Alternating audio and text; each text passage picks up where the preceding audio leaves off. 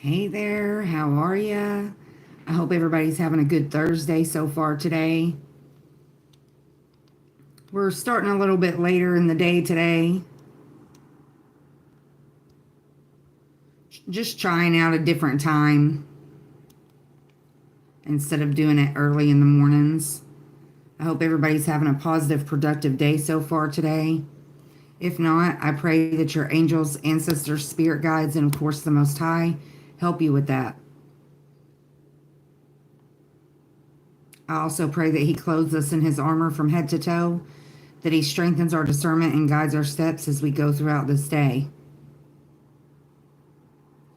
I'm going to put on some hand pan to have playing in the background.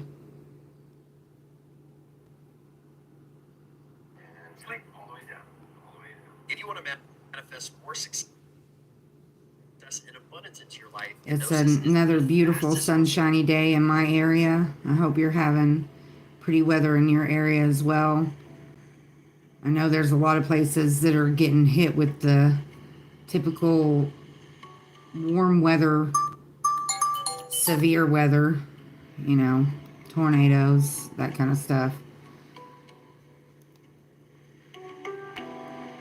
So prayers and loving healing energy to anybody 133 on the timer as I look, to anybody that's got that bad weather headed their way. All right, we're going to get started with the daily mantra, and then we'll get into the affirmations.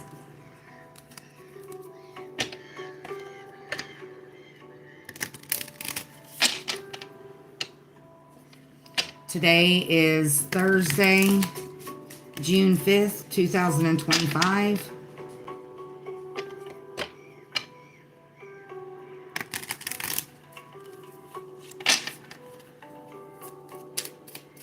All right, let's get our daily mantra.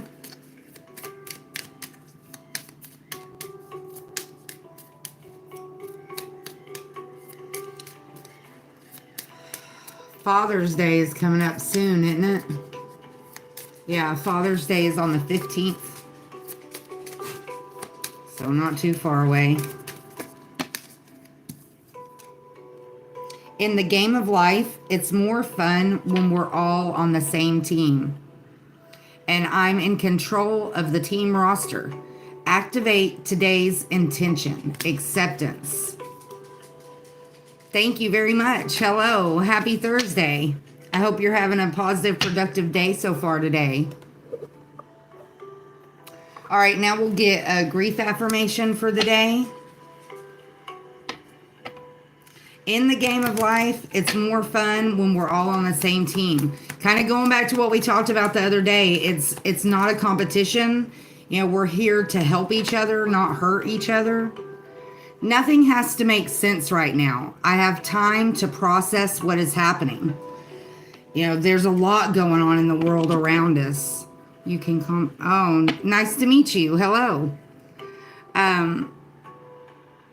From government to environmental to in our personal lives, you know, a lot of people are finally waking up to the realities of this world and what we're dealing with. So, you know, I used to talk about it a lot. Sometimes, you know, we feel like we're behind, that we're not moving as fast as the people around us. But going back to what we already said, it's not a competition. We all learn at our own pace. All right, now we'll get a chakra affirmation for the day, and then we'll light our incense. I hope everybody's having a positive, productive day. If not, I pray that your angels, ancestors, spirit guides, and of course the Most High help you with that. The other day we had heart chakra. We've been seeing the heart chakra energy out here a lot. You know, not letting our emotions rule, but being responsible for the emotions that we have and for how we let it affect our day-to-day life. You know, acknowledge them, feel them, but don't let them take over your decision-making abilities. Look at that. Wisdom and discernment right out the deck. We also see grace. So third eye chakra and crown chakra. We'll just read the first one, the third eye, but I at least want to acknowledge that. Seventh chakra, crown chakra. It's represented by the lotus of 1,000 petals. Okay, so we'll get our incense lit. I'm pretty sure that the third eye is frankincense. No, third eye is rose, the fragrance of rose. Shout out to Elegant Expressions Aromatherapy. That's where I get my incense. I actually get them at Dollar Tree. You can order them online, but there's a lot of other brands on, Amazon and different online shopping that has the chakra themed incense sets. That's just where I get mine. So rose, the color purple, violet. All right, wisdom and discernment. I am open to understanding the spiritual truths behind the situations occurring in my life right now. I offer my wisdom to assist others along their path. I trust in a higher source to guide me and to help others who ask for my guidance. I practice discernment and listen deeply within for the truth. I choose to respond to rather than just reacting to situations, acting with clarity, courage, and conviction. So, that literally says what I was just talking about, not letting your emotions take over, or not letting other people's emotions affect your own life. Going back to the morning mantra, talking about teamwork. If you're working with a group of people, whether that's, family, friends, coworkers, whatever, don't make it a competition. It's more fun when we're all on the same team. Kind of going back to what we picked up on the other day, being aware of who is part of your team. Who are you sharing your energy with? Do those people look at life the same way you do? Maybe you're sent into that person's life to open their eyes to be able to look at things a different way, vice versa. Maybe somebody's come into your life to help you look at things a different way. All right, we're going to pull from the Namaste Stress Less deck. Last time we got the power of touch. Also, every time I think of this, I think of, why did his name just slip my mind? The guy that doesn't like to touch people. He did, Howie Mandel. Being aware of who you touch, who you exchange energy with, whether it's shaking hands, whether it's hugging somebody, especially if you're very sensitive to other people's energy, being aware. Look at that. Barefoot walk. So getting grounded, walking barefoot, spending time in nature, going on a nature walk, even if it's just taking your dogs for a walk. Do you remember what it feels like to have fresh grass between your toes? When was the last time you allowed your bare feet to touch the earth and feel everything underneath them? Give yourself a moment to walk barefoot. Invite all the sensations into your body. Walk slowly and calmly. Slow and calm movement invites vulnerability. Like walking barefoot can help you ground in the moment. Feel your body relax into the exercise. So getting grounded, standing firm, even so much as, consuming more natural products, getting leafy greens and stuff in your diet. But either way, I walk barefoot a lot. I'm a barefoot baby, but if it's something that you don't do very often, make a point to do that. It's not only good for your feet by letting your feet not be in shoes, but it's also good to allow your body to make direct connection with the earth, and you can absorb not only the energy from the earth, but the minerals and stuff that are in the soil. Same thing with your hands. All right, now we'll do the angel numbers, and then we'll do celestial insights. Last time with the angel numbers, we got 10, 10, 7, and 404. Thank you very much. Thank you for being here today. It was embrace the journey, soul purpose, and mind energy. That very much connects with what we already talked about. Being aware of your emotions, being aware of the energy. Being aware of not only the energy of other people that you surround yourself with, but the energy that you're projecting. I say it often, happiness is a conscious choice, not an automatic response. Being aware of how you feel, the thoughts that you're having. Our thoughts have power, and when we speak those thoughts, we put energy behind that.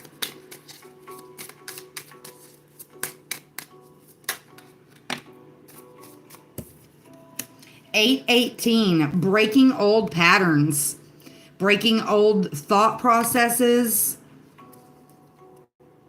1212 choices on the bottom of the deck, and 6464 intuition on the top of the deck.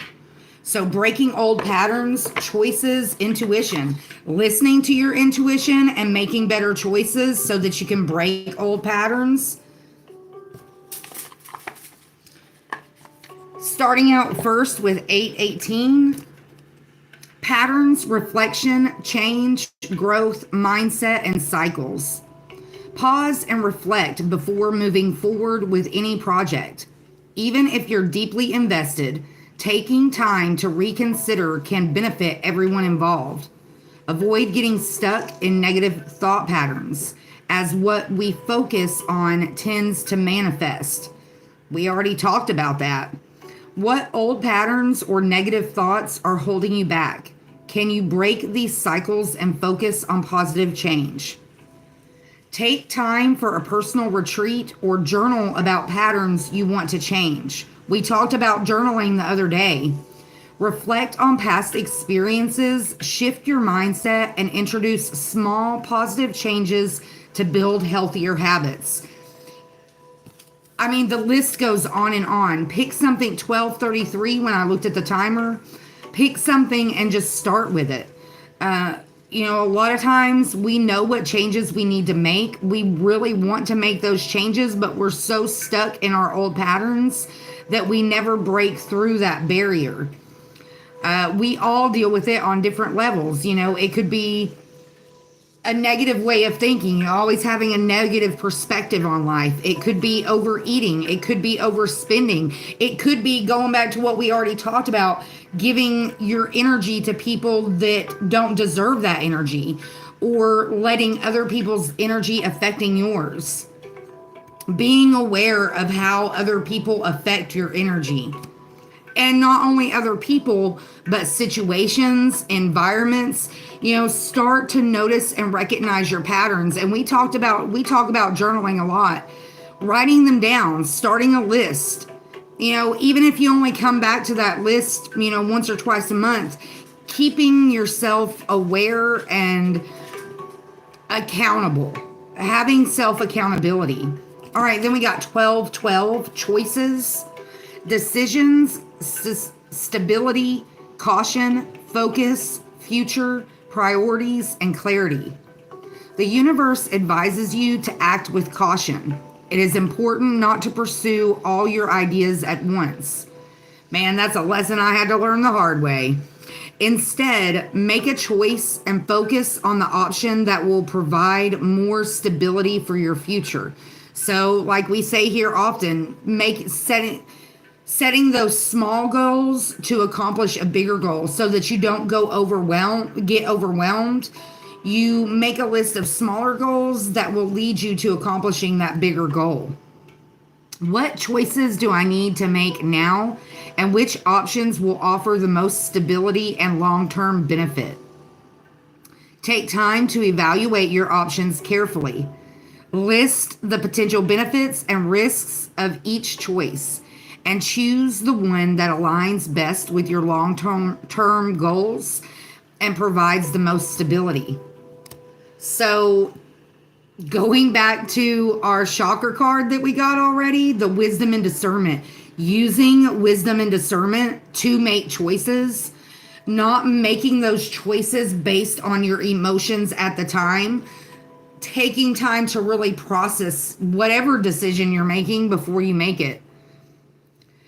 Making sure that you're aware of what the result, all the possibilities of the results that could occur from making that choice. Don't just look at it from one perspective, look at it from multiple perspectives, and being aware of, the different directions it can lead you down, looking at the positive and the negative.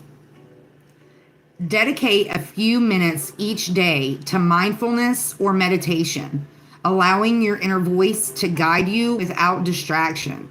Trust the feelings and insights that arise.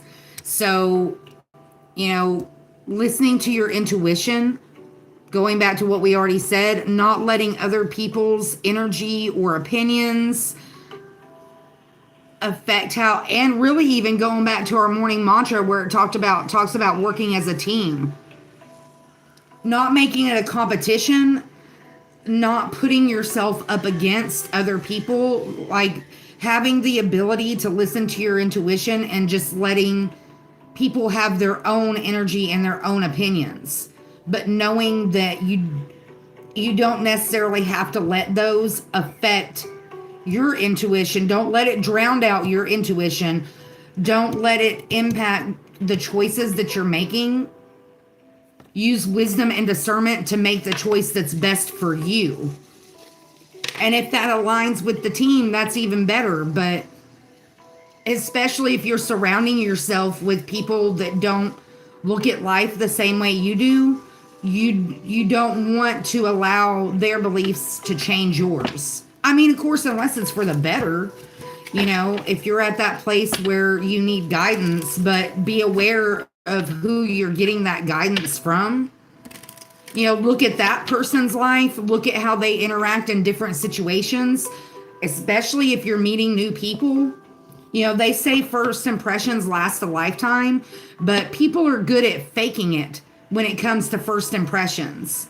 The more time that you spend with somebody and you make sure that you are aware of their responses and the way they act in multiple different environments, a lot of times it can cause that mask to fall off. So, being aware of interactions with other people in general, whether that's people that are a part of your team or people that are interacting with your team. All right, now we'll get celestial insights. Last time, I forgot to put these in. Last time we got guilty, admiration, and gratitude. Gratitude always finds a way to show itself. We should be grateful every day just for the fact that we woke up this morning. A lot of us live difficult, stressful, confusing lives. But just know that pushing through that confusion, pushing through those bad days, doing things that you know are good for you, even if you don't feel like it, it will all benefit you in the end, whether it's mentally, emotionally, spiritually, financially, physically. A lot of times the hardest things to do are usually the best things to do. So even though something might be hard, try to look at it from a positive perspective. Try to see the benefits, going back to our angel numbers, trying to see the long-term benefits of the positive choices that we're making now. Making yourself do something even though you may not feel like it because you know that it's going to be better for you in the long run. All right, celestial insights. Link, attract is what flipped over. Trust on the bottom of the deck. Time on the top of the deck. Trust in divine timing. A lot of us are in stages of elevation, stages of leveling up. You are attracting people and opportunities that align with your energy. Are you dissatisfied with your current surroundings?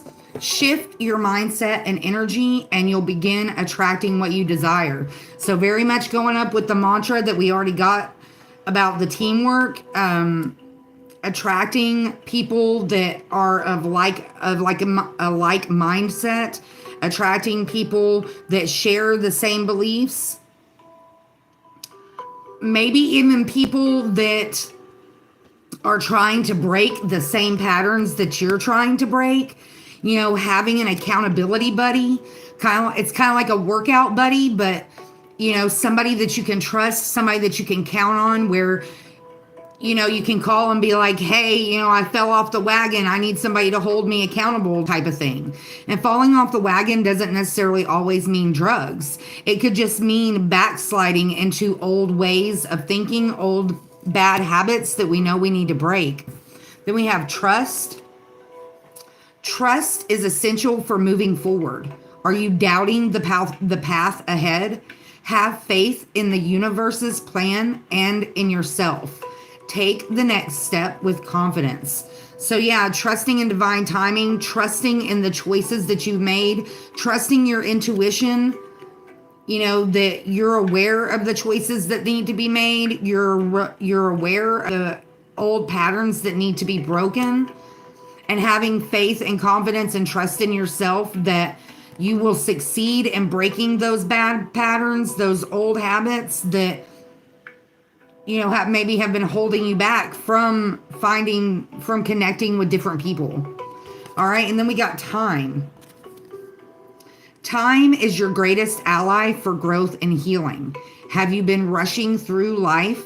Trust in the timing of things. Patience will bring the results you seek. So maybe like a lot of us, we're already on this journey of, you know, trying to make healthier decisions, whether that's with the food that we consume, the entertainment that we consume, the activities that we participate in or lack thereof, you know, maybe positive activities that we need to participate in to break us out of those old patterns. All right. Now we'll pull from the Angels of Abundance deck.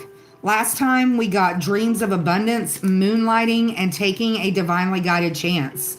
You know, being open to taking those chances, using wisdom and discernment when it comes to, you know, taking chances or making choices that, you know, could very much have a long-term effect on our day-to-day life. And that very much includes the team that we choose to work with, right?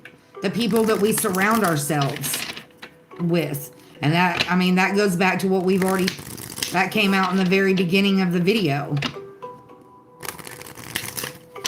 So breaking old patterns, being cautious of the choices that you're making, using and listening to your intuition to make those choices.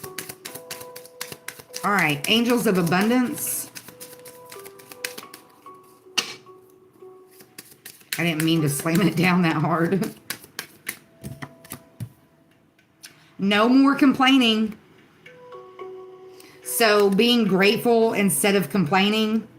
We've got Savings on the bottom of the deck. Dreams of Abundance. We just put that one back in and it came right back out. So no more complaining, saving, and Dreams of Abundance. As you sleep, God, your angels, and your higher self are giving you divinely guided ideas, answers, and solutions. Be sure to record your dreams in a journal because they contain valuable insights that will help you manifest your desires into reality. We already talked about it a little bit because I mentioned this card at the beginning.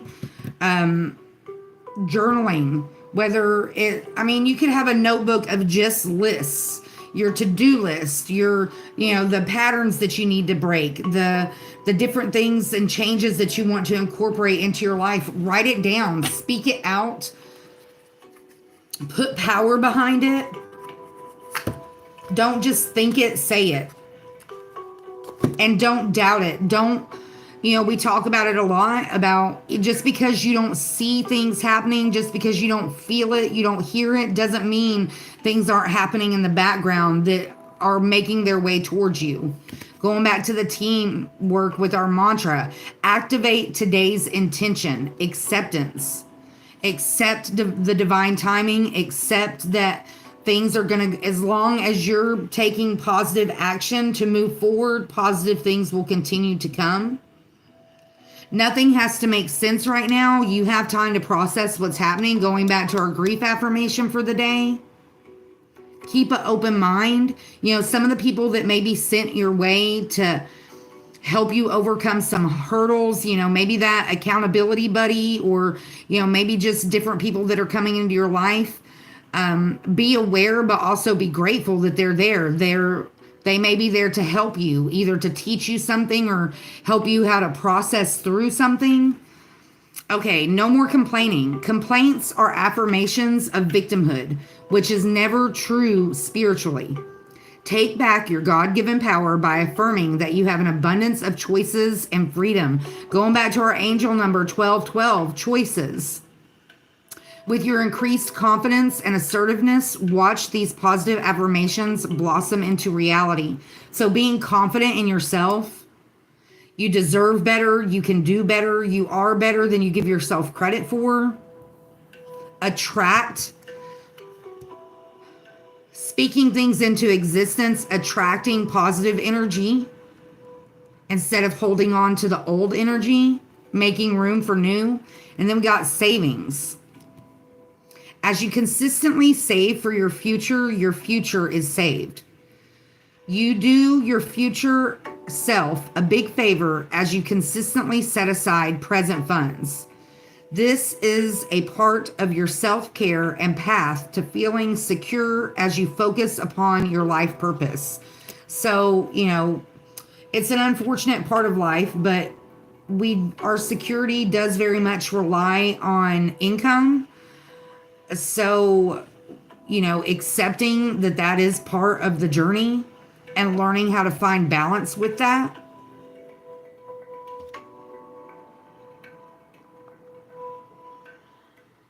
We all have hurdles that we need to overcome. And for some of us, that is learning how to be responsible with our money. All right, now we'll get affirmation from the Affirmators deck. And then we'll get our state card, our educational moment for the day. With the Affirmators deck, last time we got connection and strength. We saw a lot of strength and heart chakra energy out here last time. We seem to have a good mixture so far today.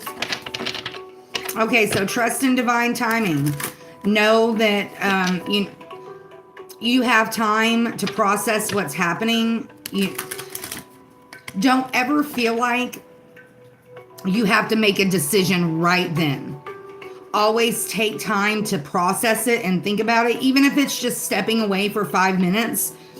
Don't let somebody pressure you into making a decision, especially if you haven't had time to think about how that decision is going to affect your life later on down the line.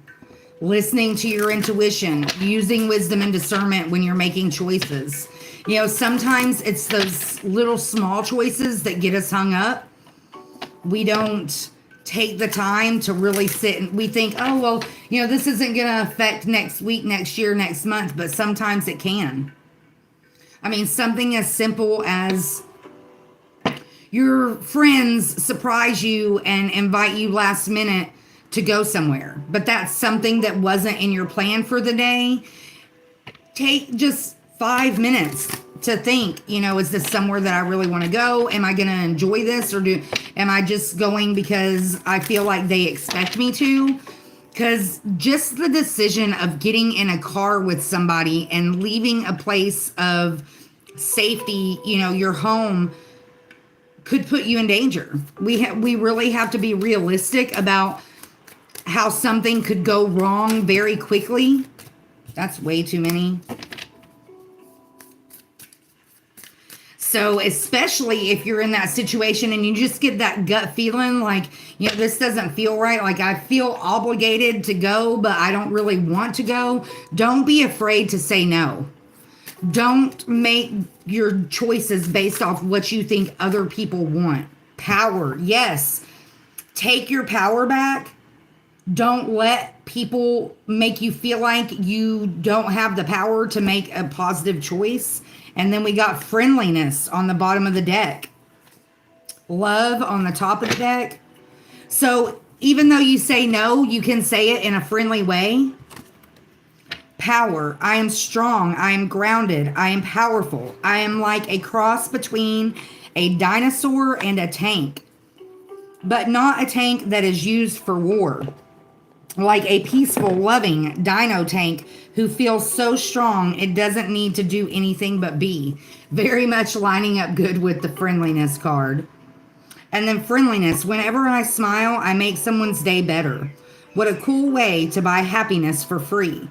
Today, I will remember what an awesome power I hold, and I'll take joy in improving lives simply by giving away grins like crazy. Note, in a pinch, money will also work. We talk about, I say that every day. Your energy, just smiling at somebody that might have a good day or might not be having a good day, can totally turn their day around. Kindness is free. It doesn't cost anything. And projecting that kind energy out brings you back to your power. It makes us realize how powerful we truly can be. The smallest acts of kindness can not only turn somebody's day around, it can turn somebody's life around, even yours. You never know what somebody's true purpose is when they come into your life. It could just be literally spreading the message of hope, giving somebody hope when they've lost their own. All right, now we'll get a state card for our educational moment of the day.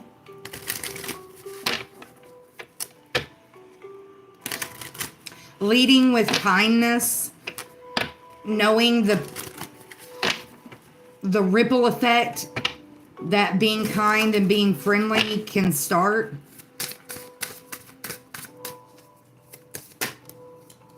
Kansas, the color green. Kansas. The capital is Topeka. The nickname is the Sunflower State. Kansas got its statehood January 29th of 1861. The state bird is the western meadowlark. The state flower is the sunflower. Its motto, to the stars through difficulties. Quick fact, famous scientist George Washington Carver, best known for his work with peanuts, graduated from high school in Minneapolis, Kansas. There you go. There's your educational Kansas moment for the day. All right, now we'll pull from the, I guess we'll go with the animal allies. Last time we got the Silky. A lot of power in a little package.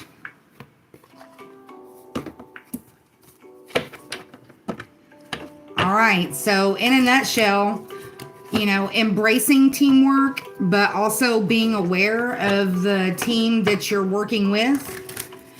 Activate today's intention, which is acceptance. Angel numbers 818, 1212, 6464.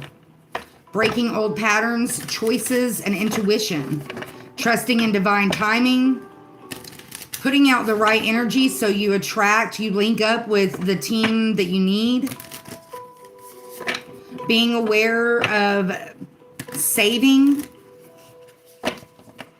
Keeping track of your dreams of abundance. No more complaining. Don't complain about the simple things. When you feel the need to complain, flip the script and start thinking of the things that you have to be grateful for. I'm going to turn this off of oscillation so it'll stay blowing on me. Okay. You know, and that could be one of the with lining up with the breaking old patterns with the angel number 818.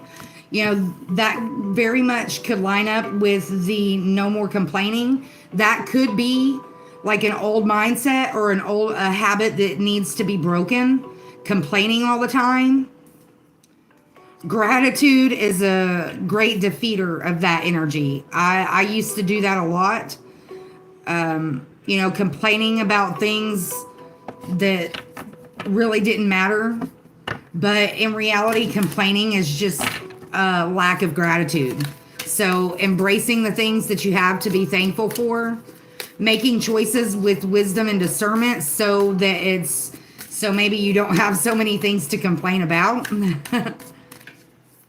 We also got the barefoot walk with the Namaste deck. You know, connecting with nature, walking barefoot, getting grounded.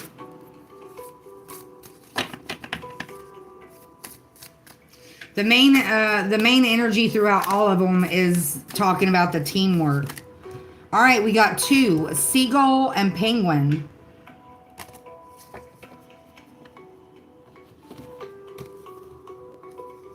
Seagull and penguin. We'll read the seagull first. Seagull superpowers. Possessing strong survival instincts, mischief making, intelligence, adaptability, resourcefulness, bravery, being an unwitting connector between the living and spirit world. Wow, I didn't know that. Seagull wisdom. Waiting for permission that may never come is sometimes harder than asking for forgiveness after the fact. One person's trash is often another's treasure. When Seagull appears, look beneath the surface for hidden opportunities. Stay alert and keep your senses active. Take charge and dive bomb your desires. Seagull wants you to know it's a good moment to take flight. Do your best and your best will multiply. It's okay to ask for what you need and for what you want. So kind of going back to what we already talked about, speaking it into existence, writing things down, opening that connection with your angels, ancestors, spirit guides, and the Most High, praying about it, you know, making it known, your goals and desires, going back to the dreams of abundance from the Angels of Abundance deck. What do you really want? What maybe some old patterns, physical patterns, mental patterns, emotional patterns that need to be broken so that you can accomplish those things? Using wisdom and discernment to make better choices so that you can accomplish those things. All right, now we'll read Penguin. Penguin superpowers: dreaming, astral projection, adaptability, family, using standard skills in unusual ways, community, innovation, and persistence. Those cards are teaming up great together. Talking about when I was reading the seagull card, I was hearing this line, but I didn't realize that it was in the penguin card. Using standard skills in unusual ways. Community, innovation, and persistence. Very lining up with what we've been talking about with all the teamwork. Penguin wisdom. There are always ways to find new uses for established skills. Repurposing the familiar to make something new is a good use of effort and time. When Penguin appears, pay attention to your dreams.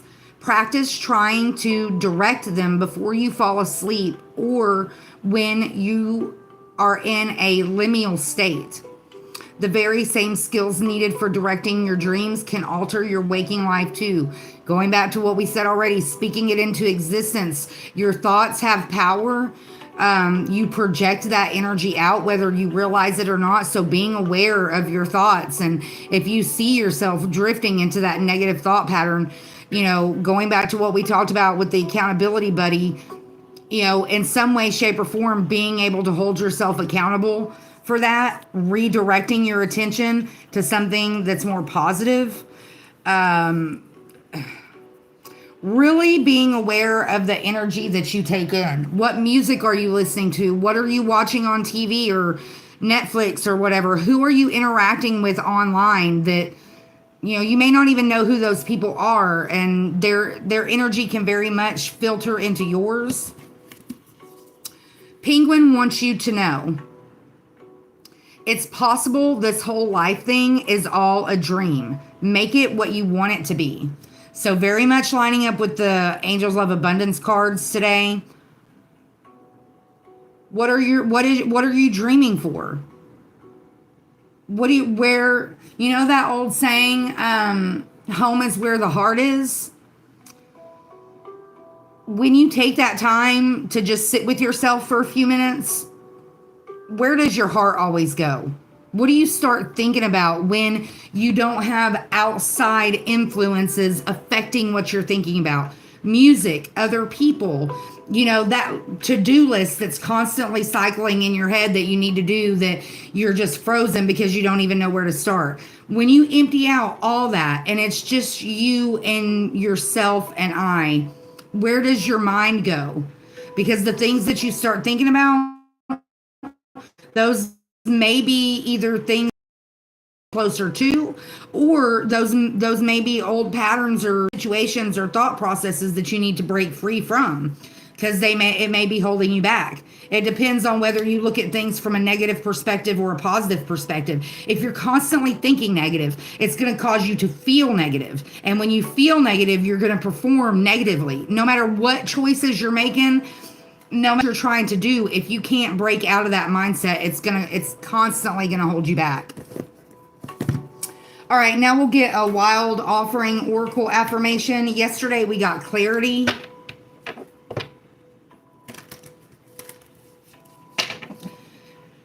Taking the time, it was 41:44 when I looked at the timer. Taking the time to sit with yourself, to sit with your thoughts, to sit with your own energy. Listening to your body versus listening to what's going on around you, what's being projected at you. Listening to what your body has to say. How do you feel? How do your thoughts feel? I know that sounds crazy, but being aware of your thoughts and being aware of the impact that has on how you physically feel. All right. Wild offering oracle affirmation.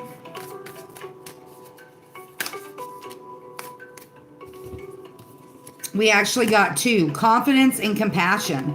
Having compassion for yourself and for others. Compassion was a strong message last time. Having confidence to have compassion. Sometimes we're really stingy with our compassion. We kind of make people earn it, but that's not the way it should be. It should just come naturally. As you pray each day for greater compassion, a new self is born, drawing new people and experiences.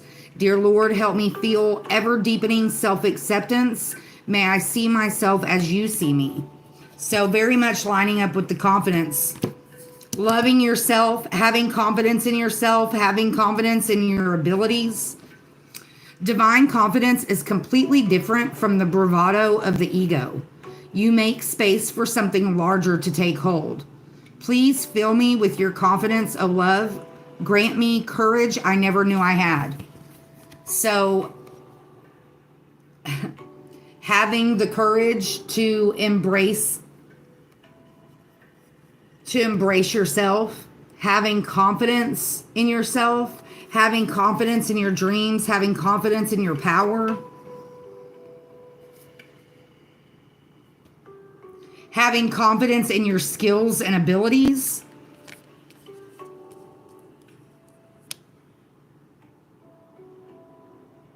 taking the time to love on yourself a little bit better. And that's going to be different for everybody. Self-love is different for everybody.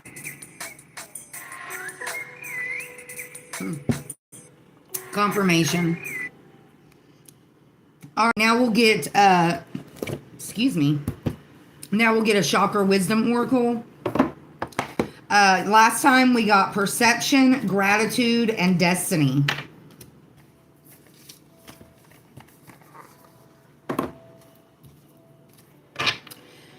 So, kind of going back to the animal ally birds,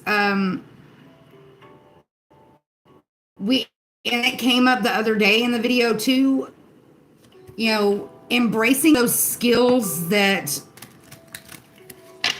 we don't think that it's a skill because it's something that we've always had. A lot of us, especially, before the internet and stuff came around, a lot of us, when we were growing up, and really it is kind of a form of abuse, we were punished for different character traits and skills that we had.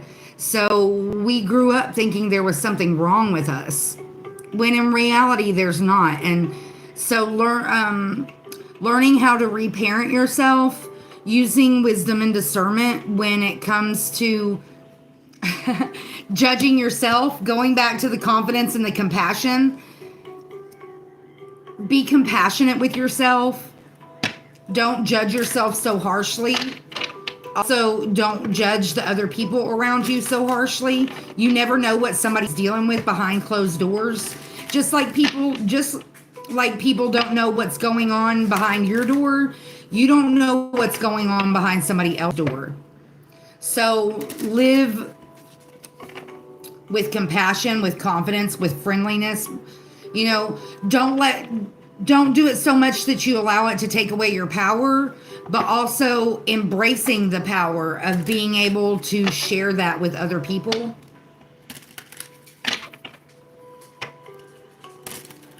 All right, Chakra Wisdom Oracle.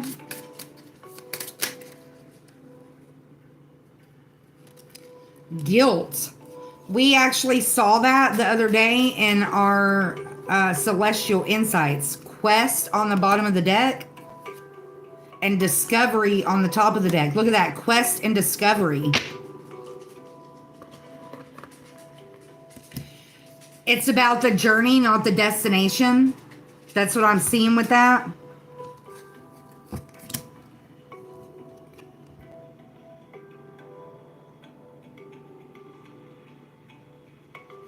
Wow.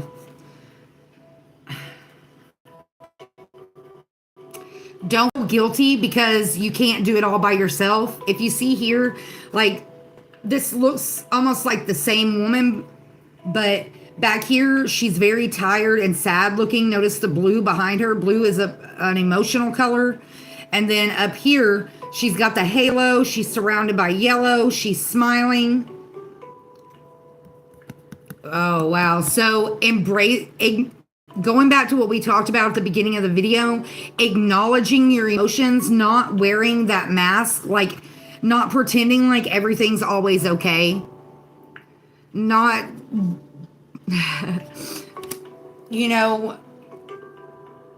knowing that we're all perfect in our own way. But our angels, ancestors, spirit guides, the Most High, even though they love us the way we are, they love us enough to not let us stay where we are. All right. Guilt is what actually flipped over. Saint Apricot. I am sorry, but I have to take care of myself. What were we just talking about with the confidence and the compassion? Loving on yourself, taking care of yourself. The legend. Apricot truly is a saint. She sets aside her own needs and happiness to help others, even allowing freeloading friends to get involved in her business. One day, her latest business partner announces that she wants to dissolve their company and split the profits. Apricot stands up to her. The company is hers and she did all the work while the so-called partner did nothing. Now she will only give from her excess, not from her reserve. Wow. Inspiration. Do not do for others what they need to do for themselves. Speak truth from the heart. Honesty is freedom. Any guilt is fear of being disliked. What were we talking about already? Not making decisions based on what other people want, listening to your intuition, not going back to the old patterns of people pleasing. Personal inquiry. Am I giving away too much time and energy and resenting it? Is my anger really guilt? Key ideas: self-care, burdened by obligations, enabling others, finding personal power. Wow. And we got the power card with our affirmations. Taking your power back, not being a people pleaser. Keywords: awareness, awakening, and release. So going all the way back to the first card we pulled with the daily mantra. In the game of life, it's more fun when we're all on the same team. I'm in control of the team roster. Activate today's intention: acceptance. Taking control of the team roster, deciding who's on your team, how big of a role they're allowed to play. Wow. All right, and then we got quest. If you notice in this card, she's like an elder, and she's got her arms open to this little boy, like she's sharing her knowledge, she's sharing her wisdom. Once again, the color blue. All right, so let's see what quest has to say.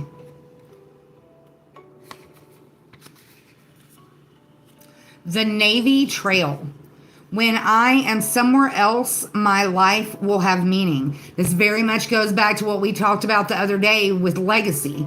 What energy are you going to leave behind? Not even when you die, but when people are no longer a part of your life anymore. You know, when somebody looks back on you and the influence that you had on their life, or even just their day, do you want it to be positive or negative? The legend. Miss Patriot was the oldest woman in the town of Blue. Decides she is ready to set out across the deadly swamp and walk the Navy Trail that no one has dared tread before.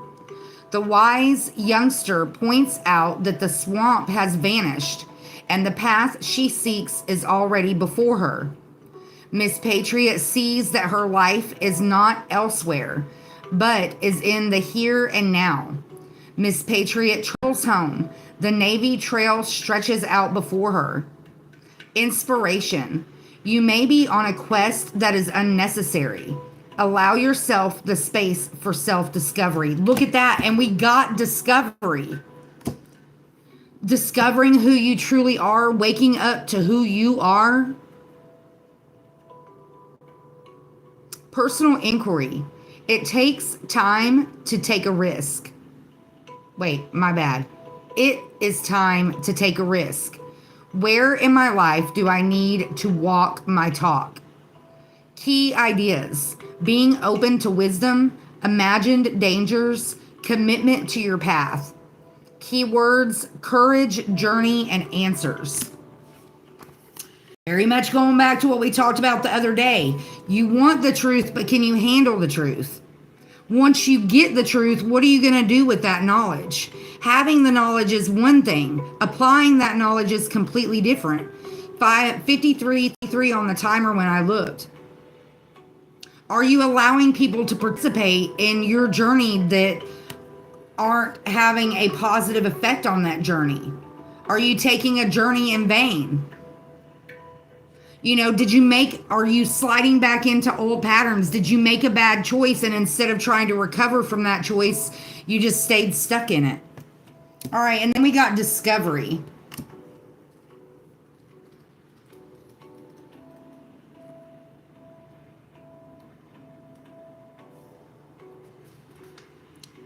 Being aware of the choice, the long-term effect that the choices that you make are going to have.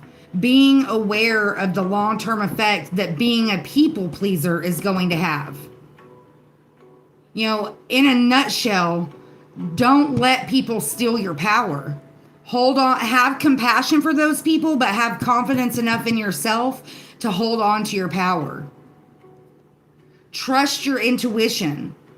Trust yourself to take the time to make better choices so that you don't backslide into old patterns. All right, discovery. Pink from Pinkton. I am more than I think I am. The legend. Life is easy for young Pink. He takes his gifts for granted. What did I say? I said that already. He takes his gifts for granted until one day he loses Petunia, the love of his life, forcing him on an inner journey. He works hard on himself, hoping for another chance that doesn't come. In desperation, he consults Sky God and learns that Petunia is incapable of receiving love. Pink recognizes that Petunia's role in his life has been to expand his capacity to love. Inspiration. Are you trying to recapture a past that no longer fits? If you are presently upset or struggling with a difficult situation, you may be seeking to keep something that is far less than what you deserve. Personal inquiry. Am I happy in this situation? How is it benefiting me? The healing of predetermined agreements must be addressed. Awareness is healing.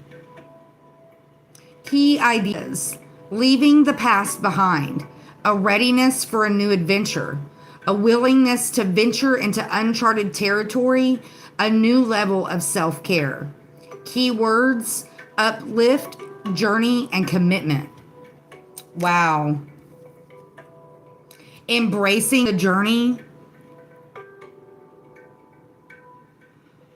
Standing firm and standing in your power with the choices that you've already made. But also, knowing that you have to keep going down that path. The healing journey never ends. There's always healing that needs to be done. There's always knowledge that's there to be gained.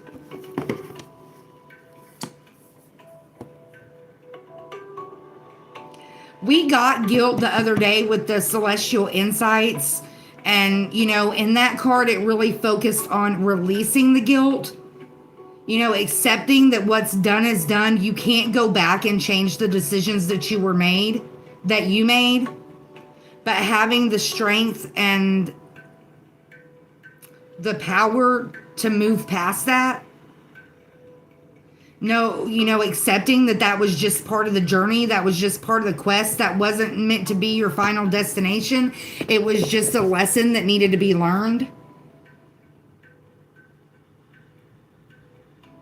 Okay. Now, let's see. We'll go with the Wandering Heart Oracle. Last time we got the Fool, Follow Your Heart, and I Am.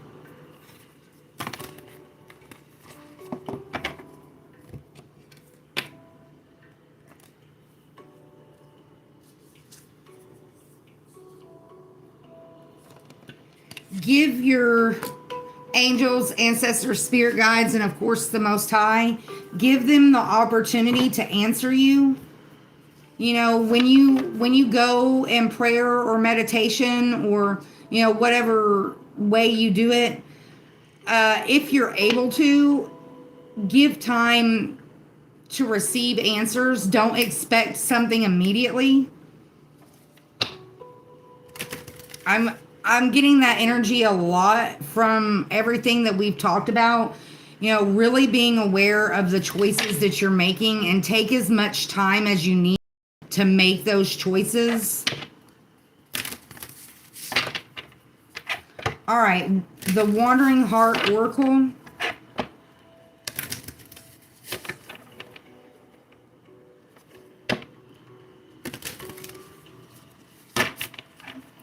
Also, being aware of who you give your time and energy to. Really fight that people-pleasing mentality. It can be very detrimental to our emotional, mental, spiritual health to be a people pleaser. And And I'm speaking from experience on that. You can, it can literally tear apart your whole life being a people pleaser. And then when it's all said and done, you have no idea who you truly are because you've never made choices based on you. You always make choices based on either what's best for everybody else or, you think that you're meeting expectations. The only person's expectations you need to meet are your own. What are your expectations? Taking the time to really evaluate your life and, find out use wisdom and discernment to find out who you truly are. All right, we got out of sight and forgiveness, number 5 and number 26. Blessings in disguise, number 8 on the bottom of the deck. Honor your word on the top of the deck, number 15. We actually got 4 today. I'm not going to read all of them, but I will at least read some key words from all of them. So first we got out of sight. Out of sight, out of mind. That's kind of how I'm seeing that. That's what it says. Out of sight, out of mind. Wow. This is the first time we've gotten this card. Do not be derailed by your heart's desires or tunnel vision. Okay, if it takes a distraction to channel your thoughts into a brighter place for now, then so be it. You will not be punished. Burdens will depreciate. As long as you are calm and cognizant of their hold over you. You will have to set yourself free from paranoia. This does not mean you should neglect your duty to identify and work through your emotions. Baby steps with faith, you will bounce back and the world will keep on turning. No harm or malice shall prosper against you. As long as you are not reveling in the spirit of panic and dismay, do not invite it over. Do not attract it. You are moving on toward exceptional places. You have a large range of promises and proposals, and many are counting on you to see them through. The longer you go without your baggage, the easier it will be to wean yourself off of it.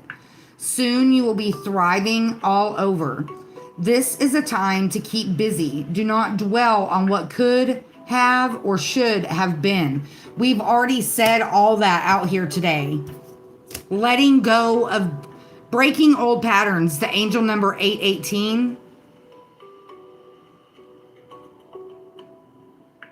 Stepping out of that tunnel vision. Very much going back to the animal allies, the seagull card and the penguin card, being creative, even if that creativity is simply just a distraction, maybe like when we're in a transition phase, we kind of need something to focus on so that we're not obsessing over what's to come, because sometimes that can throw it completely off track. All right, number 26, forgiveness.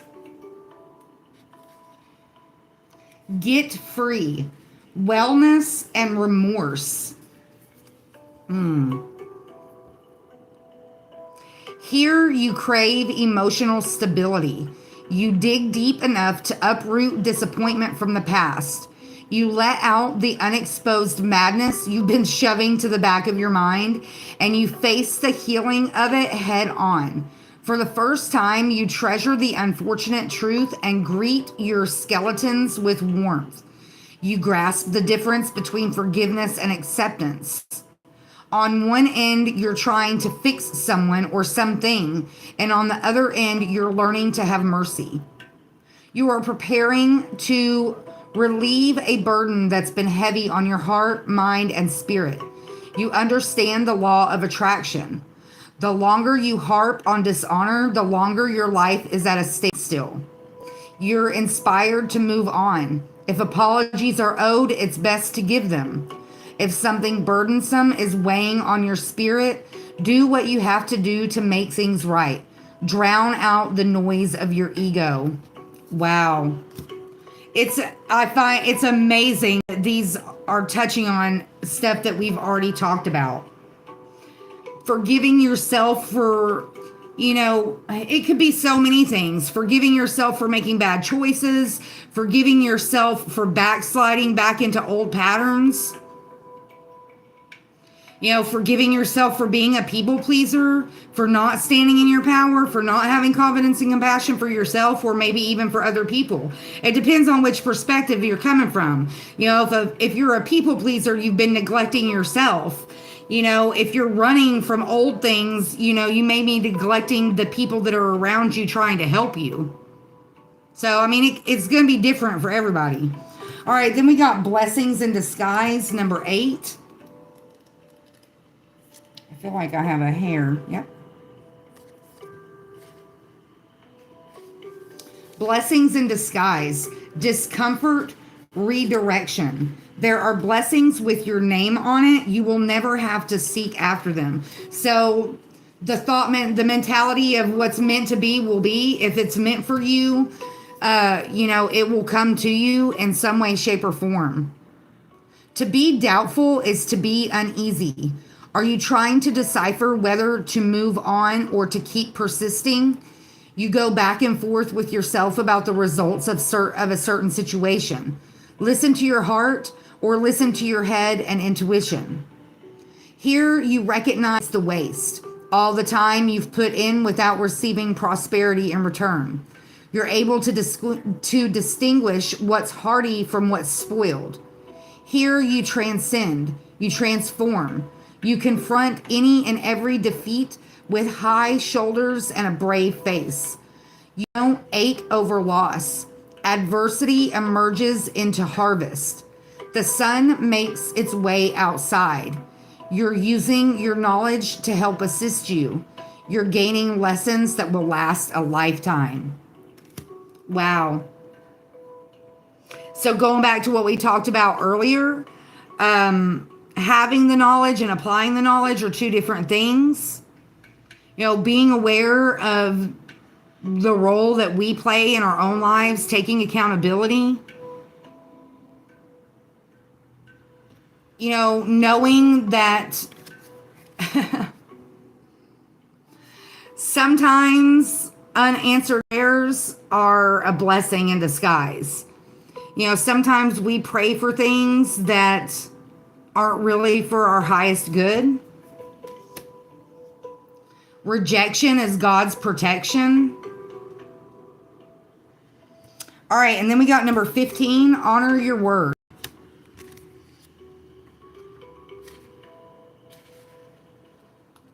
Do exactly what you say you're going to do. Stand 10 toes deep. The ability to speak your piece and stand your ground takes time, practice, and courage. The more you practice what you preach, the more rewards you'll receive. Take pride in the conversations you engage in. Is there anything to learn or teach? Don't waste your breath on gossip or tasteless banter. There's no use in cursing yourself. Be careful what you breathe into life. Once your word is given, protect it. Be a person that others can depend on. The more you commit to yourself, the more tenacity you grow. The more you believe in yourself, the more abundance will flow. The powers that be are working behind the scenes in your favor to help you bring all your visions to fruition. Why? Because your promises are significant to the world. The matters on your heart are imperative.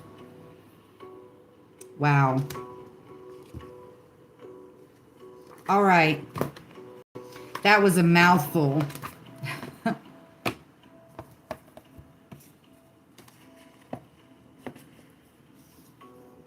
Having pride, confidence in yourself, and the quest that you're on, the discoveries that you're making, not only about yourself, but about the world around you, the people, places, environments, even the choices that we're making. If you're not fully confident in the choice that you're making, don't make it. If you feel uneasy about it, don't make it. Stop and take the time to really process the choice that you're making. Are you making that choice based on what other people want or based off of what's best for you? All right, now we'll pull from we'll do the animal spirit. Last time we got dragonfly, deer, and cobra.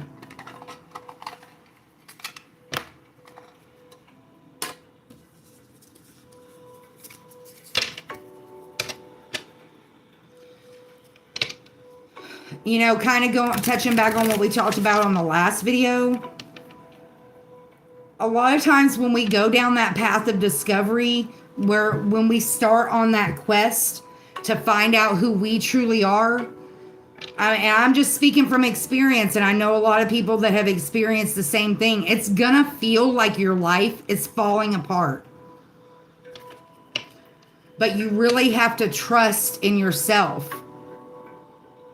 Take the time to learn about who you are, to learn how to listen to your intuition.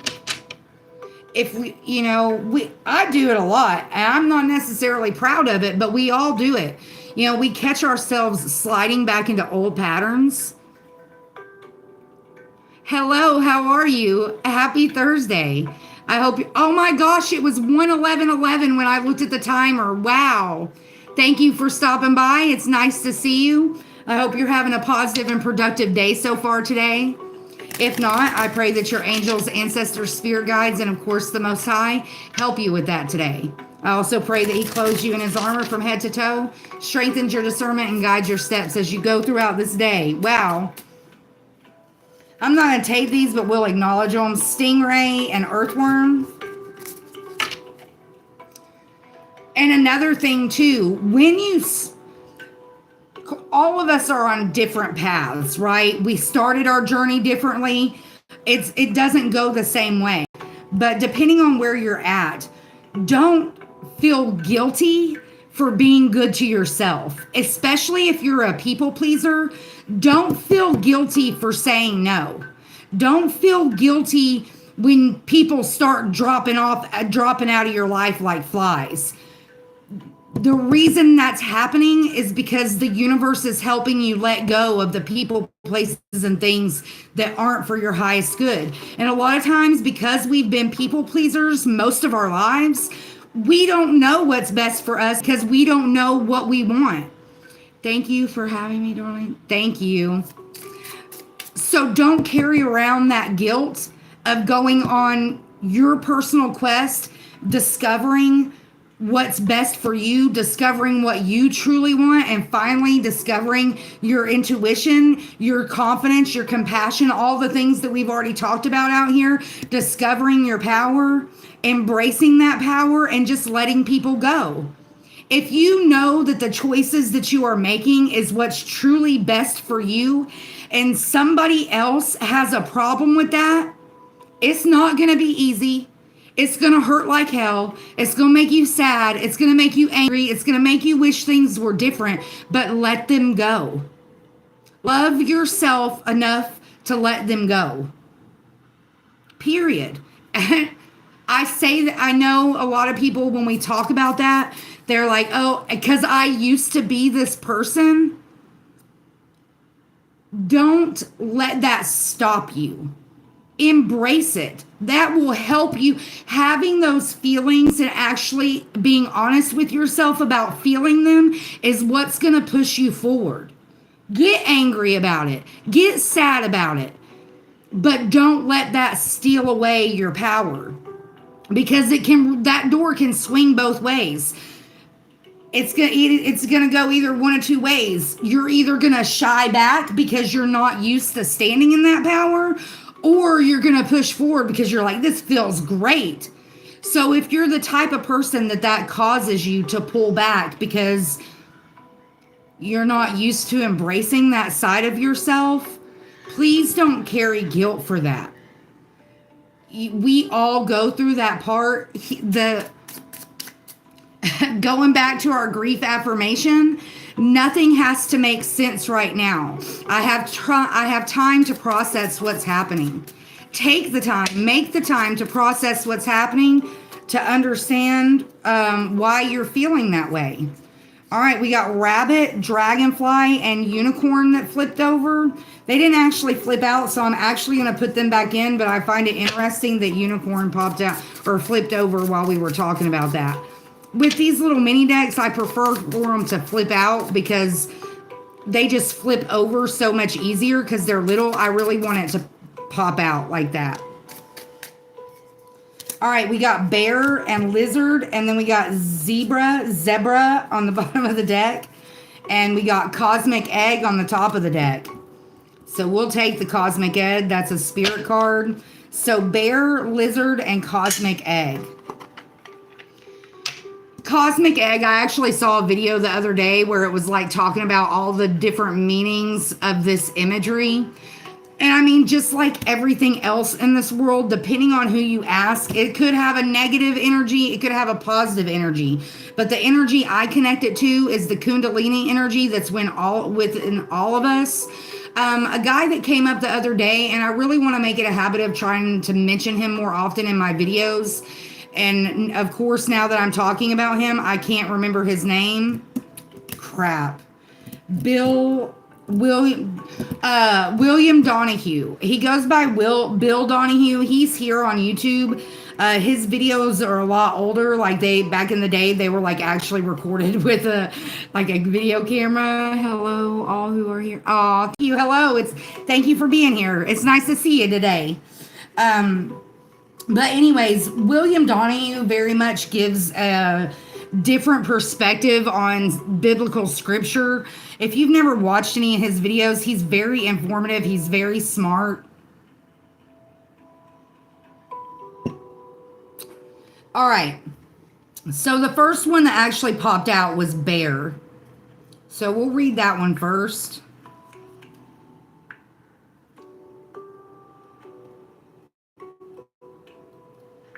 Pretty sure that's earth energy. Yeah. And it's actually the first one in that section. And before I start reading, let me go get my vape real quick. I'll be right back.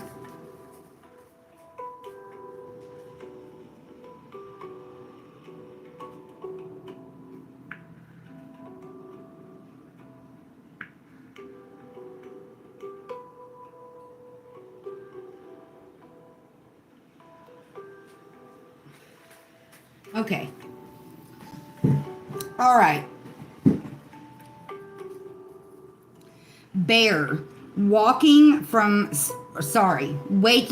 spiritual slumber, beginning anew. After a long winter, the bear arises from deep slumber. At first, the movement and effort are difficult, but the bear knows it's time to awaken and move toward the dawning light. The bear card represents an individual on the cusp of new directions and personal transformation. Wow. I love when the cards just line up like that, you know. I've also oh, thank you very much. Hi, thank you. Stepping into new territory, you know, taking a new direction. After a time of reflection, of hibernation, kind of looking at it like in the hermit card mode. After a time of hibernation and meditation and really going inner, it's time to come out of that and apply the knowledge that we've learned, embrace the changes that we've made, embracing the confidence that we've gained in ourselves by finding our personal power. Awesome. All right. The bear card represents an individual on the cusp of new directions and personal transformation. The initial weeks and months of this spiritual quest, look at that. We got the quest card. May feel tricky, cumbersome, and full of obstacles. But you have no choice. Bear, winter wanes, the warmer. Let me pause. Slow down. The warmth of spring emerges and your transformation begins. When in balance, inner strength and yearning to grow. When out of balance, withdrawal, lethargic, and heaviness. To bring into balance, movement and exercise. So kind of going back to what we talked about already, with the barefoot walk that we got with the namaste, spending more time outside, getting out in nature, going walking barefoot. Let me open the door and let her out real quick. Hold on. You want to go outside? Come on.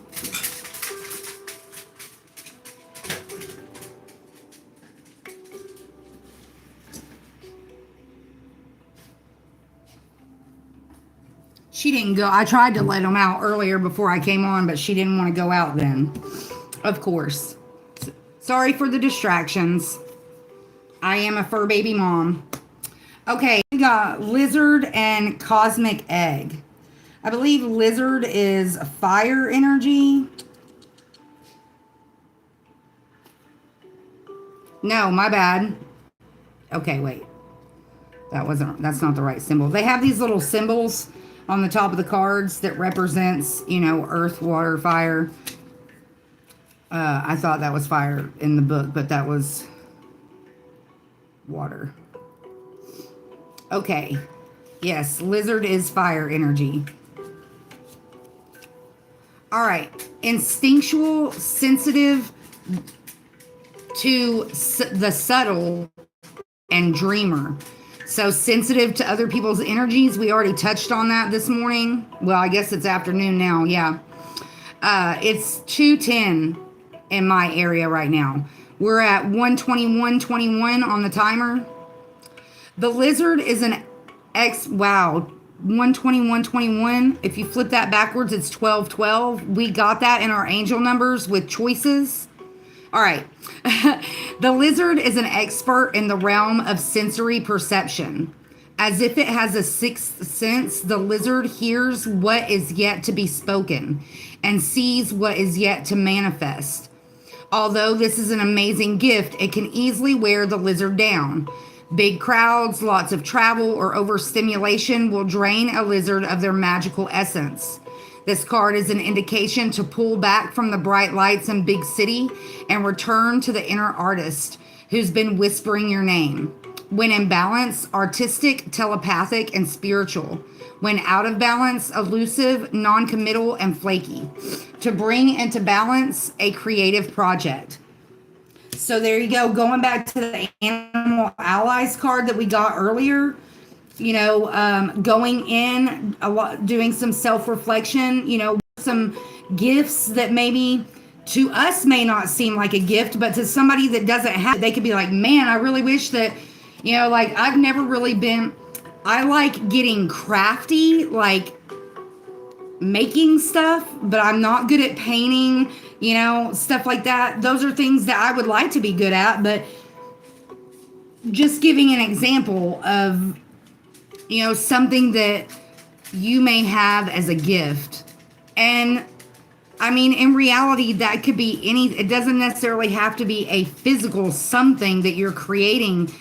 Maybe you have the gift of teaching. Maybe you have the gift of, offering encouragement to others. And, maybe you're good at working with children.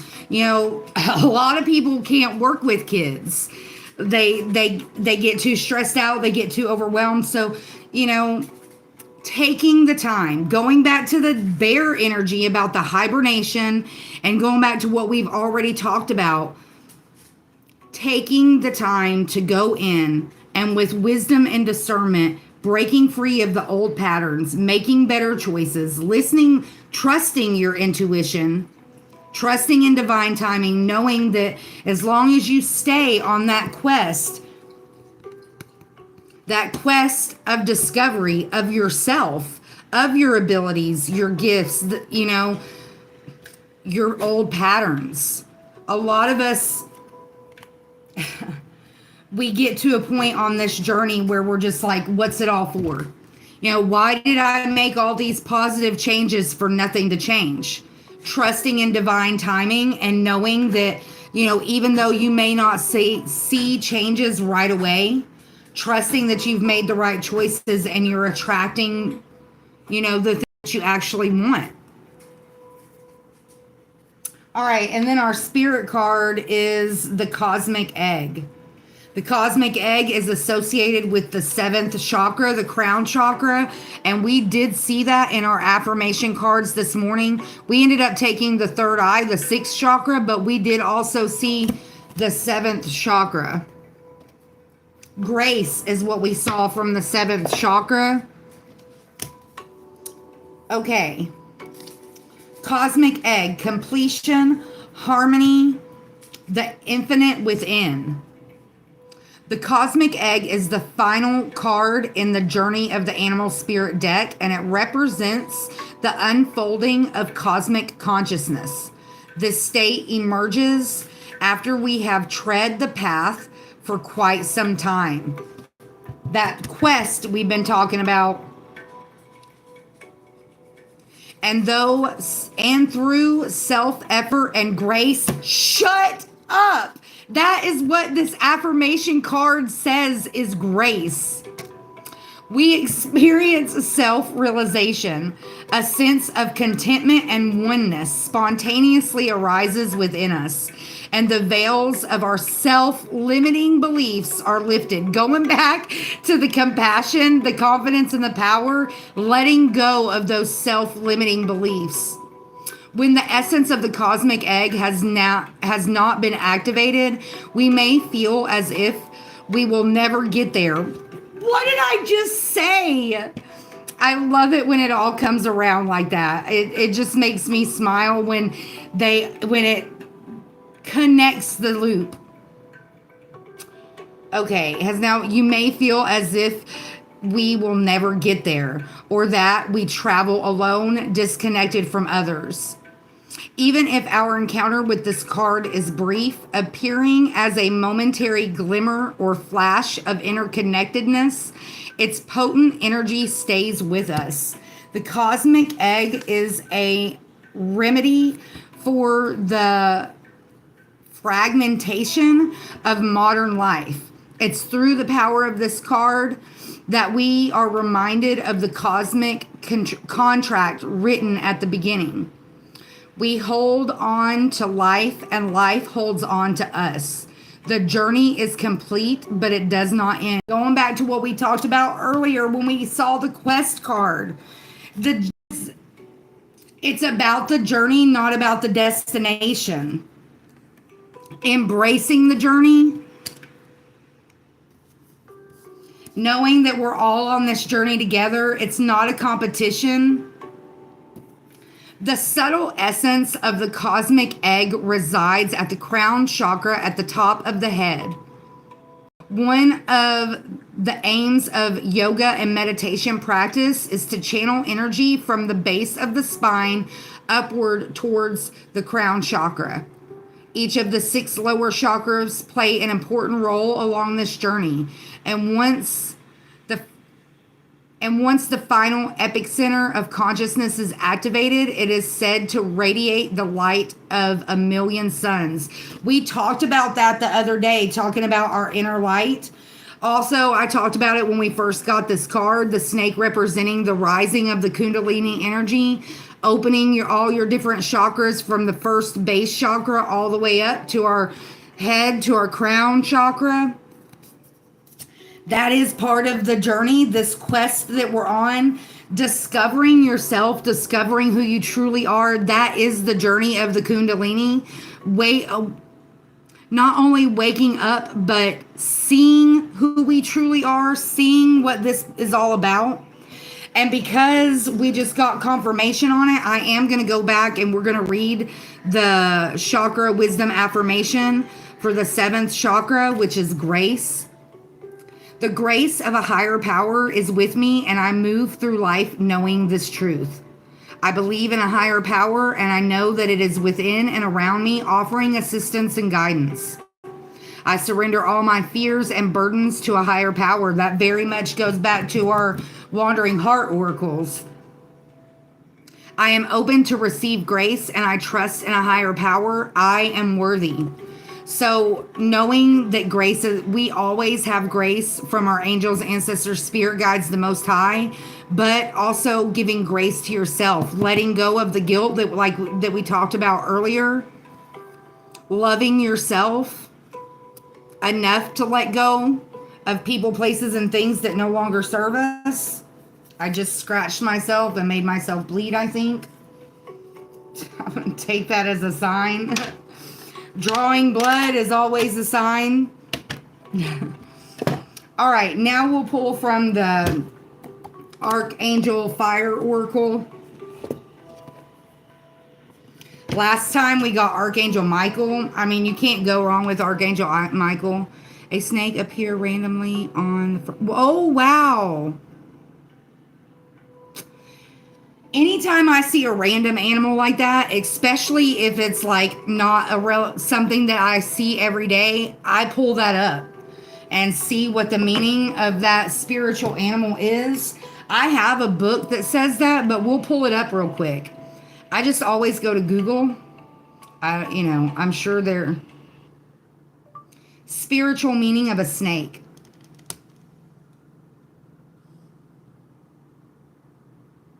Snakes often symbolize transformation, healing, and rebirth due to their ability to shed their skin, representing personal growth and renewal. They can also represent divine wisdom, hidden knowledge, wow, and the natural cycle of life and death. In some cultures, they are seen as guardians or messengers between worlds. General meanings: transformation, healing, rebirth, wisdom and knowledge, power and protection. That goes with everything that we've said here today. We got the power card. We've been talking a lot about wisdom and knowledge and taking back our personal power. And snakes are generally, because of the shedding of the skin, that very much lines up with the breaking old patterns. You know, shedding your old skin and coming into a new season. Excuse me. So congratulations on seeing the snake. I always enjoy seeing, random animals from wildlife. Just like with spiders or bees or anything else, as long as you don't mess with them, snakes really aren't going to bother you. Just stay away from them, especially if you don't know what kind of snake it is. Google Lens, if you're willing to get close enough to it to take a picture, you can always pull it up on Google Lens to find out what kind of snake it is. There may be a deeper meaning in the seeing of the snake if you can identify what kind of snake it is. All right, now we'll pull our Archangel Fire Oracle. And then we'll pull from the Herbology and get our gem mineral card for the day. I'd prefer that to an omen. I know, right? Hey, sometimes omens can come in the form of animals. Thanks for looking that up. You're welcome. I love to learn, and repetition for me, when it comes to learning, it's very repetitive. I have to basically read the same thing multiple times for it to truly stick. So anytime something like that comes into my life, I try to be aware of it and acknowledge it. And of course, if it's something that you can learn more about, dig deeper and learn more. The Native Americans used animals as signs for a long time. And even in scripture, it tells us to learn from the animals, learn from the birds, that they are here to teach us. Just like our fur baby animals, we can learn so much from them. Resilience, empathy, love, compassion. We can learn so much from animals on so many different levels. And only because it came up, I'm going to find... before the days of Google and internet, this is the book, like when I'm off grid and I don't have access to the internet, this is the book that I use. Animals Speak: The Spiritual and Magical Powers of Creatures Great and Small. Written by Ted Andrews. This is the book that I first started using when it comes to animal spirit energy. Of course, Google just makes it easier. All right, let's get our Archangel for the day. That one wanted to flip over. 22, Azariel. That's a feminine energy. I'm going to put that back in because I feel like that was more, I flipped it over than it flipped over on its own. But number 22.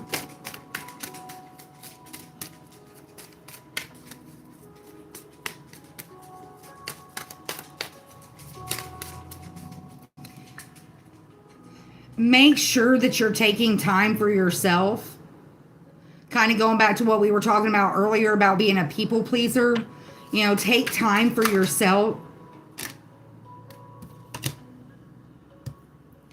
Raphael and Zachariel is what came out. Gabriel on the bottom of the deck. Sophia on the top of the deck. Our spiritual mother. I get a lot of like High Priestess, Empress energy off of her card. We're going to go with Raphael because that's the one that actually flipped over. But I will acknowledge Zachariel. He's got peacock energy. Could you show that again? Yes, of course. Here you go. Animals speak.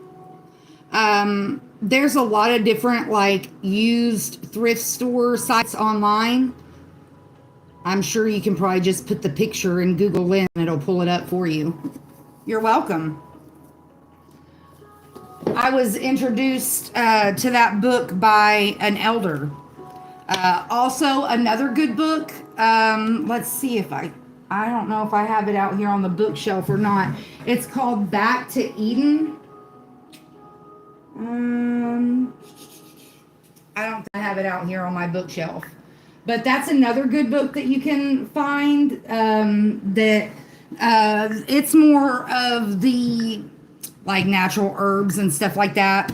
But that's a good book too. It's called Back to Eden. Like the Garden of Eden. All right. So Raphael, number 17. Pink roses. He's holding a staff. He's got his hand up to his heart. There's a harp in this picture. His wings are white. There's a water fountain in the background. Water has a lot of cleansing energy. Thank gosh, it's getting to that time of year where we can finally go swimming in wild water. Especially if you're in that phase, like we've been talking about this whole time, of out with the old, in with the new. Swimming in wild water is a great way to cleanse and restore your energy. Or even like something like dancing in the rain. If you don't have, access to a natural water source that you can swim in, dancing in the rain is also an option for that. But that really helps with cleansing your energy. If you've seen me often, my curls I don't always have good curl days, but on the days that I do have good curl days, it's because I spray my hair with rainwater. When it rains, I collect water and then I put it in a sprayer, and I actually, after I shower, I will let my hair dry a little bit, and then I come back and spray it with rainwater and then let it dry again. And it does miracles for your hair, for your skin. So if you don't collect rainwater, I suggest doing that. It offers so many different health benefits. And, you'll have those haters that come on and be like, no, it's bad for you. You don't know what's in it. You know what? The trees know what's in it. The birds know what's in it. The animals know what's in it. And they drink it. They bathe in it. It's better than our tap water. Did you know that the tap water that comes through your sink has over 2,000 chemicals in it? Fluoride being the most predominant chemical, but a lot of the same chemicals that they put in our water are chemicals that they put in cigarettes. And even if you're not drinking that water, you're getting those chemicals through your skin. When we shower in it, when we do our laundry in it, when we cook with it, we're being exposed to those chemicals. So there's nothing that's in that rainwater that's going to be any worse for you than what's in your tap water. Okay, enough of that rant. Raphael's number 17, healing. Raphael's name means God heals. and his main task is to aid us when we require physical healing or improvements in our general health and well-being. He assists healers and those in the medical profession and is powerfully present during global health crises, such as pandemics, to ensure everyone gets the attention they need. When people are ready to pass over, Raphael offers them comfort and safety until Archangel Azrael arrives to help them transition. Whenever you see an ambulance, ask Raphael to assist the paramedics and offer healing to the patient. Like the romantic Italian man in his card, Raphael is the angel of the heart who governs the emerald ray, and you may see green sparkles or feel tingling when he's around. He can also help heal sadness after loss. I once injured both my knees in a bus crash during a psychotherapy session. I called on Raphael. It was amazing. There's a typo right there. It says I, but it should say it. It was amazing when he emerged his energy with mine, and I could physically see a green halo of light around my injuries. I knew this was Raphael's light manifesting in my aura, and it was so reassuring to know he was my personal cosmic consultant. If you feel unwell or suffer an energy, why can't I say that word today? Injury. Ask Raphael to bathe you in his emerald light to restore your health. His general message: I have heard your prayers for healing. Allow yourself time out to rest and integrate. What were we just talking about before I pulled this card? Trust that I am helping you to heal and restoring your energy and equilibrium. So trust in divine timing, trust that the healing is happening. Going back to what we talked about before, once we get so far in the journey, we start to question whether we made the right choices. We start to question, whether we're doing what's right. If you're making changes for your health, yes, you're making the right choices. That taking care of your spiritual health, your physical health, your emotional health, you can't do wrong by doing that. There's no way that would be a bad thing. Darling, quit, please, and thank you.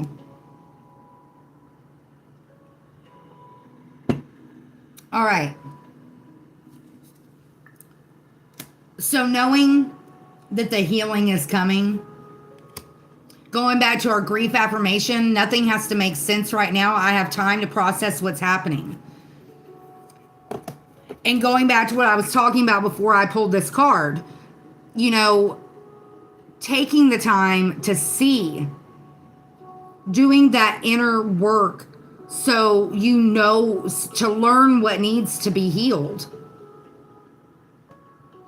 Not doubting yourself when it comes to that. Going back to what we were talking about being a people pleaser. Darling, quit. When you have that people pleaser personality,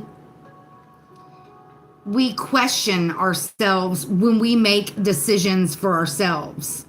You know what I'm saying? Like, even after we've done it, we'll go back and question ourselves over and over and over again because we start to feel guilty. Going back to the example that I gave way back at the beginning, telling somebody no matter how big or little of a no it was, when that person shows disappointment because we said no, we feel guilty. We feel bad about it. Even if we know that, saying yes would have made us feel bad in a different way. It wasn't what we wanted. We wanted to say no, but we felt obligated to say yes. That guilt still comes. So trusting yourself when you have to make those decisions, not carrying around that guilt, I have the door open, so of course flies are coming in. Don't feel like you're wasting your time when you're giving time to yourself. When we are people pleasers, a lot of people pleasers, our love language is action. Like we want to do for others. We just want to make it better. If you're having a bad day, we want to make it better. Whether that means buying you a present, fixing you a meal, snuggling with you on the couch, we just want to make it better. But we forget to do that for ourselves. We forget to make ourselves feel better because as people pleasers, we seek that from external sources. We struggle to make ourselves feel better because we don't know how. A lot of times we never learned. A lot of people pleasers end up going into addiction because we seek that feel good energy from outside sources, and when we can't get it from the people around us, we turn to substance for that. And not only just substance, I mean, it could be addiction to shopping, anything to get those chemicals in our brains firing, Okay. Sorry, I went kind of off on a tangent right there, but it happens. Okay, now we'll pull from the herbology deck. Last time we got ginseng, number 40, magician. I don't understand how she's under the covers right now. Like, I've got a fan on me and I'm still sweating and she just bundled up under the cover. I don't understand it. All right. We did see hibiscus last time. I like using hibiscus tea. Hibiscus has a lot of medicinal value. Ginseng does too. All right. Just a reminder of the angel numbers, 818, 1212, and 64. Our mantra of the day. In the game of life, it's more fun when we're all on the same team. And I'm in control of the team roster. Activate today's intention, acceptance. Accepting things how they are, accepting yourself, the good, the bad, the ugly. Loving yourself, having confidence and compassion. All right, that's a new one. We got nettle, number 21, action. Look at that. It's got a snake in the picture, going back to the cosmic egg that we saw earlier. And I don't know if she's still here, the woman that saw the snake. Looky there. Nettle. I actually use stinging nettle in my detox tea. You can also use it as a poultice once it's dried and ground up. Let me turn this light up a little bit.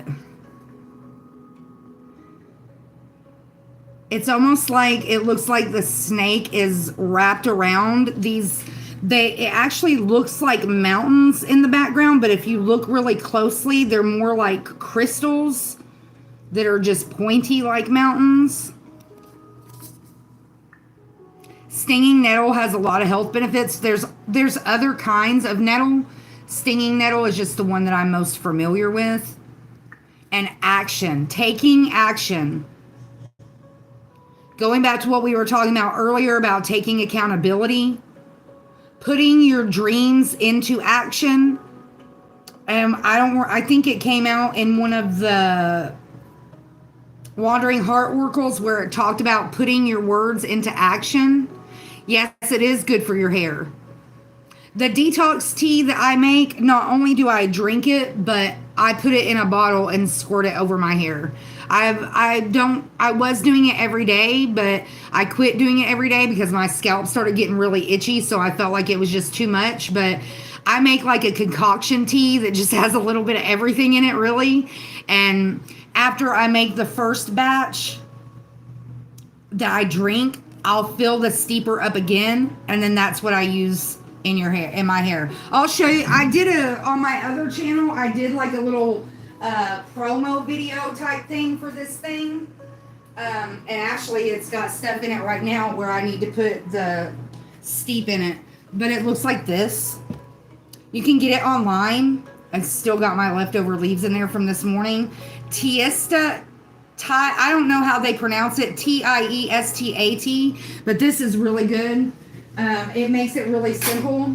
I kind of wish it was metal instead of plastic because I've really tried to break away from the plastic stuff. But when I got it online, it came with all different kinds of different teas to try. And, you know, if you're just steeping your tea for like 5 or 7 minutes, you're really not getting the full value out of those leaves. And so I always put that second batch in there. And even if I don't, you know, put it in a bottle and use it for anything, I'll use it to water my plants outside. You know, the extra vitamins and minerals aren't going to hurt them. So, you know, waste not, want not type thought process. All right. So number 21, nettle action. Taking action. Having confidence, going back to our affirmations, having confidence, trusting your intuition, and taking the action that best serves you. Applying, going back to what we talked about before, applying the knowledge that we've learned, putting that knowledge into action. All right. It's really hard to break free from plastic because, yeah, really it is. I've done pretty good though. I got rid of all my like plastic drinking bottles. I just use the metal ones now. I do still have like a couple, like my Tupperware storage containers are plastic, and then the tea thing. But other than that, for the most part, I've been really proud of myself of, you know, because I'm the type of person that, like, you know, if it's not broke, don't fix it. Like, if there's nothing wrong with it, I don't want to get rid of it because it's like it's still work. But, you know, I needed to downsize anyways. I had a tendency of like hoarding water bottles and stuff like that. So anywho, all right. Nettle action in the upright, direct action, fierce protector, leadership, strength, power, in pursuit of truth and dominance.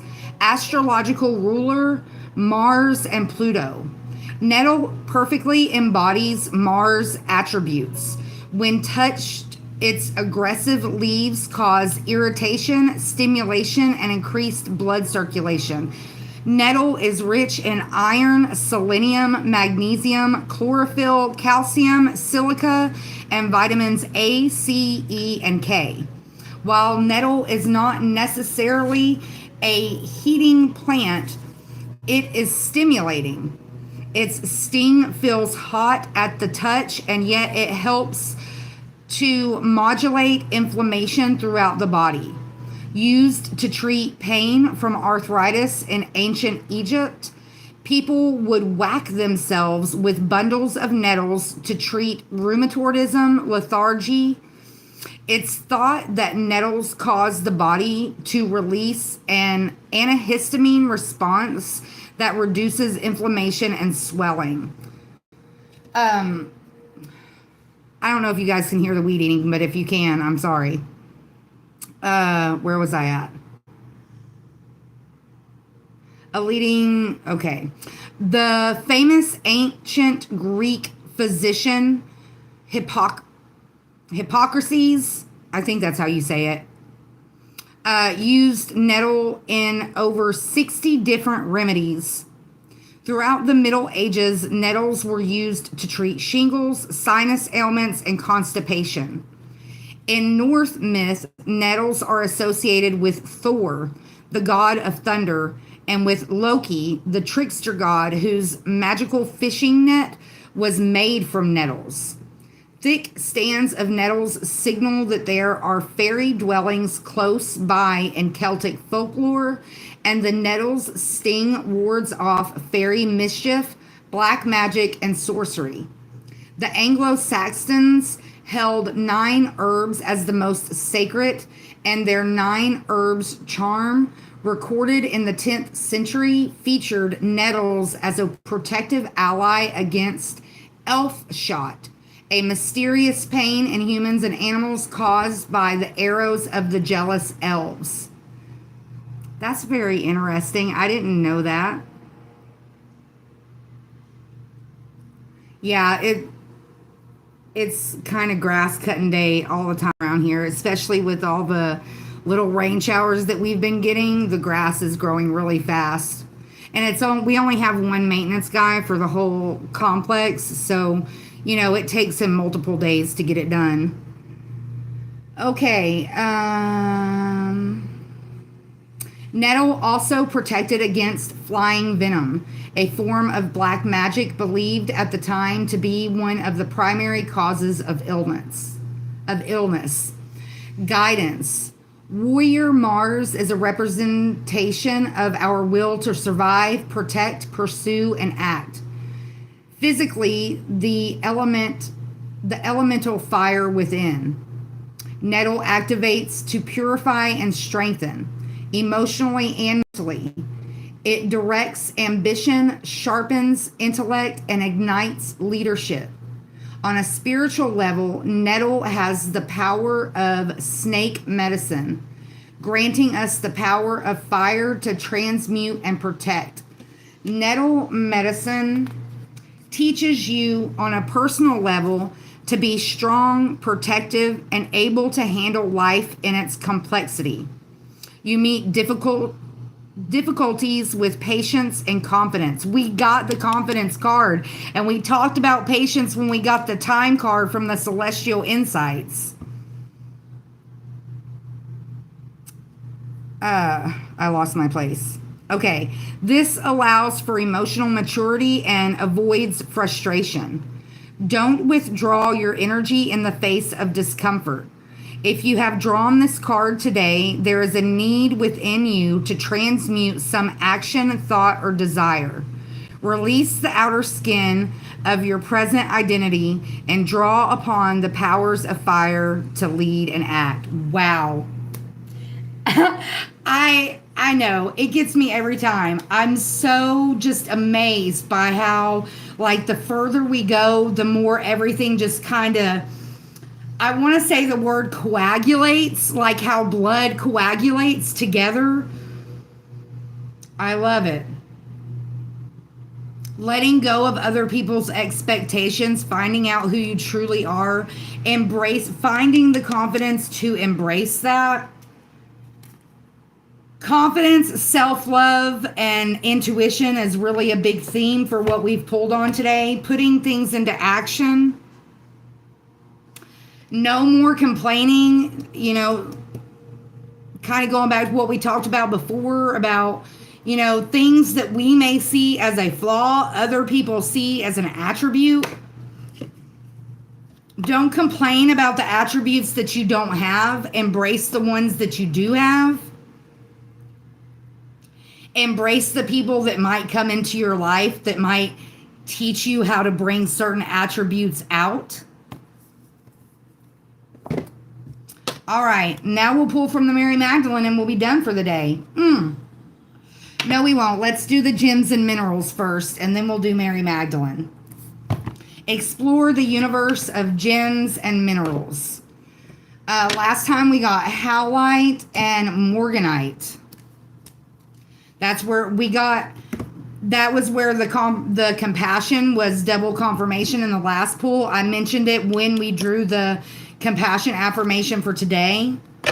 Compassion for yourself, compassion for other people, being compassionate and understanding the fact that, yes, we're all on a journey, but our journey is different. And just because somebody else's journey is different than yours doesn't mean that we can't embrace and learn from each other. Walking in friendliness, walking with kindness and grace, using wisdom and discernment to be able to tell the difference.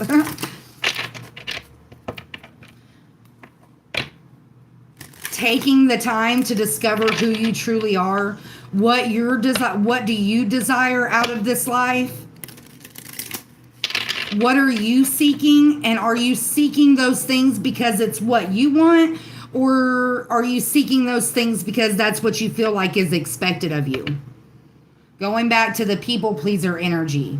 The only person you should worry about pleasing is yourself. Now, of course, if you have a spouse and you have children, you want to take all that into consideration. But at the same time, take time for yourself so that you are also, your physical, spiritual, emotional, mental health are in good standings. Because if you don't take care of yourself, you're not going to do a very good job of taking care of them. And your children and your spouse seeing you do that, as long as you do it in a friendly way, you can stand in your power and still do it with kindness. Especially your children, when they see you doing that, it will encourage them to stand in their power and to be who they truly are.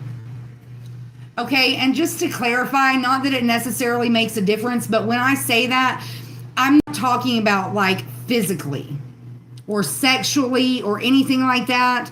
I'm talking about spiritually. What are their strengths? What are their weaknesses? What are, coping skills that they can learn so that they don't so that they don't make bad choices? Being that person that you lead by example. You're not just talking about it, but you're doing it. Taking action. Action speaks louder than words. Howlight came out again. We just got that the other day. Perspective, compassion, and patience. Double confirmation on the patience. Look at that, Morganite on the top of the deck. We got Jasper on the bottom. Stability, wholeness, and perseverance.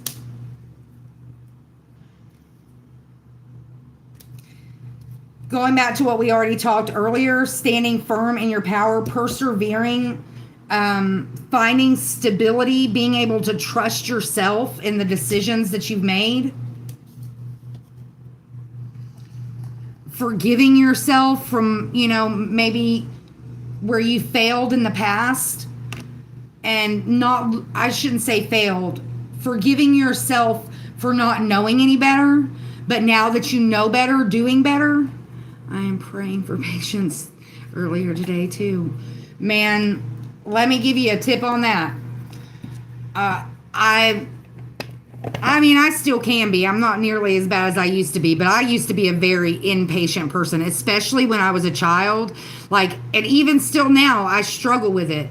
But my grandmother told me when I was very young not to pray for patience. Because if you pray for patience, your patience is going to be tested. I hope that makes sense. But practice patience, but don't pray for patience, because the more you pray for it, the more it's going to be tested. This whole life in itself, this whole journey is a test in certain ways. But and when my grandmother told me that, I quit praying for patience. I struggle enough in that area as it is. It is a great quality to have. And a lot of times, the things that we go through in our lives are teaching us patience. Anything from having to sit at a red light, say you're at a 4-way red light, and, every time it goes through its cycle, you get skipped. Man, I get so mad when that happens. But little things like that how do you respond? The question is not necessarily if you have the patience.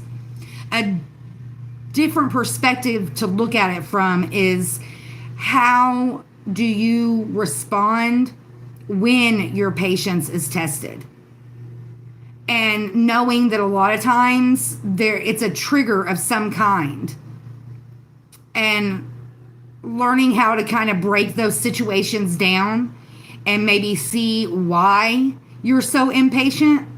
And then another way to look at it too, it's a pretty common example of you're in traffic and something happens and you get a detour and you have to go a different way.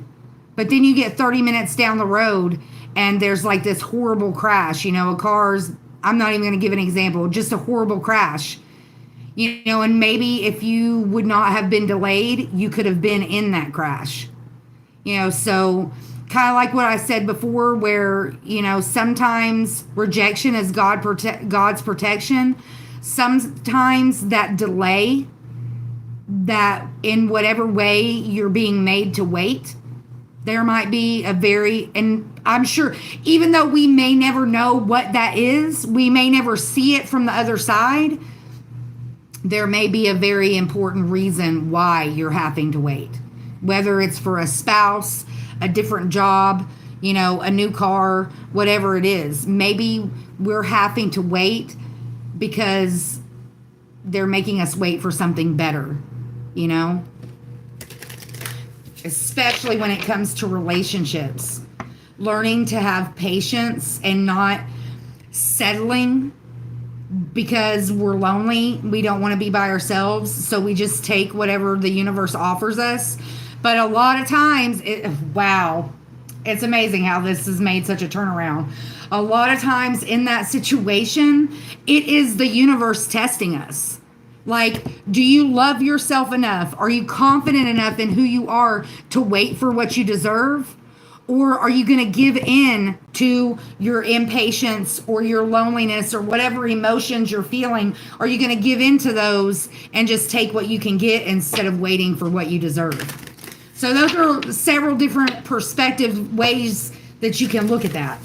And going back to the very beginning of what we talked about, knowing your worth, having the confidence, having the strength to stand in your beliefs. And if you haven't made it to that point in your journey, being able to be honest enough with yourself to know that that's something that we need to work on.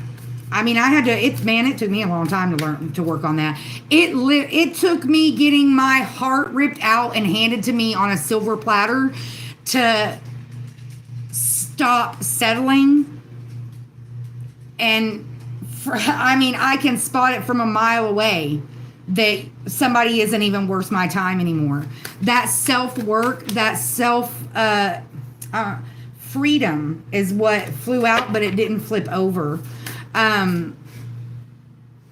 Loving yourself enough to choose and to make the choice that you deserve instead of giving in to backsliding into those old patterns. And I am thankful that I took the time to do the work. And it's why I'm here. I try to encourage others to do the same. I'm a firm believer that the healing journey is never over. It's a constant process for all of us. But going back to kind of what we talked about earlier, it's not a competition. We're here to help each other, not to hurt each other. And the further we get on our journey, the more compassion that we can show to ourselves, to have the confidence to stay on the quest of self-discovery, the more people we're going to be able to help later on down the line. Whether that's just encouraging them to stay on the path, or whether that's, giving advice to help them stay on that path. Everybody deserves that. Everybody deserves that compassion, that understanding, that guidance. And sometimes there's people that come into our lives that are sent to us. They're blessings in disguise. People, places, situations that we don't even realize it. We don't even see it. And I've had those times where, it'll be years down the road and you're like, that's exactly why that happened.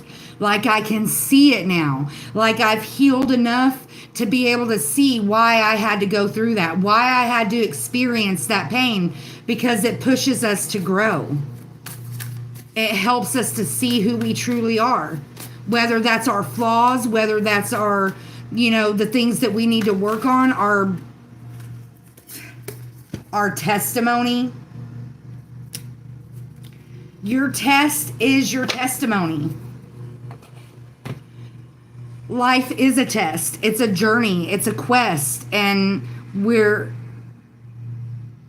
every season that we go through where we're tested, we can use that test as a testimony to encourage others, not to give up, to let them know that they're not the only ones that went through whatever it was. Love is stronger than death, is what it says. This is the Mary Magdalene Oracle. I don't think I said that. All right, this is okay.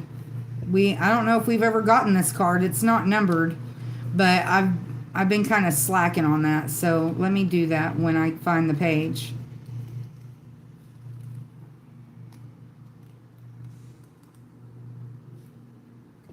Testimony, page number 80.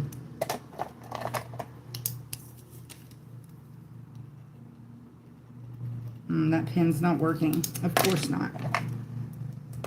Let's try this one. These cards are kind of glossy, so it's hard to write on them, but they're not numbered. So when I get them, I try to number them so that it's easier for me to find the page in the book. All right. Love is stronger than death.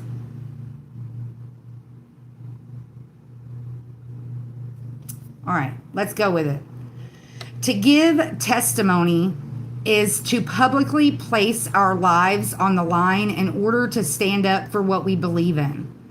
The testimony that Mary Magdalene gives to the court of Tiberius Caesar is still celebrated at Easter in the Eastern Orthodox Church, with the tradition of exchanging red eggs.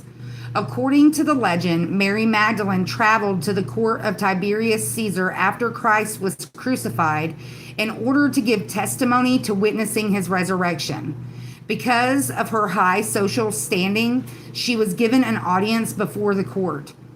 I've always imagined that the testimony she then gave of Christ's resurrection was her first sermon. We can only imagine how she described what it was like to see Christ at the empty tomb, what it was like to see two angels standing where his head and his feet had been, what it was like for angels to ask her, "Why are you weeping?" And then for her to turn and see a familiar looking gardener who asked her the same question, "Why are you weeping?" And how it was only when the gardener said her name, it was only when she heard her name in his voice that she recognized Christ. Love, I have always imagined her saying, is stronger than death. If we can see with the eye of the heart, this is very much lining up with Raphael, the archangel that we got for today. If we can see with the eye of the heart, there is no separation between this world and the next. The love that Christ and Mary embodied in life endures the loss of the physical body. Mary picked up an egg as she was testifying to Christ's resurrection. I've imagined this is because she wanted to point us to the truth that all life comes from within, and because she saw Christ from within her with the eye of the heart. And I've imagined that for her, the egg as a symbol of the divine feminine was a good visual to try to help the court grasp that we each contain a soul within us like a yolk within an egg. Caesar was not persuaded by Mary's testimony, so he allegedly declared to her, "A body can no more resurrect than that egg in your hand turn red." The egg in Mary's hand immediately turned red. The soul voice meditation. What do I testify to be true in this moment? What is your testimony? What is something that, oh, that's cool. That's the first I've heard of this. Well, I'm glad that you're hearing it. I have really enjoyed this Mary Magdalene deck. I was called to Mary Magdalene several years ago, and in that journey of learning about her, really opened my mind up spiritually to, all the things that this world has to offer. There's actually a card in this deck that is the red egg, or I think it's called just the egg. Let me see if I can find that real quick. But, there it is, the egg. Everything comes from within. And it references the Gospel of Thomas. There's a lot of Gospels that were not included in the King James Bible. And there's a reason why. Because they are parts of the Bible that offered a different perspective to the point to where that perspective could not be manipulated by man. Even though the King James Bible is the Bible that I grew up with, it's the one that I have the most knowledge on. I am aware enough now on my journey to know that even that was manipulated by man. Yes, there's a lot of things in there that were true, but there's a lot of things that were altered and manipulated. And something that's very important that a lot of people miss out on is you have to be able to look at it from multiple perspectives, not only the physical perspective, but the spiritual perspective. And a lot of people fail to do that. But, we are all a spiritual being having a human experience. Yes, knowledge is power. That is a common thread on this channel. We embrace that, and I encourage people to do that. I try to do it as often as possible. If I question something, I try to dive deep and really find it. And that's really where my journey began. Really our journey starts at birth, but my awakening journey that really started me realizing the spirit realm was when my grandfather passed away. My grandfather was a preacher. Even though I didn't necessarily grow up going to church like every time the doors were open, I was raised in a Christian environment. My grandfather was a preacher. My great uncle was a preacher. I have an uncle that's still alive that's an evangelistic preacher. So I very much grew up in that box. But when my grandfather passed away, who was more like my father because my dad was never a part of my life really, it really forced me to look at death differently because I just could not bear the fact that he wasn't going to be there anymore. And so because I was willing to be honest with myself about that, it really allowed me to open up and be more comfortable with the thought that there's more to it. It's not just about this physical experience, that there's reasons why we're here. And that reason is most definitely not to, wake up, go to work, come home, do chores, go to bed, wake up and do it all over again repetitively until our life is over. Like, that's not what this journey is about. There's so much more to it. And so, even in his death, he encouraged me to be a better person, to be a stronger person, to accept that there's always something more to learn. We will never know it all. We're not perfect. We're not meant to be perfect. A lot of the lessons we learn are through mistakes that we make.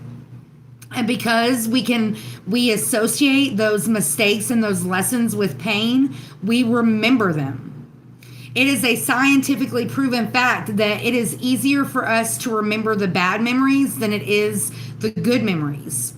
So, that saying, learning lessons the hard way. Once you finally learn a lesson, like I talked about earlier, them breaking my heart to where I felt like somebody ripped it out and handed it to me on a silver platter. When something hurts that bad, you remember the mistakes that you made. You remember how you ended up in that place of pain. Then we have to dig ourselves out of it. And that's when the healing begins. Accepting that love is stronger than death.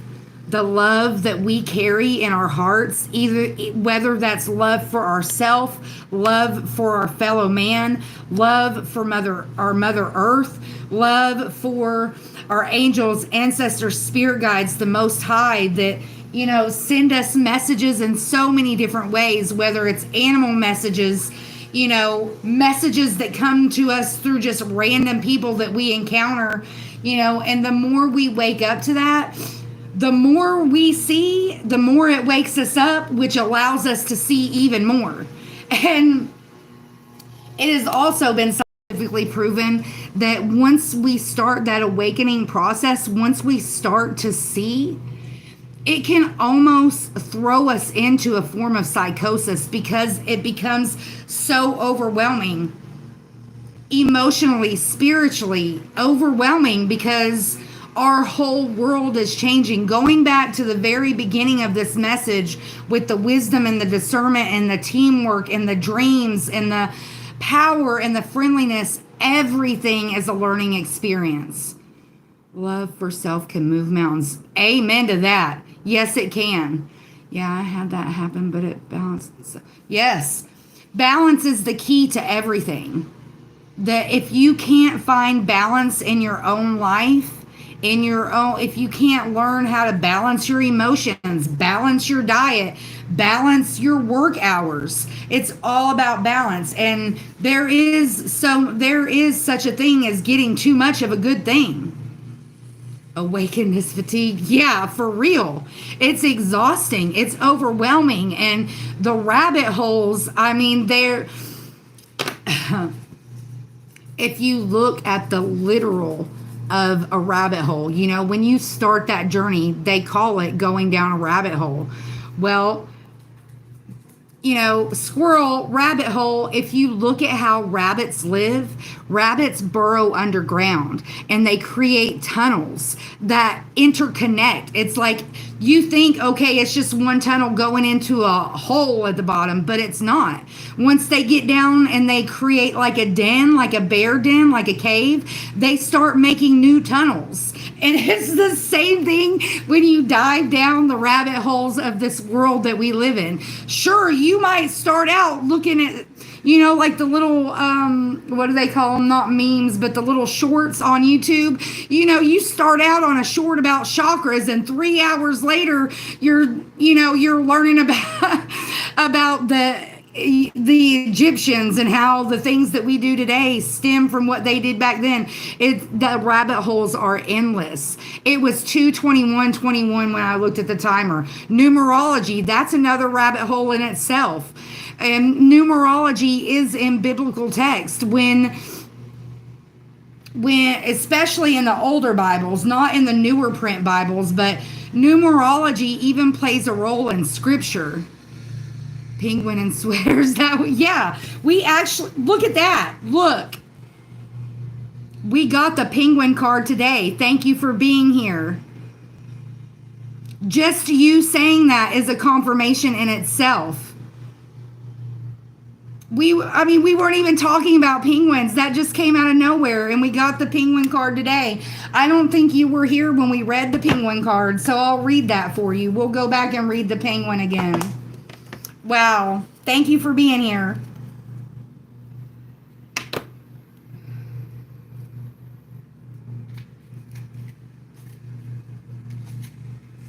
Penguin superpowers. Dreaming, astral projection, adaptability, family, using standard skills in unusual ways, community, innovation, persistence. Penguin wisdom. There are always ways to find new uses for established skills. Repurposing the familiar to make something new is a good use of effort and time. When penguin appears, pay attention to your dreams. Practice trying to direct them before you fall asleep or when you're in a liminal state. The very same skills needed for directing your dreams can alter your waking life too. Penguin wants you to know it's possible this whole life thing is all a dream. Make it what you want it to be. So there you go. Putting your dreams into action. Having a skill that, going back to what we talked about when we read this card, having a skill that in your mind, because it just comes so natural to you, you may not see it as a skill. It's just who you are. But to somebody else, they may look at you and be like, man, I wish I could do that. I wish I had the strength or the confidence or the compassion or the, self-power or the intuition, whatever. We've gotten all kinds out here today. I wish I had the wisdom and the discernment to learn that skill. Or maybe it's a skill you already have and you just need to embrace it more. I struggle with that all the time. There's things that like seeing the patterns in the world around us, like what we just saw where you said penguin and the first thing I thought of was the penguin card. You know, to me that just comes natural, finding the patterns in day-to-day life, but to somebody else it may not come easy. Going back to what we were talking about before, that distraction, you know, being able to connect I'm gonna hold on, I'm gonna go shut the door. Come on, Copper, come inside, come on. Yeah, he's getting a little close to the back door now, so we'll kick the air on and close the door. Let me close the window too. And that goes back to the very beginning of the video where we talked about, you know, embracing who we are, taking the time to learn who we are, loving yourself and having enough confidence and compassion to do that. Going back to our angel numbers, 818, 1212, and 6464, breaking old patterns. You know, having enough confidence in yourself to take the time for that self-reflection. You know, if there's cycles that need to be broken, if there's a cycle that you're in that you need to embrace. You know, going back to the testimony, our Mary Magdalene, you know, just because it's difficult doesn't mean that it can't be embraced. A lot of times it's those hard things that are going to make such a difference in our life. And if we don't embrace it, you can either embrace it or you can reject it. One of the two. And a lot of times when we reject those things, when we push it away, it delays our quest. It delays that self-discovery that we need to experience. And it can bring on the feelings of guilt. Even though that's not originally what we talked about when this came out, it can bring on those feelings of guilt to where it makes it harder for us to offer forgiveness. You know, if you're stuck in an energy of guilt, you're not going to be forgiven because it brings down your energy. Honor your word, you know, walk in the, how do they say it? Walk in the talk, you know, putting it into action, going back to the nettle and the taking action. You know, there may be things that we've talked about doing that we don't actually put into action. And that specific thing may be what pushes us forward on our journey. You know, I'm a firm believer that everything happens for a reason, and we are where we are because that's where we're meant to be. But sometimes we stay there longer than we need to because we fight the process. We either lack faith in ourselves, we lack faith in divine timing, and in the way that the universe works. That's what I'm learning to do now. Take action and stop hiding. Dude, it's hard. Just me sitting here, being here to have this conversation, it's me pushing myself out of my comfort zone. I'm not comfortable in front of a camera.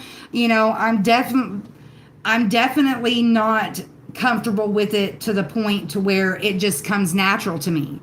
But a lot of times pushing ourselves out of that comfort zone, going back to what we talked about earlier, being an introvert and, you know, the teamwork, our mantra for the day in the game of life, it's more fun when we're all on the same team. But you're in control of the team roster. You're in control of, it's ultimately up to us whose energy we allow in, how we deal with that energy. Going back to the blessings in disguise, out of sight, out of mind. You know, sometimes those unanswered prayers are blessings. Oh, I'm proud of you too. We all should be proud of each other. We should all encourage each other. You know? Me either. Right? When I first started doing what I was going through in my life when I first started doing this was really me seeking like a community of people that could kind of help me. But eventually it was made very obvious that I was meant to go through that part on my own. Because one thing about it is when you go through something, we'll just say a learning experience, whatever that is for you, when you go through it on your own, when you're truly, I know it's like a crazy way to say it, but when you're really freeballing and you have nobody and nothing to fall back on, you don't have a choice but to be strong and to do you. When you get to the end of that, where you can finally stand in your own power, when you can trust your intuition, when you've gone down that journey on your own, it teaches you confidence. It helps you find your confidence. It helps you find your power, because it's like, nobody can take credit for what I've accomplished. Nobody can take credit for the things that I have learned and how I've grown and releasing the old patterns, attracting what you need, trusting nobody can take that away from you, because you did it and you learned and you grew and you embraced the challenges, and you were able to look at it from a positive perspective to where you could see the pros and the cons. Exactly. Very much, exactly. Breaking old patterns with our angel number 818. For some of us, the backsliding in itself is a pattern. 2 steps forward and 3 steps back kind of thing.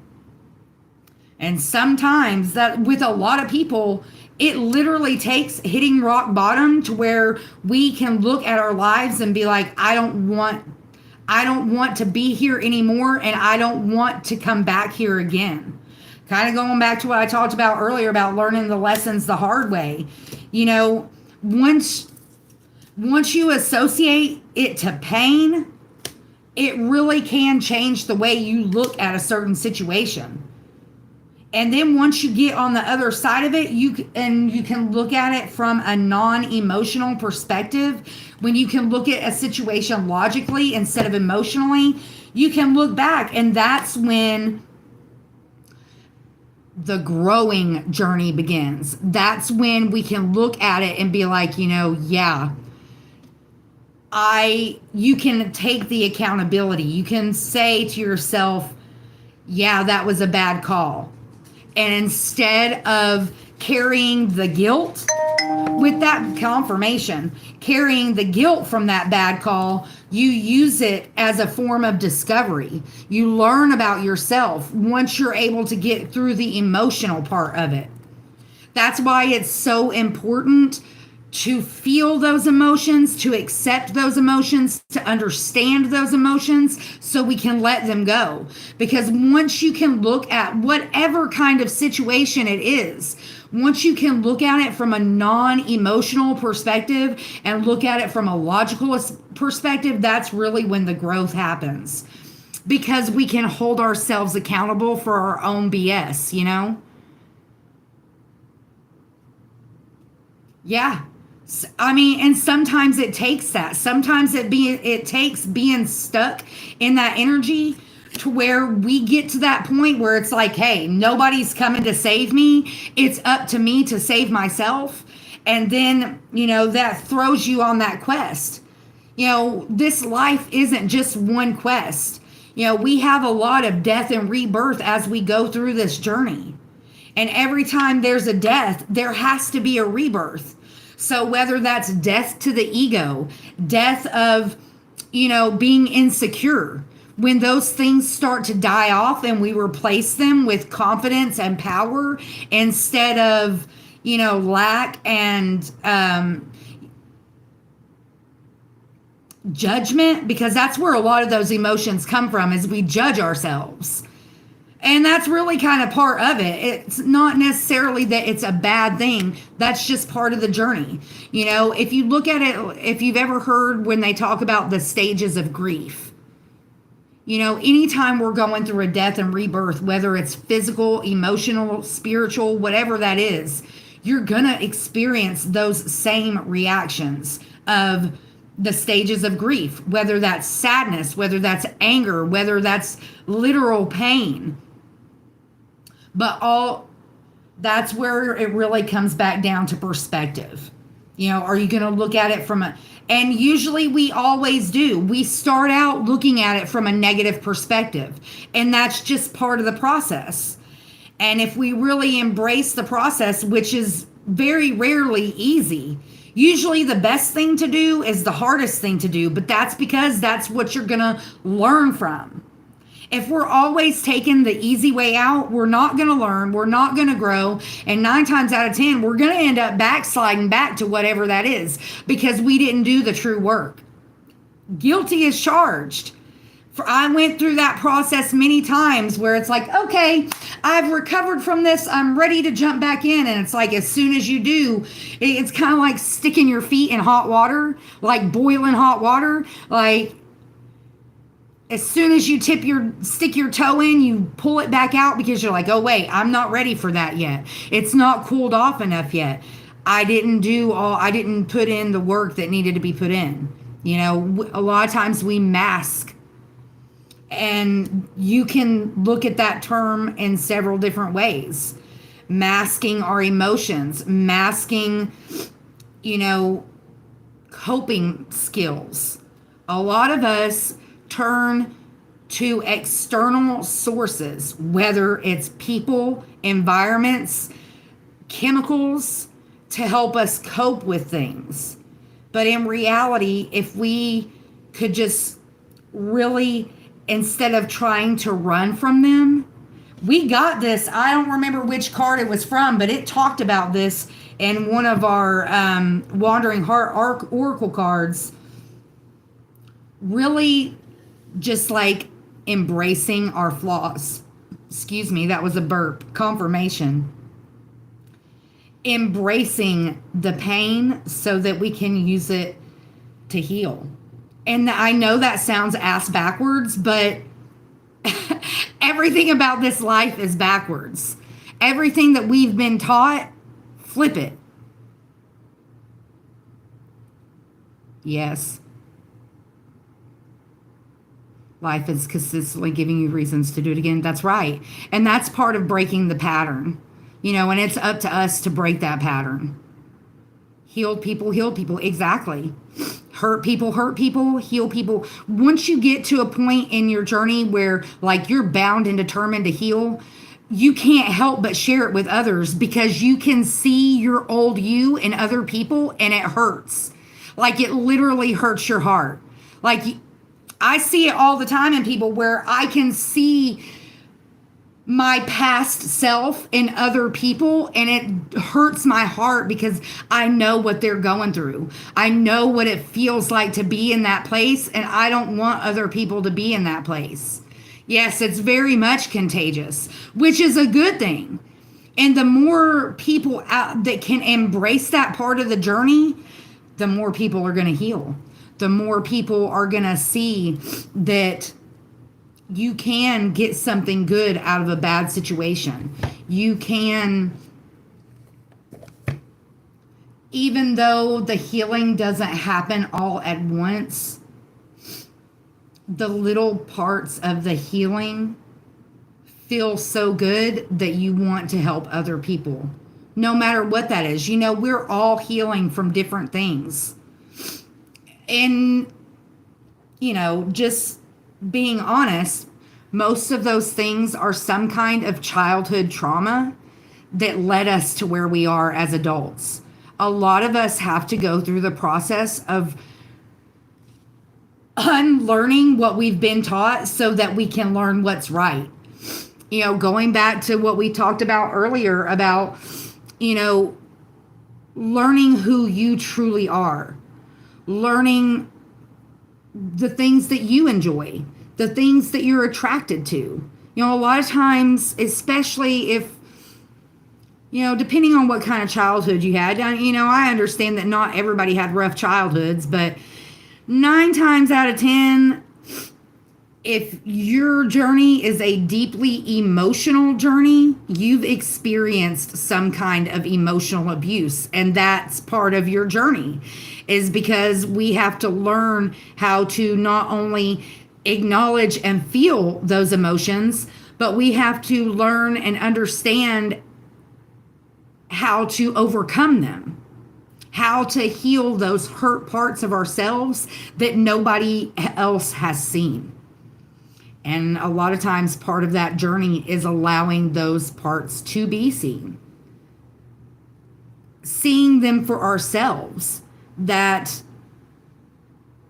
we, however you've been masking those feelings, you know, a lot of people don't realize that that's the root of where a lot of codependency comes from, is emotional trauma, lack of love in our lives as we were growing up.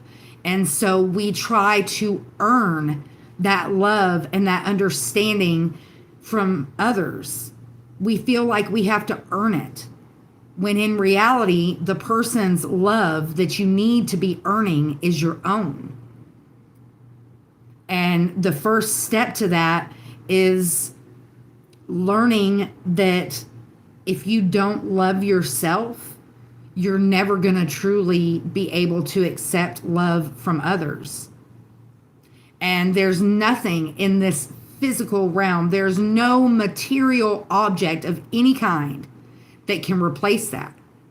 Doesn't matter how many fur babies you get, it doesn't matter how much money you spend, you're still going to feel that emptiness, that lack of whatever you're trying to seek. And kind of going back to what I mentioned earlier, a lot of times that's what leads people to addiction, especially chemical addiction, which codependency is also an addiction. It's an addiction to people instead of chemicals, but it still causes the same reactions in our brains. And until we can learn to get that from ourselves, we're constantly going to be seeking it from outside sources. Chasing that high. Yes, that's the best way to describe it. No matter what kind of high you're chasing, people don't see it. For my mother, it was shopping. Yes. And same. If people take the time to see it, 9 times out of, we are all still just children. We are, 10 years old, stuck in an adult body. We're still carrying around that pain, but it's not until you get older that you realize that. It takes taking the quest, choosing the path of healing. It's not something, going back to, happiness is a conscious choice, not an automatic response. Healing is something that you have to want. It's not easy. And it's not just going to fall in your lap. You're not just going to wake up one day and be like, oh, the world is perfect and I'll never experience pain again. It's a constant journey. It's a constant learning experience. A lot of times at somewhere in our journey, we experience something that we think we've overcome it. We think we've healed from it. And then it never fails. As soon as you think that, something comes along to trigger you. And you're like, damn, I thought I was over this already. Like I thought I was done. No, those deep rooted wounds are always going to be there. Always. 20 years. I am 41. Yeah. I can't imagine. Yeah. Like my main hope is that, God willing, my next 40 years will be better than my first 40 years, and if we're constantly trying, if we don't give up, I do believe that that's possible. But I'm a firm believer that the traumas that we experience as children, that a lot of times we don't even realize was a trauma, a form of abuse, that is involved in, our whole external world falling apart. The illusions that we grow up with, that there's something wrong with us, or it's because we're not doing it right. You could take it to so many different levels. I'm just kind of keeping it basic, but everything has to fall apart, everything has to die to make room for what's right and for the better. That old saying, you have to purge the old to make room for the new. If we're constantly holding on to that pain and disappointment, the guilt, the regret, the forgiveness, if we're constantly holding on to the negative, we're not allowing room for the positive. Just pop up. Yeah. The triggers, really, especially for the first couple years, is really what allowed me to see what I needed to work on. Because something would happen and I would just, it would trigger me. 9 times out of 10, when I get triggered, I get angry. I either get angry or I get really sad. But then that goes back to what I was talking about before. When we're in that moment, when we're triggered, if we can pause and, just hypothetically kind of disconnect from ourselves, from our feelings, and really look at the situation, like, what is this situation trying to tell me? What can I learn from being triggered by what this is? It really can open our eyes, our emotional mirror. Yeah. And a lot of times, going back to the teamwork, which has been in this all day, I say it a lot, people a lot of times come into our lives for a season and for a reason. And yeah, they may be shitty people, but they may be coming there to, expose a vulnerability that you haven't worked on yet. Especially narcissists. Narcissists will mirror back to you what you need to see, what needs to be healed. And empaths do the same thing, but that's the difference between a positive and a negative perspective. A narcissist will show you the negative perspective of a personality trait. An empath will show you the positive perspective. We are mirrors to each other. And a lot of times, being a mirror for somebody else can also help us heal. Being a mirror can maybe show you what some of your good qualities are, because you're able to see it from another person's perspective. And that is difficult, especially if it's a situation that you've never experienced before. I talked about it in the video the other day. There are encounters that I've had in my life where it's literally a complete stranger. Never met this person before in my life. And usually it'll start out like where I'll start getting emotional in some way. Like in a sad way. But it doesn't necessarily make me sad. It's almost like I can tell I can pick up that person is sad. And we'll just go to some random topic, some random conversation. It's crazy really how it plays out. And I'll just start talking about stuff that when I'm done, I'm like, dude, I have no idea why I just said that. But obviously it was something that you needed to hear. Vice versa. There could be somebody that's being mean to you, but they may point out something that you really do need to hear. The truth isn't always easy to hear, especially if that truth is pointing out where something that we need to take accountability for. Sometimes,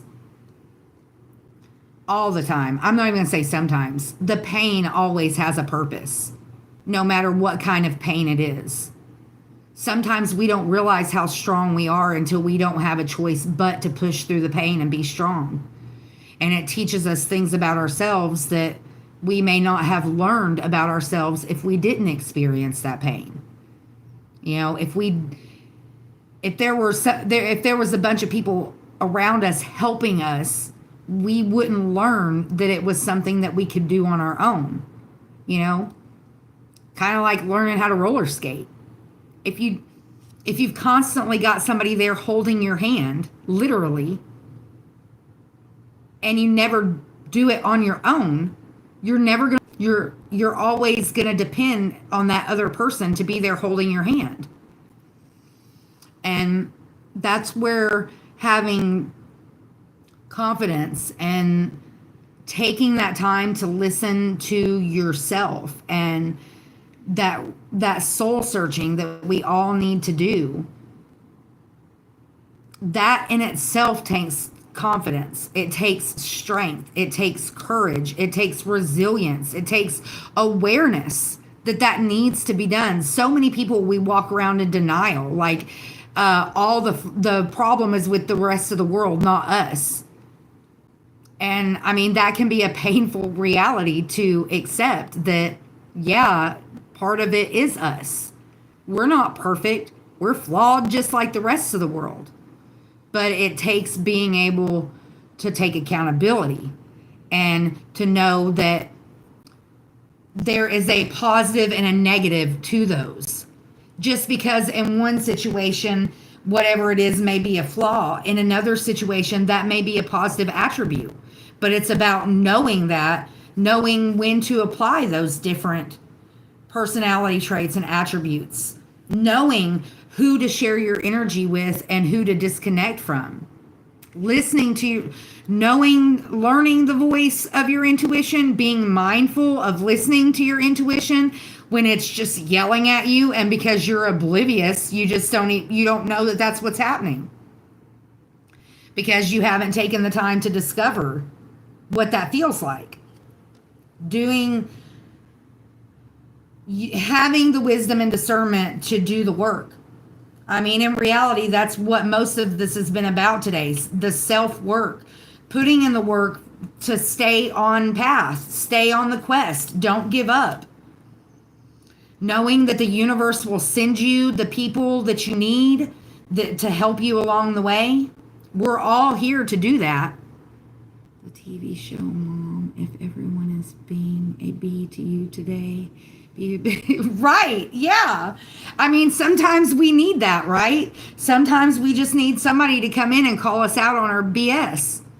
And, you know, for some of us, we don't necessarily have people outside of us to do that. So sometimes we have to be that for ourselves. We have to be able to call ourselves out and take accountability. And I know for me on my journey, that was a big part of it.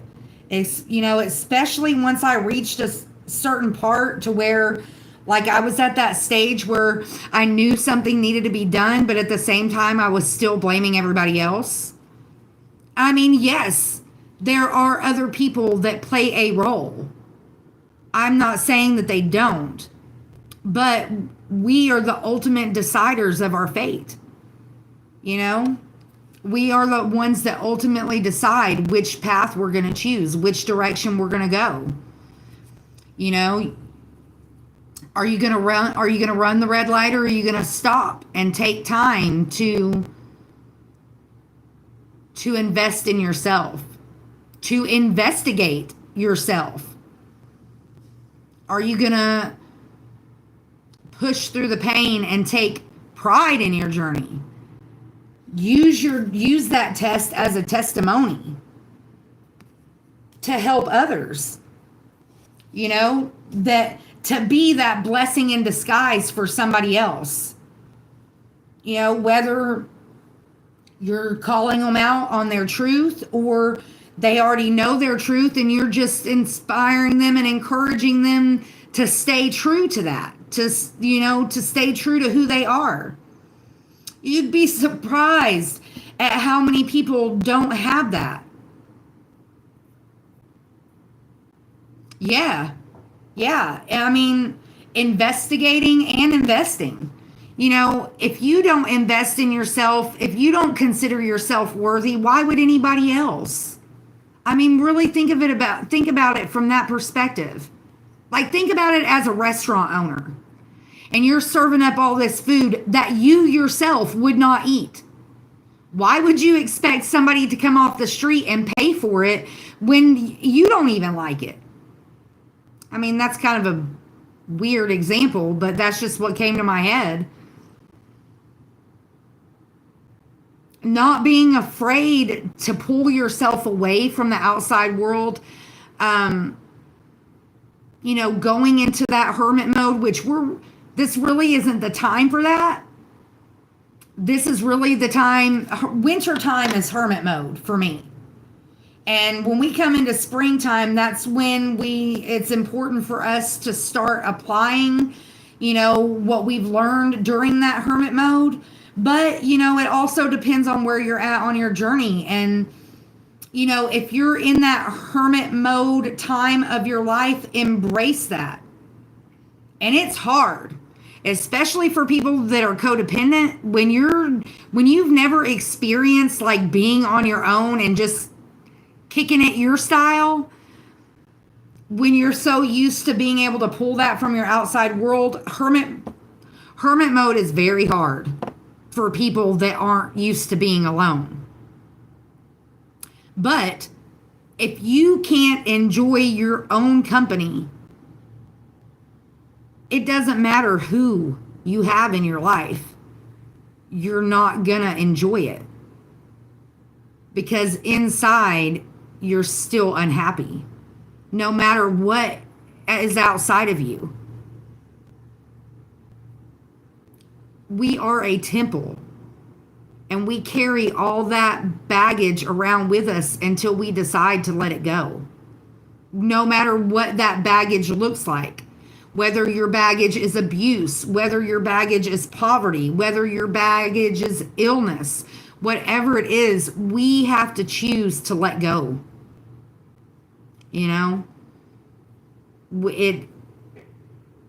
It's not something that's just gonna happen.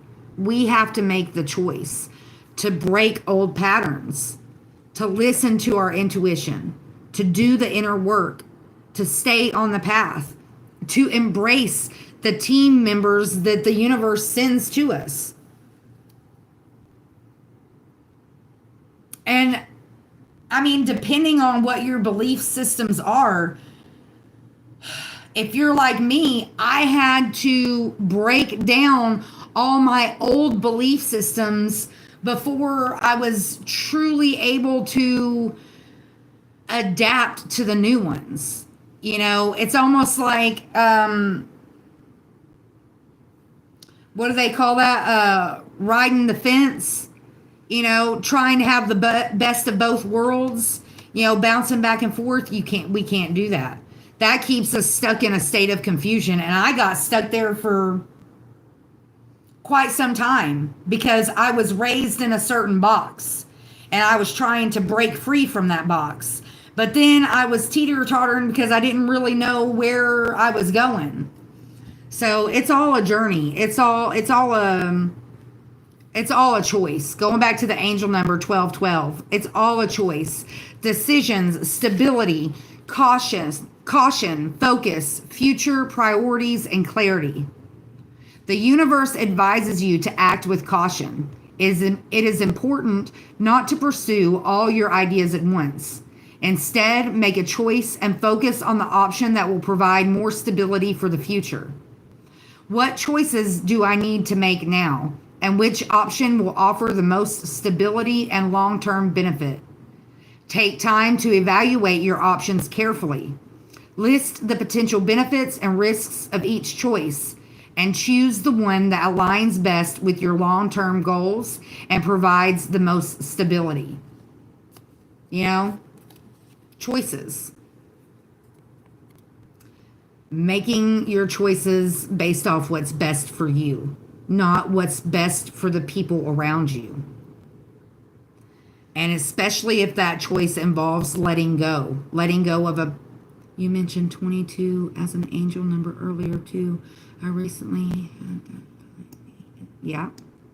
And I just learned the other day, 222 is also connected to Archangel Michael. numerology in itself is, I used to have, I don't think, yeah, I still have it. These idiot guides, the complete idiot guide to numerology. I love these books. I used to have these on all different kinds of topics, but numerology is a topic in itself that deserves, it deserves some time. But, a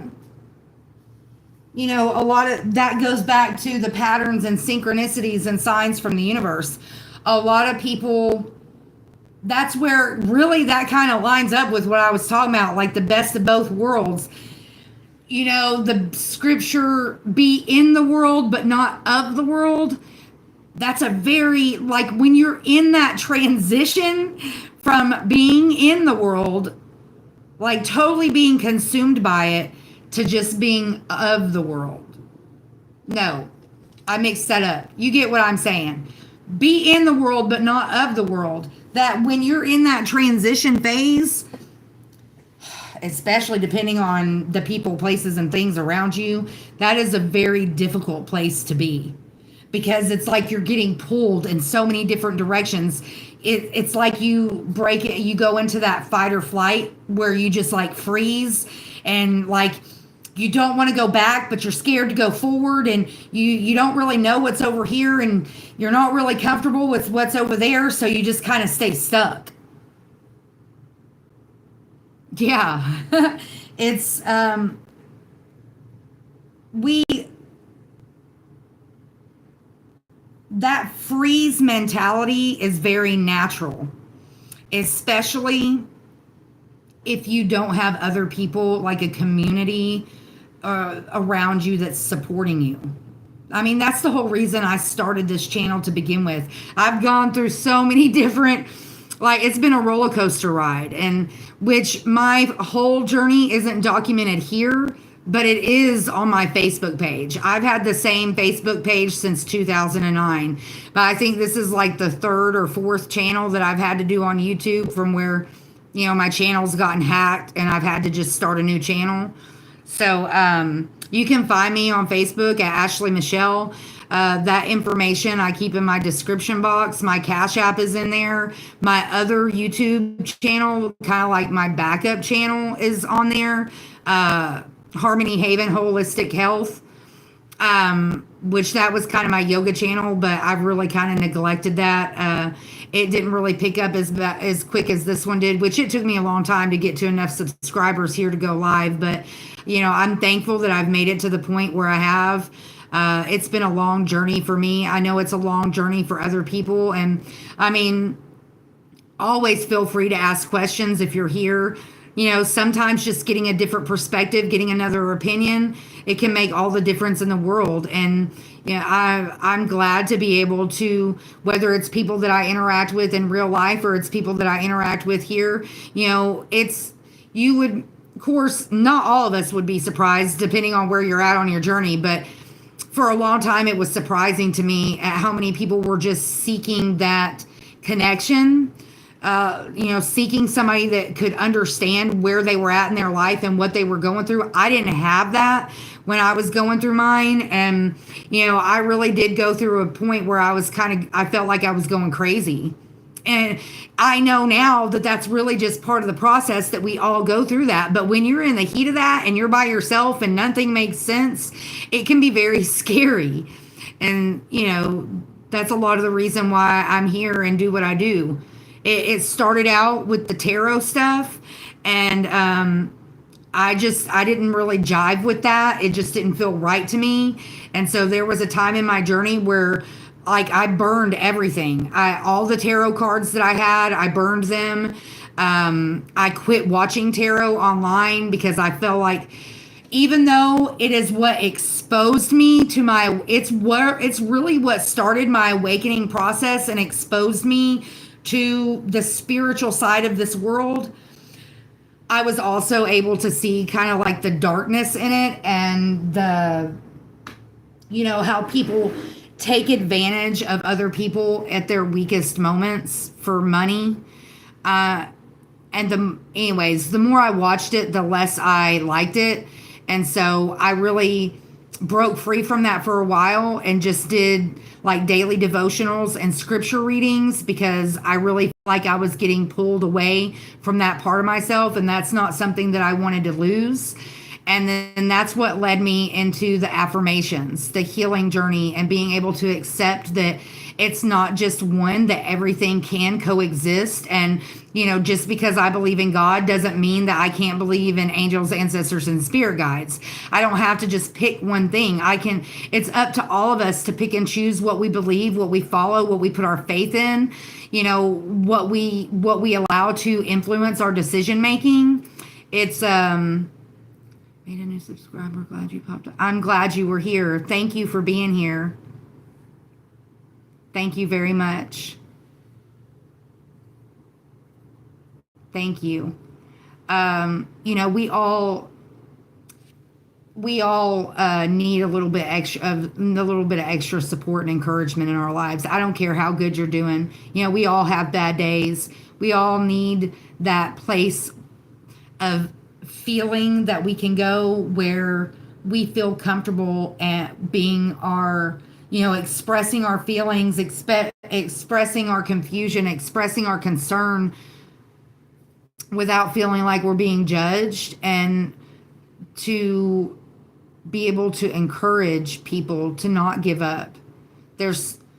I know it because I've been there, I've lived it, that being alone during those times even just feeling alone during those times can take a very dark turn very quickly. A lot of people, when they're in that awakening phase, and especially if they really don't know what's going on, they can truly, and especially if they're trying to cope with chemicals, a lot of those people end up ending their lives, and because they feel lost, they feel abandoned, they feel forgotten, they feel alone in the world. And if I can just help one person to not feel that way, I'm good with it. It's not about money. It's not about recognition. It's not about, fame or, getting adoration from other people. It's just about trying to help anybody that I can. And those communities are growing, especially with technology now. There's all kinds of groups and stuff where you can go and find that. And it can be a very uplifting experience on both ends of that spectrum. It helps me feel better about myself to be able to encourage and support and understand somebody, and help them see that it's going to be okay. That boosts my self-esteem and my confidence, and allows me to share it with other people, share that compassion, that love, that empathy, that motivation and encouragement that we all need from time to time. We could go months where we don't need it, and then all of a sudden something happens and triggers us, and we experience some pain or some confusion, and we need that support system. And unfortunately, a lot of us don't have that in a family or, a physical real life interaction, which, for me, that's one of the best things about the technology that we have now, but the sad thing about it is in a time where, connecting with people is the easiest that it's ever been. People feel more alone than ever. People are shut off and disconnected. And especially if we're talking about mental, that really takes a toll on people. I've been there. I have attempted to take my own life 5 different times over the years, which thankfully that hasn't happened to me in a long time. But I know how easy it is to fall back into those old ways of thinking. Especially if you don't have somebody around to help pull you out of it. It's like a snowball effect.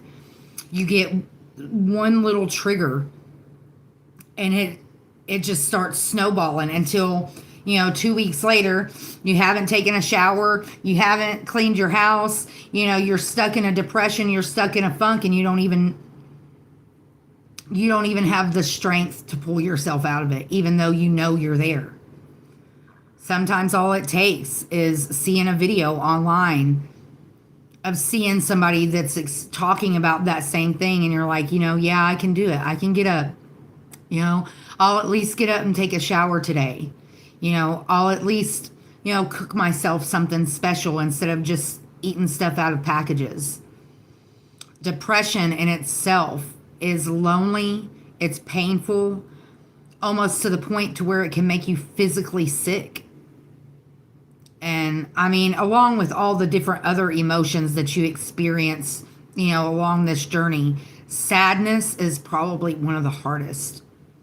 In my experience, grief of any kind, no matter where it's coming from, it can turn into a downward spiral really quick. And sometimes people just need your time. I say it all the time at the end of every video. Sometimes your time and your energy, your compassion, your love, your understanding is the best thing you can give somebody. You can't get your time back. You can't get a refund on it. Once you give somebody your time, that's it. It's gone. You can't get it back. And most people appreciate that. I mean, don't get me wrong. There's people of all shapes and sizes. There are a lot of ungrateful people in this world. But when somebody is struggling, whether they're homeless or they lost their job or they've had the loss of a loved one or, they're dealing with self-esteem issues, whatever it is, just having somebody there to sit and listen. A lot of times your opinion doesn't even matter. A lot of times in those cases, there's not really anything you can physically do to make them feel better. But giving them your time and your love and your understanding goes a long, long way. You could literally save somebody's life just by sitting and listening, maybe even having a good cry with them. That bonding can be so healing. I've received that from other people, and I've been that for other people. There have been moments in my life where, I may have taken a different path if I didn't have somebody there to talk some sense into me or just to help me process whatever was going on. Going back to the trust that we got from the celestial insights, trust is essential for moving forward. Are you doubting the path ahead? Have faith in the universe's plan and in yourself. Take the next step with confidence. Maybe that we are all, I don't care what your age, I don't care what your profession, where you live, we can all be that person for somebody. You could be that person that restores somebody's faith, that restores their hope in the world around them and whatever they're going through. It literally could just be living life, like nothing nothing extreme, nothing, out of the ordinary, just living life. And especially people that have not detached from this world, it can be very overwhelming. They seek clarity in all the wrong places. They struggle to change their mindset because the information is coming from, not necessarily the best sources. Using wisdom and discernment with even so much as the words that we say. Our words can cut somebody down just as quick as they can lift somebody up.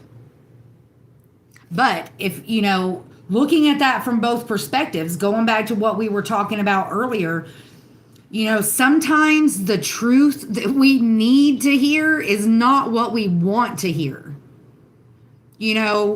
Being called out on our truth, even if it's something that we already know about ourselves. Having the knowledge but not applying the knowledge. Sometimes it takes somebody calling us out and being like, hey, I know that you know this already, but, I don't really see you going in that direction. Sometimes that's all it takes is somebody to call us out on it, to light a fire under our butt and get us moving. I mean, just basic conversation can, in reality, change the trajectory not only of your life, but of somebody else's life. It's not always easy.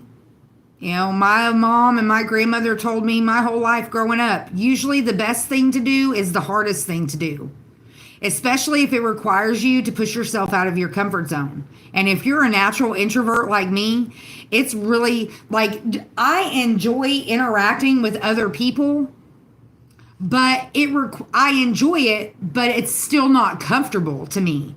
But that's where the confidence comes in.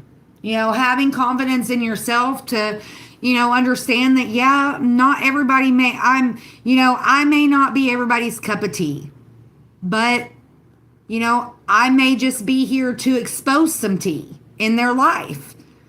I may not be there. And I mean, I've really had to accept that about my life because I am a truth speaker. If you don't want a blunt, I've gotten better with the bluntness, but if you don't want me to tell you the truth, don't ask.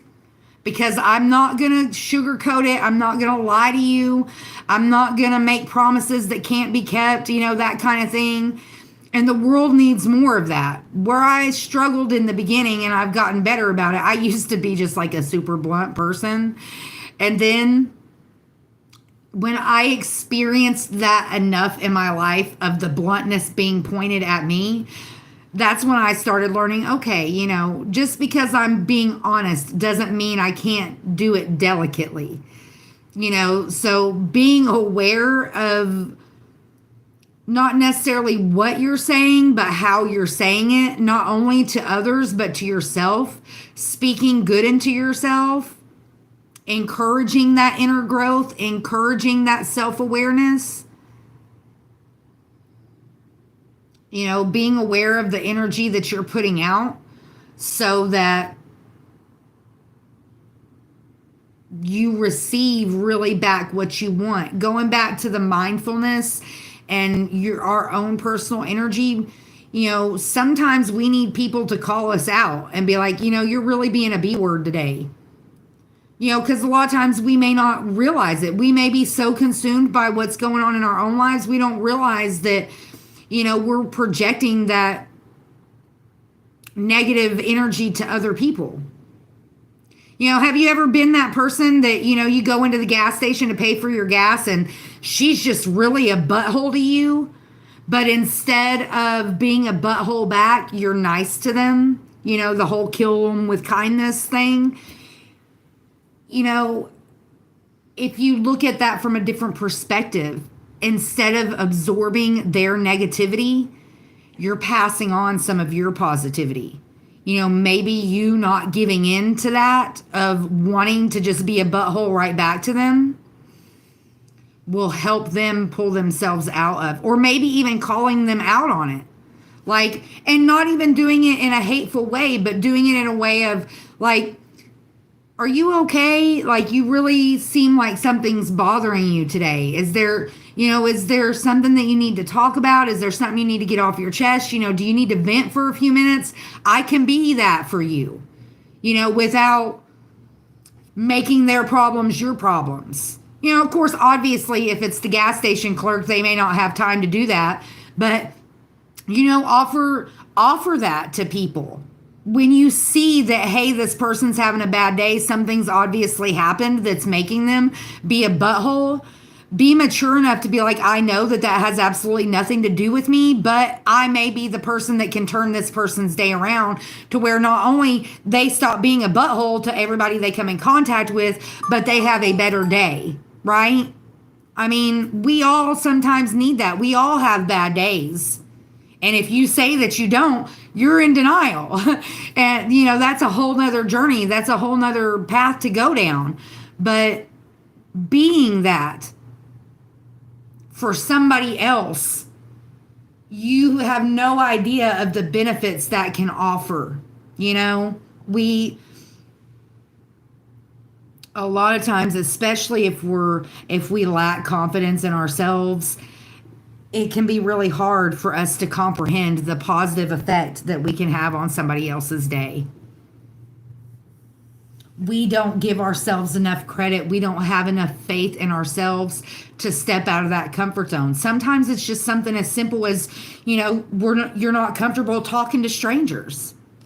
Well, just like anything else, we talked earlier about practicing patience. Practice. Even if you just start out by saying hello to complete strangers as you're walking through the parking lot at Walmart. You see an old lady walking by herself, say hi, smile. You may be the only person that speaks to her that day. Because especially the elderly, they are becoming very cut off in this new age world that we live in.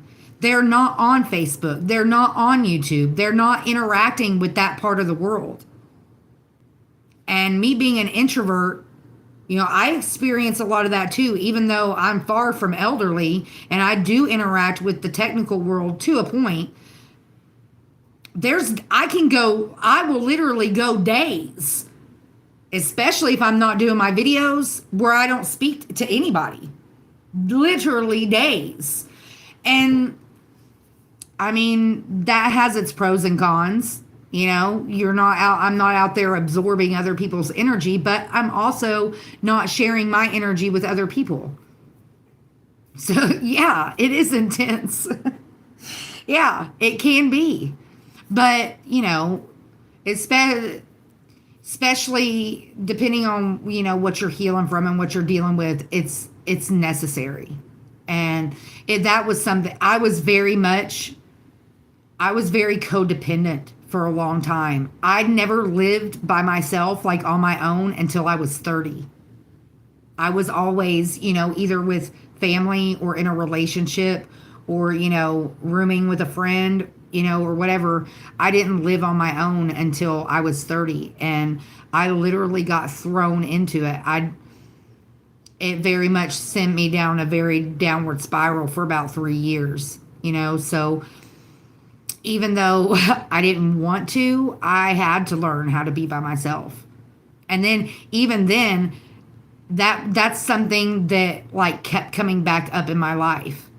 And that's a pattern, going back to the angel number 818, breaking old patterns. It's very important as we go through this journey to be aware of our patterns.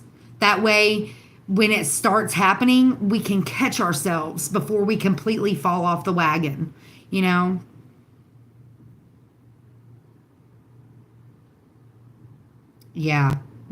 Well, I didn't have that with my mother. I had a very unhealthy relationship with my mother, but I have been on my own. I've been single since 2020, not in a relationship. Before I was on the road for a long time. I lived at the farm for a long time. At the farm, I had basic interactions with people, like getting a ride to the store or, whatever. But I still spent a lot of time on my own, just interacting with the animals, which for me, staying busy was a big key to learning how to be on my own, finding ways to not get bored. Because for me, boredom is very destructive.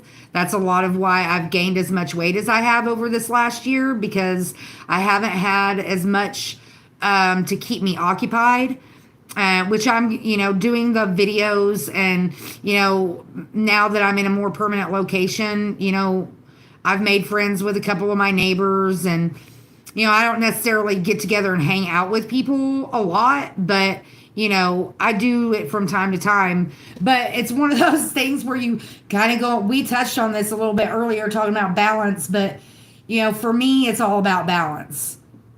I can't be around other people too much, but I need it just enough to keep me from going stir crazy.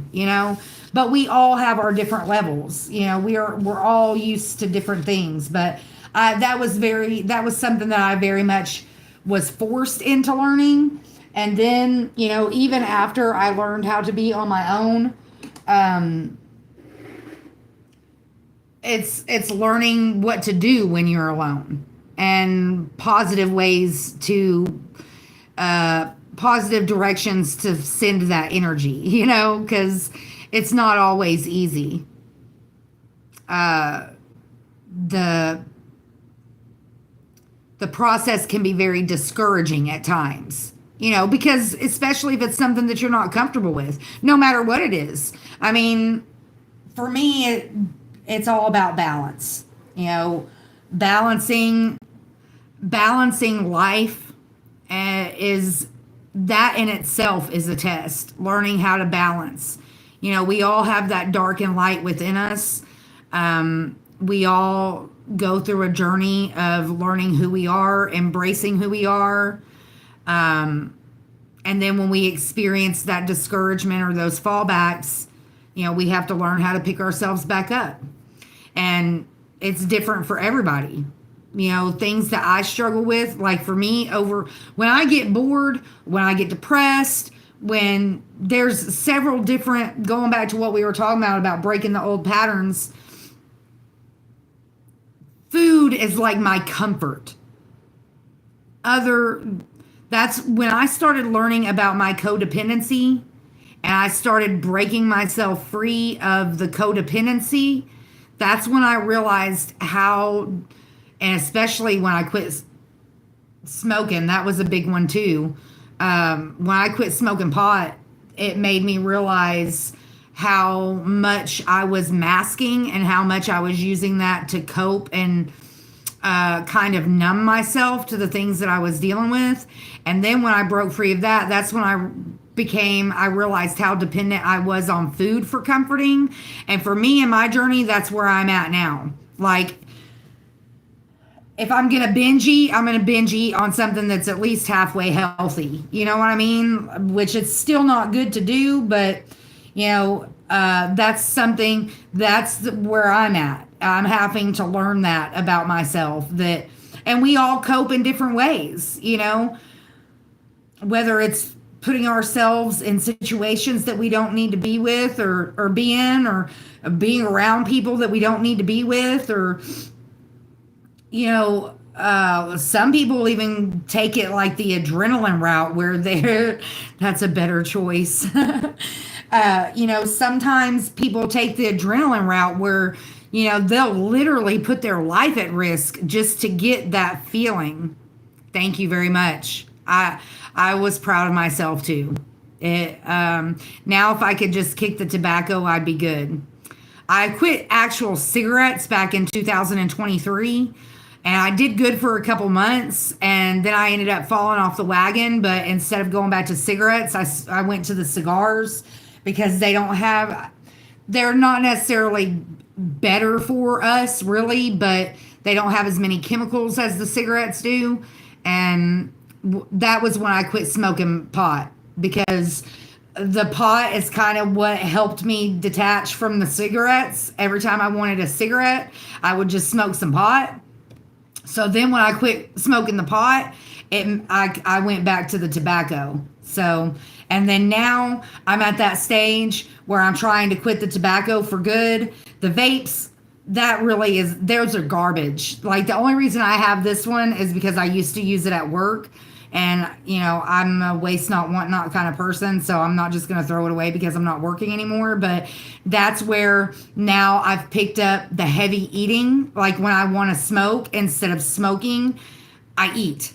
And it's the addiction. I know. And this is where goes back to what we talked about earlier about the knowledge being power. It's one thing to have the knowledge, it's another thing to apply the knowledge. Like, I know that the reason that I want to eat is because that hand, mouth, the addiction to the actual physical act of smoking, when you eat, it gives you that same.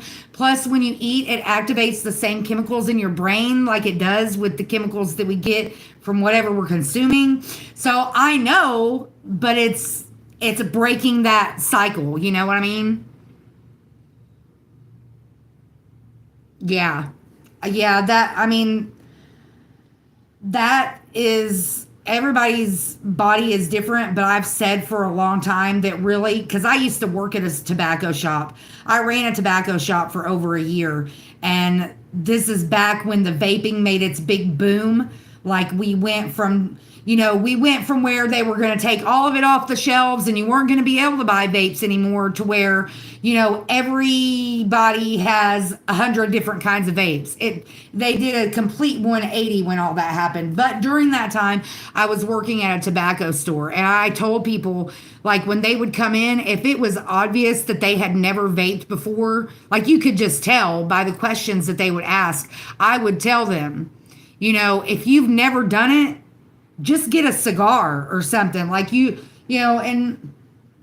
I'm going to hit this while we're talking about it.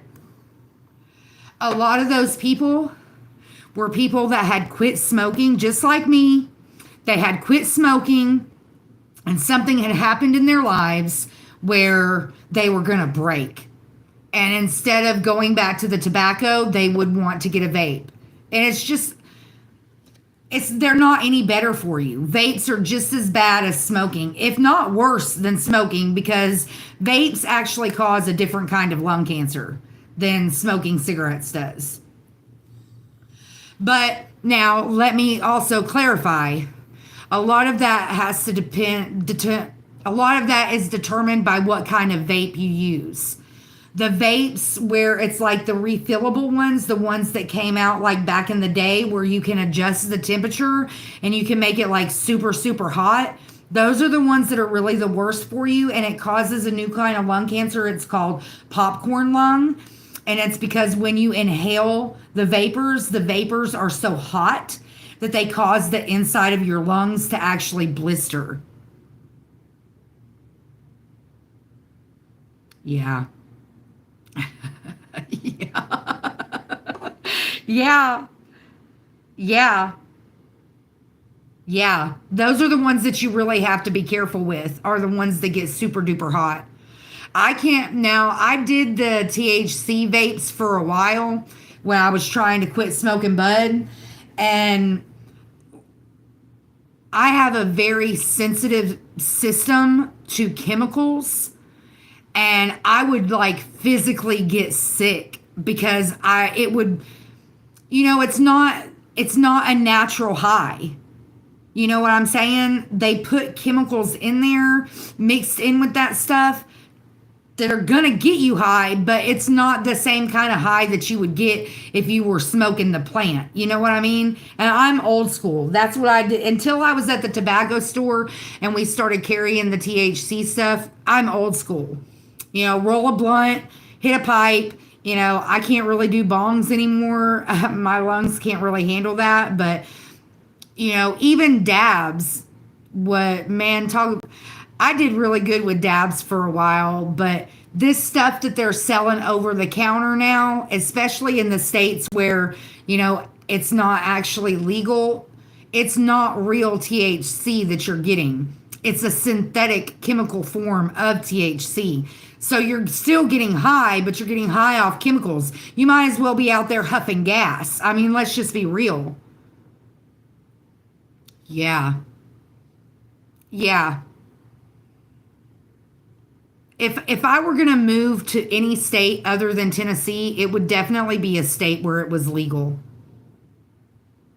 Yeah. It's just not even worth it. And then you're paying more for the synthetic crap than you would if you just went out and bought a bag of pot. Like, I'd rather just go buy a bag of pot, but nowadays you have to be careful with that too because, they're shaking it in fentanyl. They're making the fentanyl look like the keef, and you just really have to be careful. There's a place in a town close by in Crossville. It's called Plum Crazy, and like they have like it's like it's a bar, but they have a little like cannabis bar off to the side. And, because I was just like super, like, I can't believe people are actually doing this. Like, I'm from back in the day where you had to hide in your basement and do it, and now you're walking into a bar and there it is, people hitting bongs. And so I did do a dab hit when I was there, but I knew better and I should have done better, but I didn't. And like, I was so tore up. It's a good thing I wasn't by myself. Right. Me too. That's exactly why I quit. Yeah. Well, for me, like, if you're in a state where it's legal and you can get a clean supply, like where that there hasn't been any chemicals sprayed on it, that they haven't laced it with anything and you can get a pure product, there's better ways of consuming it, like making the butter out of it, making edibles. And when you're dealing with it in that form, heating it up, cooking it, it actually activates it even better. And so you get more of a natural high from it. Like our bodies have cannabinoids in it. It's a natural part of who we are. Yeah. Smoking is one of the things that I have learned. For me, it's very much an addiction to the physical act of smoking. Like, even for me, even if I was getting, like, especially if we're talking about bud, even if I was getting that high from, let's just say, brownies, I still miss the physical part. Quit. Yeah, it's just addicted to the actual habit, the actual routine. But I mean, we get other Copper, please quit. I don't know why he's doing it, but it's getting on my nerves. He's over there licking the couch and it's driving me bonkers. We can get addicted to anything. Just like we can get comfortable in a toxic environment, we can get addicted to anything.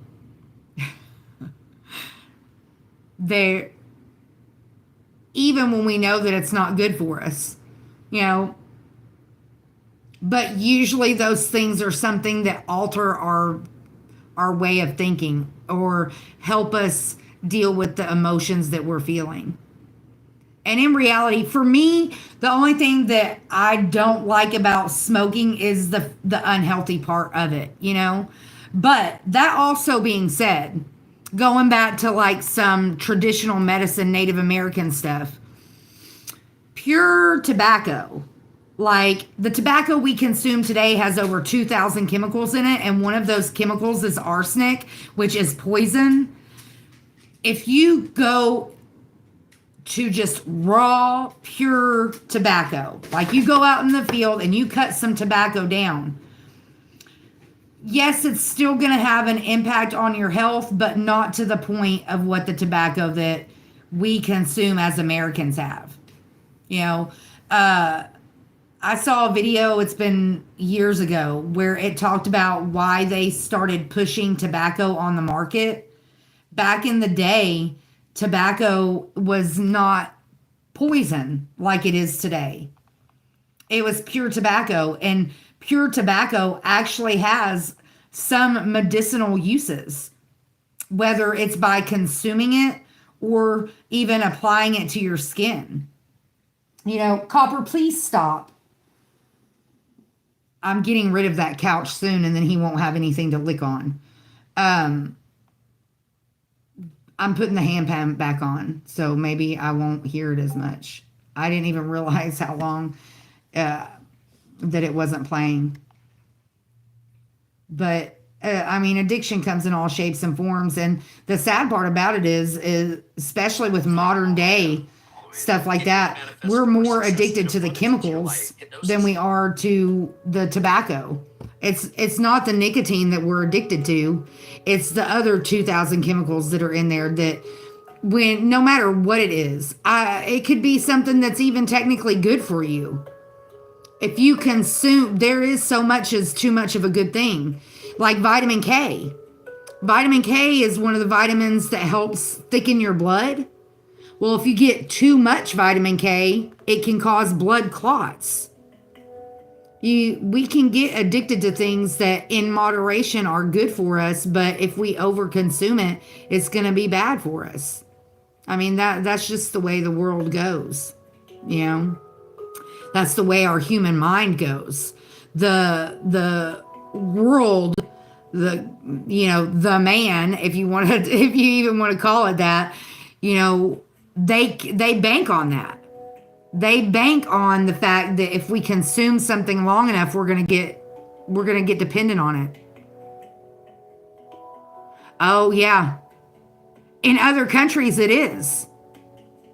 In other countries, there's things that they put in our food here that are banned in other countries. Just like Mountain Dew. Mountain Dew has something in it that's called bromelated vegetable oil. And it is literally banned in every other country. It cannot be put in anything that is consumable. It's a oil, it's like a petroleum-based product. And it causes so many health issues. Yeah. I used to be straight up addicted to Mountain Dew until I found that out, which that was a long time ago. That was back before my son was born. So we're talking like 2005, 2008 kind of area. I didn't know it until it was one of those rabbit holes that I just went down and I learned about the Mountain Dew. I was drinking like 4 20-ounce Mountain Dews a day. I was addicted to it. And then when I quit, I realized that a health issue something that I had going on with my belly was caused by that. There were times where I would wake up in the middle of the night and my stomach would hurt so bad that it felt like somebody was stabbing me in the stomach. And I would be in tears because it would hurt so bad. When I quit drinking Mountain Dew, that ended. I haven't dealt with that in years, and I don't drink Mountain Dew. I won't. And I mean, that's just, for me, that's the one that made the biggest impact in my life because I didn't know that that's what was causing me to hurt. And when I quit drinking it, I didn't know. That's not why I quit drinking it. I just quit drinking it because I found out about the bromelated vegetable oil. Mountain Dew and Dr. Pepper are two of the worst sodas you can drink, which they're all bad for us. But Mountain Dew and Dr. Pepper are the worst. Dr. Pepper because it's got so much syrup in it, and Mountain Dew not only because of the yellow dye, but because of the bromelated vegetable oil. But from what I understand, who is it? The Kennedy guy that's, in the government right now. He's really teamed up with a lot of doctors and stuff that he's supposed to be trying to turn that around. Yeah, the carbonated waters. I actually just ordered me a new brand of carbonated water that I'm going to try. I ordered it on Amazon. It's Waterloo carbonated water. I ordered some of the watermelon flavor. But there's another brand that I can't remember the name of it. I actually need to go on and look. I actually meant to do that yesterday when I was doing my Amazon order. But I think it's the Food City brand of carbonated water. But I've had that one before and it was so good. Let me see if I can pull that up real quick. Food City brand carbonated water. No, it's not Food City brand. There it is. What is that? Clear America. That's actually okay, it's not Food City, it's Walmart. Clear America. Because, you know, some of them have a really like salty, bitter taste. What is,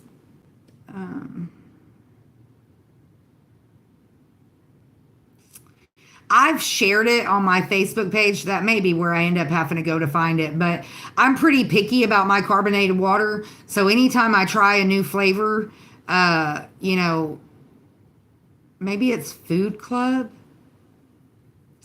I don't know. I'll try to find that on my Facebook and post it later if I can.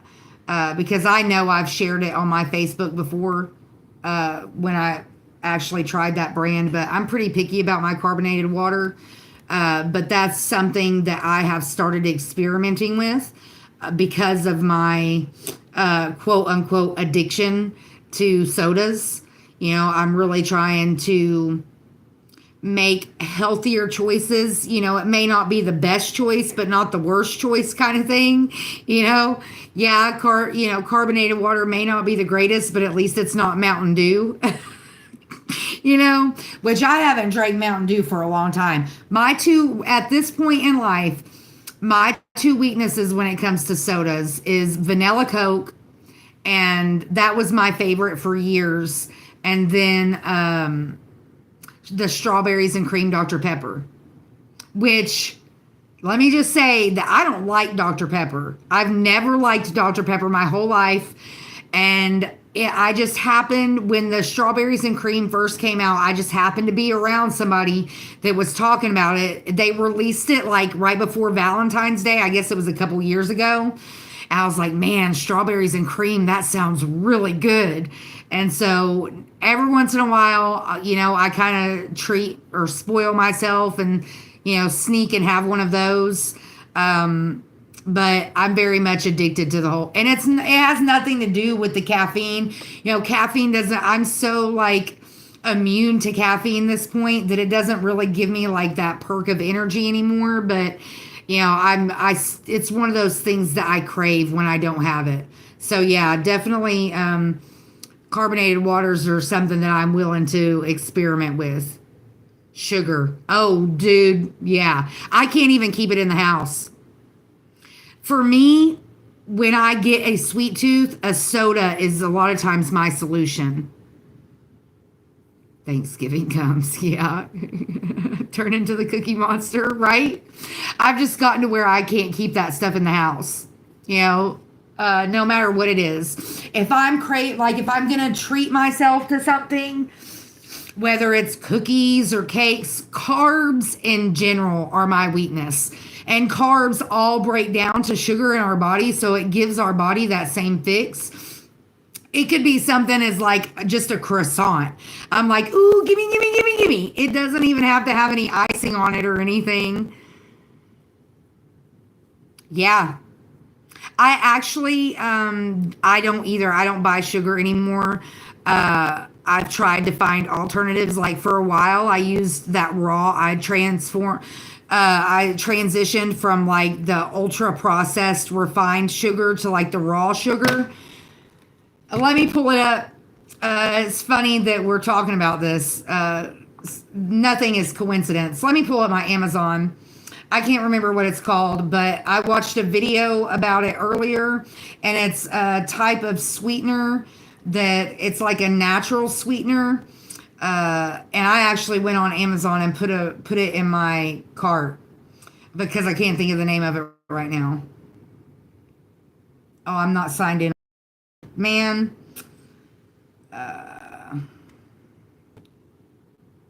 It starts with an A.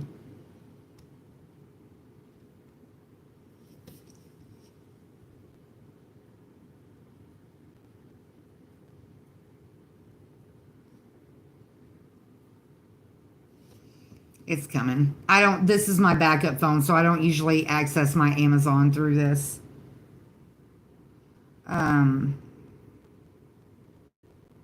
Allulose, Allulose.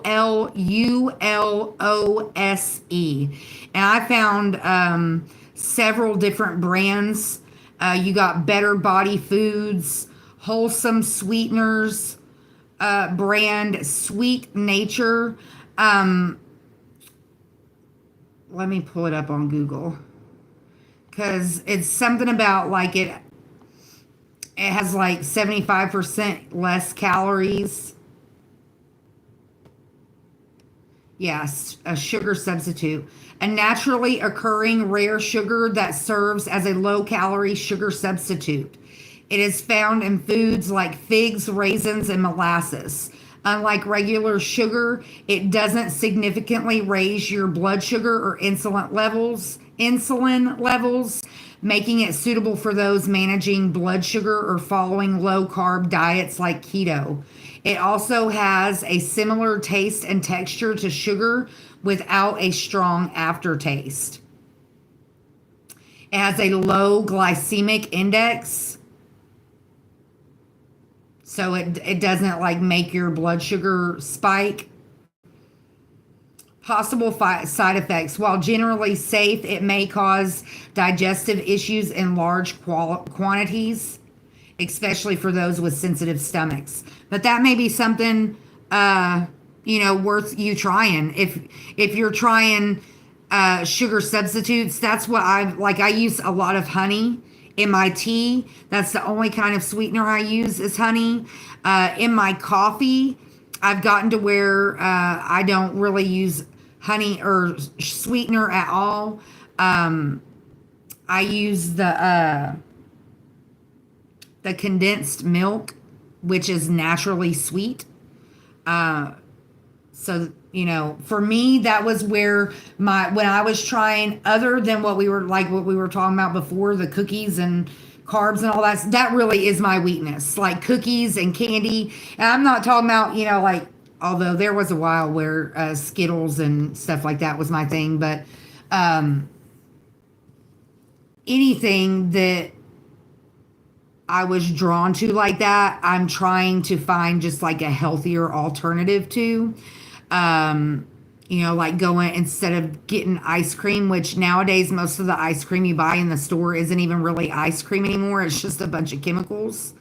I've really tried doing like smoothies, because even if you don't drink it as a smoothie, you make it as a smoothie and then you put it in a glass dish or a pan or something and put it in the freezer, and then you can eat it like ice cream. Put bananas and fruit and yogurt and stuff like that in it, and it still gives you that aesthetic of like the ice cream. And same thing with the baked goods. Like, I'm a firm believer that if you completely cut yourself off from stuff like that, I've learned from experience that you're eventually going to break and you're going to binge if you tell yourself that you can't have something. Maple syrup, it has a strong taste to me. Yeah, maple syrup is usually good for like in baked goods or like oatmeal and stuff like that. I don't really use it in beverages very much. Yes, exactly. Yeah. And then you get the natural sugar as well. Fruits have sugar, but it's just a natural sugar. So your body processes it and breaks it down differently. But, that really goes back to the balance that we've been talking about, for a hot minute. It keeps coming up, just learning how to balance.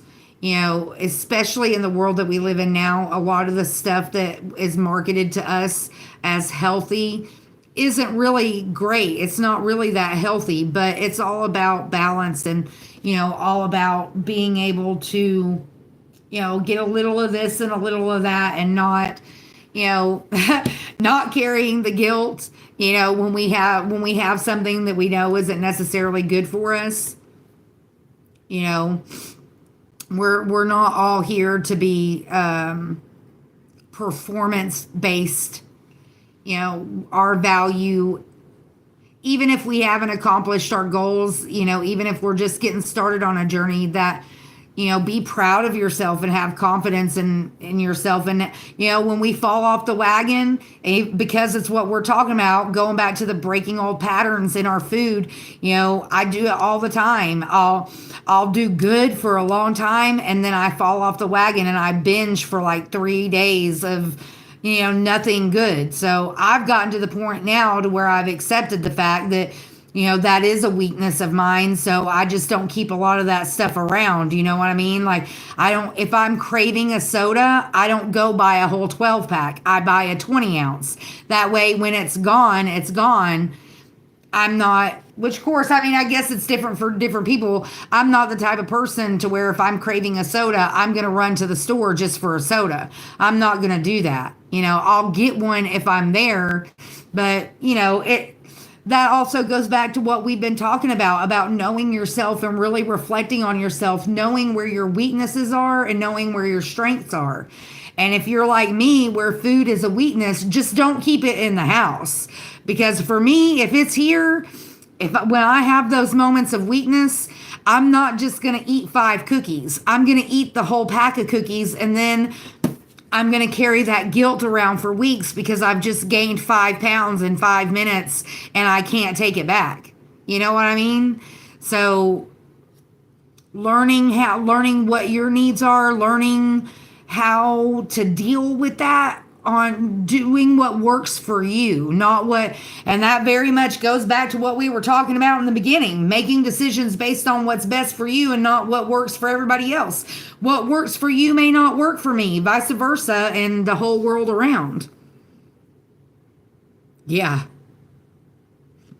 Oh, I know. If I get around somebody that's a smoker, like I can admit I'm not, if somebody's smoking a doobie and they ask me if I want to hit it, I'm gonna hit it. Like I just can't.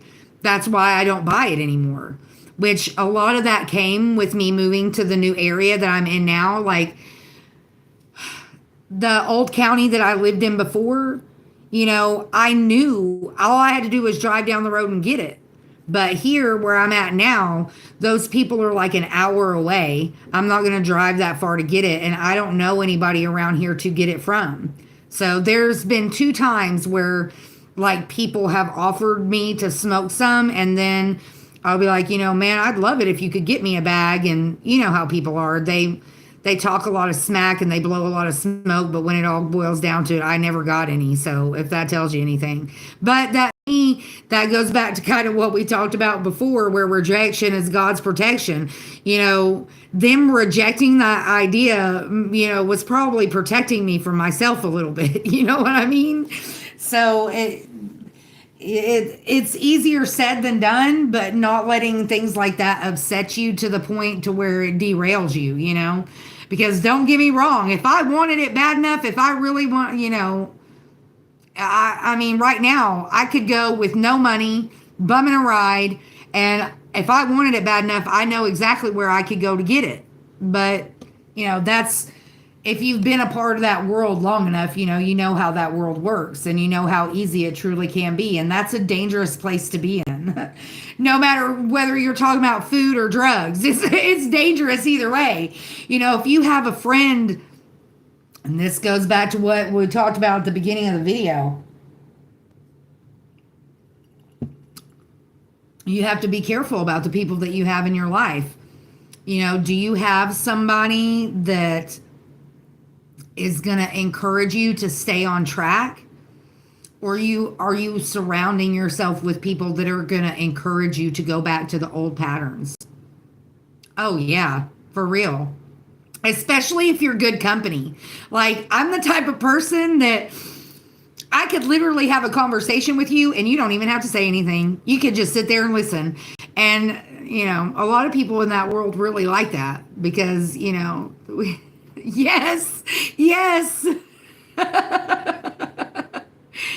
Yeah, that's what I call it too. Like, are you going to bless me today? Are you going to be my little surprise fairy and bless me today? Yeah. And the crazy thing about it is, I mean, just keeping it real, it's sad that you can go around people like that and they'll smoke you up all day long. But if you ask those people, if you said, hey, can you cash out me $10 so that I have the gas to get to court, they won't give you nothing.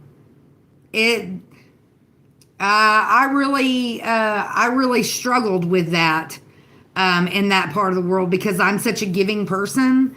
And I never could understand that. I never could understand how, Like you're willing to sit here and get me high all day long, but you won't help me do something to better myself.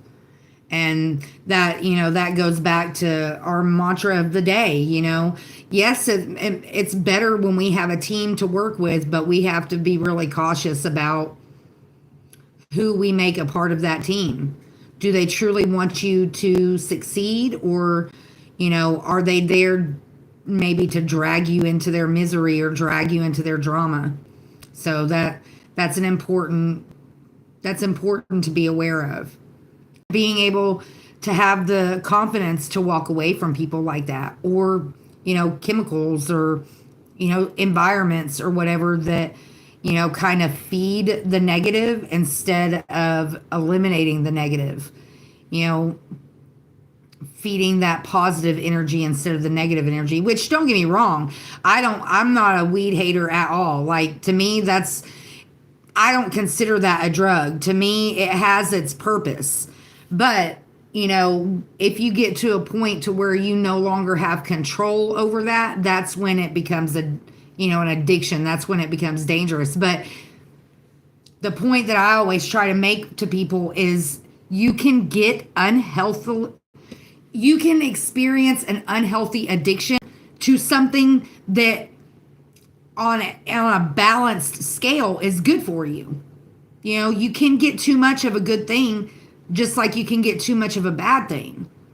And that's the difference between, a true addiction and just recreational use. But don't get me wrong, I'm not saying that applies to everything. But if you think about it, if you talk about something a little bit harsher, you got cocaine. Cocaine comes from a plant. Opium comes from a plant. And what do they call it now? They have a technical name for it. Microdosing. I mean, back when I was growing up, they didn't call it that. But, with everything from LSD to psychedelic shrooms to opium, they're really researching that the medicinal purposes of those things, because those are things that occur in nature. It is man that altered it and made it something bad.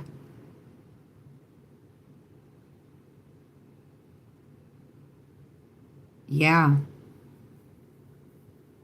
Yeah. Yeah, that's where I was too. I was going through about an ounce a week at my heaviest. I mean, if you saw me, if I was awake, and I mean, I had such a high tolerance to it that if you didn't like physically see me smoking it, you wouldn't know that I had been smoking, because I had done it for so long that I didn't even get high anymore. Like, I'd be working on the farm carrying a blunt around like it was a cigar. People wouldn't even, the only thing really, now, of course, now it's different. Yeah. Numb for years. Exactly. Yeah, I really was. And it took a lot of that pain and bad situations that I went through to wake me up to the fact that that's what it was. Like, I couldn't understand, how do I keep letting this happen? How do I keep ending up back in this same position, the whole 2 steps forward, 3 steps back? And it was because I was so numb to the outside world that I wasn't seeing, the things that I was allowing to happen in my life. And I had nobody to blame but myself for it, but I am super proud of myself at this point in my life to where, if I'm in the company of somebody that fires up a doobie, I can hit that doobie a couple times and be cool with it. I'm not going to go home and be fiending in a corner, freaking out, wondering where I'm going to get my next doobie from. You know what I mean? And there was a time in my life where that was me. Like, I would start getting pissed before I even completely ran out. Like, I'd just be running low and be like, oh man, where am I going to get my next bag from? People say, you got true diehards that say, no, pot doesn't do that to people. But yes, it does. When that is your crutch, when that is your chemical of choice to numb the pain, and that as soon as you sober up, you're going to start feeling that pain again, you will literally freak out when you're running low before you even complete, and forget about running out. Like, just get out of my way. Don't talk to me today. Unless you got a doobie for me to smoke, just stay away from me. And it took me, kind of going back to what we talked about before about being able to see that truth in ourselves. I denied it for years and was like, I could quit anytime I wanted to. And then when I truly tried to quit, not because I had to, not because the government was making me, but because I saw how awful I became when I didn't have it, how awful I felt. Like I would be, especially in the very beginning, I was in bed for days. I felt awful. My head hurt, my body hurt. I felt sick at my stomach. I had my tolerance for people was zero. Like I just don't look at me, don't talk to me, don't touch me. Just, and when I saw, I was like, wow, yeah, it really had a bigger hold on me than I was willing to admit. And sometimes, we either need that from other people or other people need us to be that for them. And for me, going through that kind of helped me be a little bit more sensitive to that fact, because I know how defensive I used to get when people would be like, you need to cut back, or, you really need to, it's not good for you. You should quit. And I'm not going to say that, like, I never really had anybody come up to me and be like, dude, you're an addict, you need to cut back, or, I never really had to have that conversation. The only person that ever really kind of took it at that point was my mother, but I never cared what she had to say because our relationship was toxic my whole life. So the last person's opinion that I cared about was hers. So, oh, that's awesome. Congratulations. That's great. I've dealt with addicts my whole life, on a personal level. That when I first started like this page and my journey and all that, my goal was to help women. Like my initial goal was to help women through addiction, but the more scenarios I experienced and went through, and the more I realized that, we really have to we kind of have to make that choice ourselves. You can't force somebody to get sober. Like you just have to be there ready and waiting to catch them when they're ready to jump, kind of thing, And that was when my eyes were kind of opened to where I feel like working with children to heal from their trauma before it turns into the drama of addiction and, all the other horrible things that can stem from us trying to cope with our trauma. That's an area that's just as much of attention. I haven't necessarily made it to the point where I've put it into a program, but I really embrace the mentality behind the fact that it all starts with childhood. In my personal opinion, at least a good 75% of addiction, no matter what kind of addiction that is, chemical addiction, addiction to porn, addiction to shopping, whatever that is, that the root of that addiction is childhood trauma. And it just projects itself differently in different people's lives. And really, we're just avoiding those feelings altogether because we don't want to feel it, numbing the pain. It's not always for my mother, it was shopping. She used to, I have a page on Facebook, I call it Thrift Therapy, and I actually got that name from her because she would call it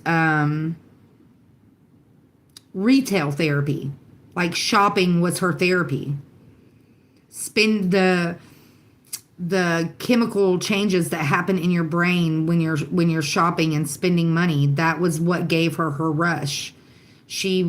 My mom didn't really become a drug user until she was older, and then she was a closet addict. My mom, which she's passed away now, but she was addicted to hydrocodone and Xanax.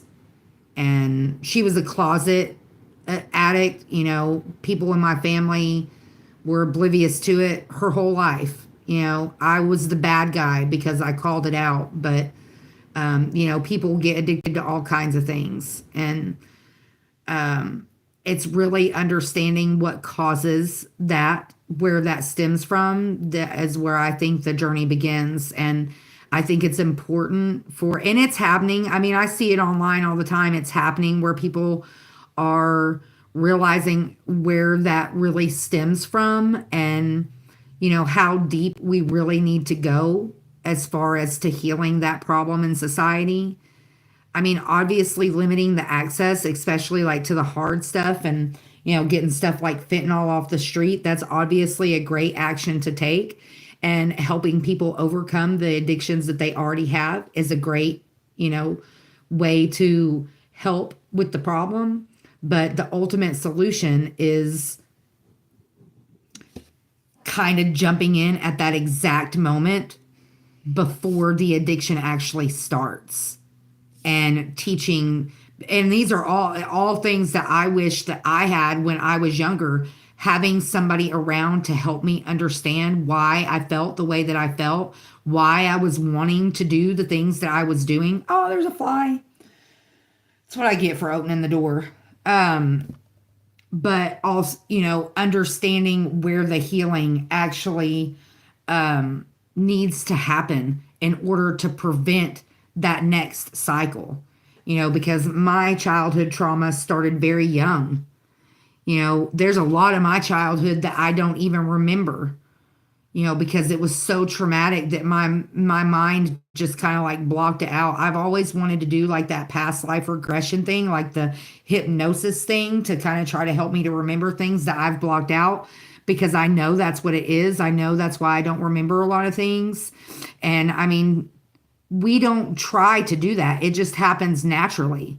And especially when we're children, we can't process everything that's happening. And a lot of times, depending on what the environment is that we're in, yeah, it, that to me, that's the best way, is to like stop it in its tracks before it gets to that, to the addiction point. You know, having somebody that can come in and intervene and, you know, teach the right coping skills, and, you know, help us understand, especially when we're children, that what we're going through isn't our fault. You know, whether it's divorce or abuse or neglect or whatever, when we're kids, we don't understand. We, even as adults, a lot of times we don't understand it, you know? And so it really, I think that's an important place where a lot of us, even as adults, when we go back, even just thinking about those things and trying to, you know, process them, it's scary and it hurts. And we, even as adults, we may struggle with how to heal that and how to overcome that. And that's where the community and the support and all that comes into play. Not only support from other people, but support for ourselves.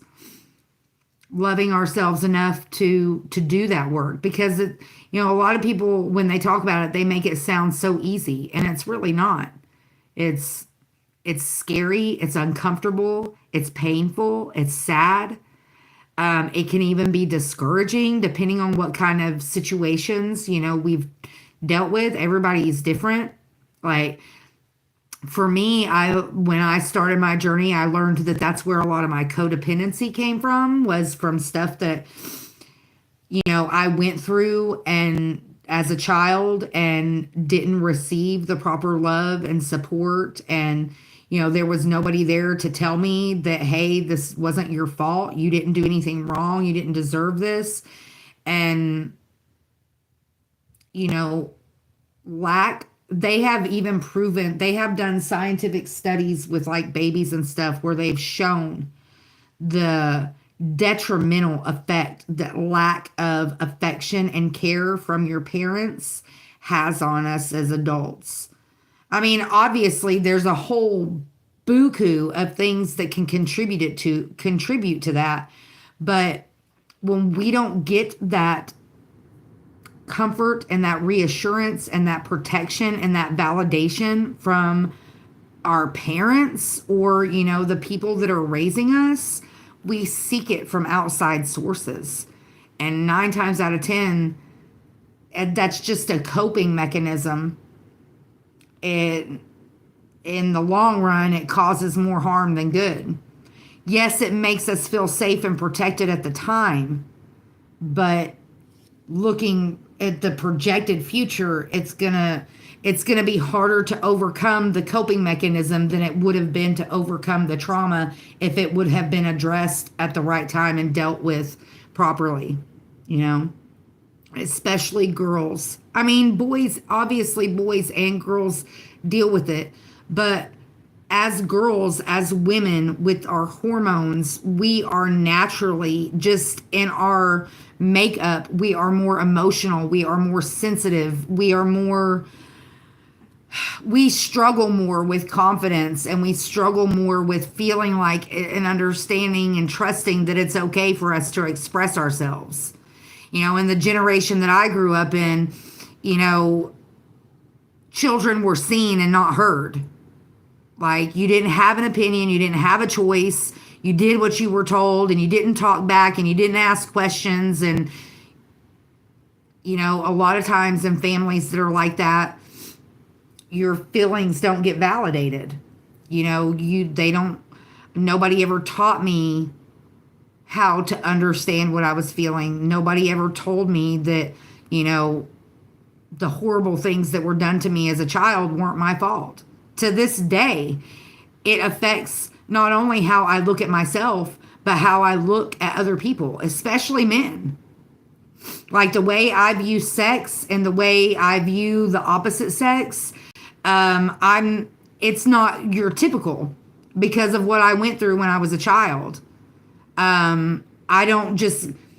Because of that, I don't just give that energy away freely. I'm really greedy with that. And it's like, no, you're going to have to earn that. Like, I'm not just going to, you're not going to take it from me. And 2, I'm not just going to give it to you without you showing me that you deserve it. And that's where understanding that and processing that can benefit us as adults, because there was a time in my life where I didn't have the strength or the courage to say that. I would let that be taken from me. I would give it without somebody showing me that they deserved it. And in the end, that just caused more pain.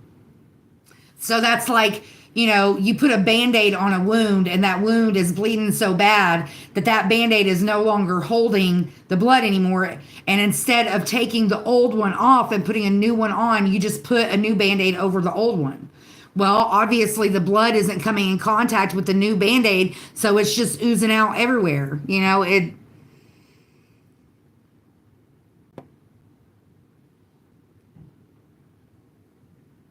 Yeah. That's awesome. I'm so proud of you. Good job. Thank you for being here to share it with me. Especially us as women. We deal with things differently than men do. Not that we don't necessarily deal with the same stuff, but we process it and deal with it differently. I'm glad to know that you can listen and multitask. A lot of people don't necessarily have that skill. So I'm glad. Thank you for being here with me. I know, right? I don't think I've ever been on live this long. I think the longest live I ever did was the first time I ever went live, like ever in my life. And it was actually a Facebook live. And it was a little over 3 hours, but that was years ago. Like, I don't even remember how I did it, but I was able to transfer that video to YouTube, and it's actually on my YouTube somewhere. It's in the video. It's not going to be in the live section. It's going to be in the video section. I've got it all written out. I'm just adding it to an email series. So copy and pasting. Nice. I'd love to see the results of that. So definitely, come back and fill me in, and anything that contributes to the healing and well-being of society, I'm game for. Whether that's emotional, spiritual, physical, even so much as financial. We all need help. Thank you. Thank you. That being said, I think I'm going to call it. We have been on here for about 4 hours, which really, I don't really have anything else. I shouldn't say positive. There's always something positive to do, but there's not necessarily anything prying for my attention. And it's something that I've been meaning to do more of, just kind of like coming on and chatting with people, because giving people opportunities to bring up different topics, and kind of going back to what we talked about before, sometimes people just need somebody to talk to, someone to help them process what's going on. This world can be so overwhelming and just like so discombobulating. Sometimes that's all people need is an outlet. And I've spent way too much time like doom scrolling on YouTube, and I've seen some of the craziest stuff that I can't even believe people sit and waste their time on. But it is bizarre, the things that people like. I don't know, when I first started doing this, like, I just felt weird. It felt weird to me, but then once I got exposed to some of the other stuff that people do on here, I'm like, okay, I'm good.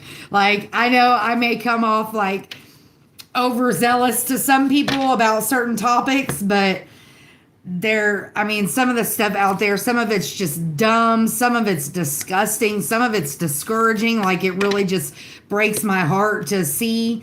And, that goes kind of going back to what we talked about earlier. You really have to be aware of what you allow into your energy, into your bubble, because there's just really some toxic stuff out there.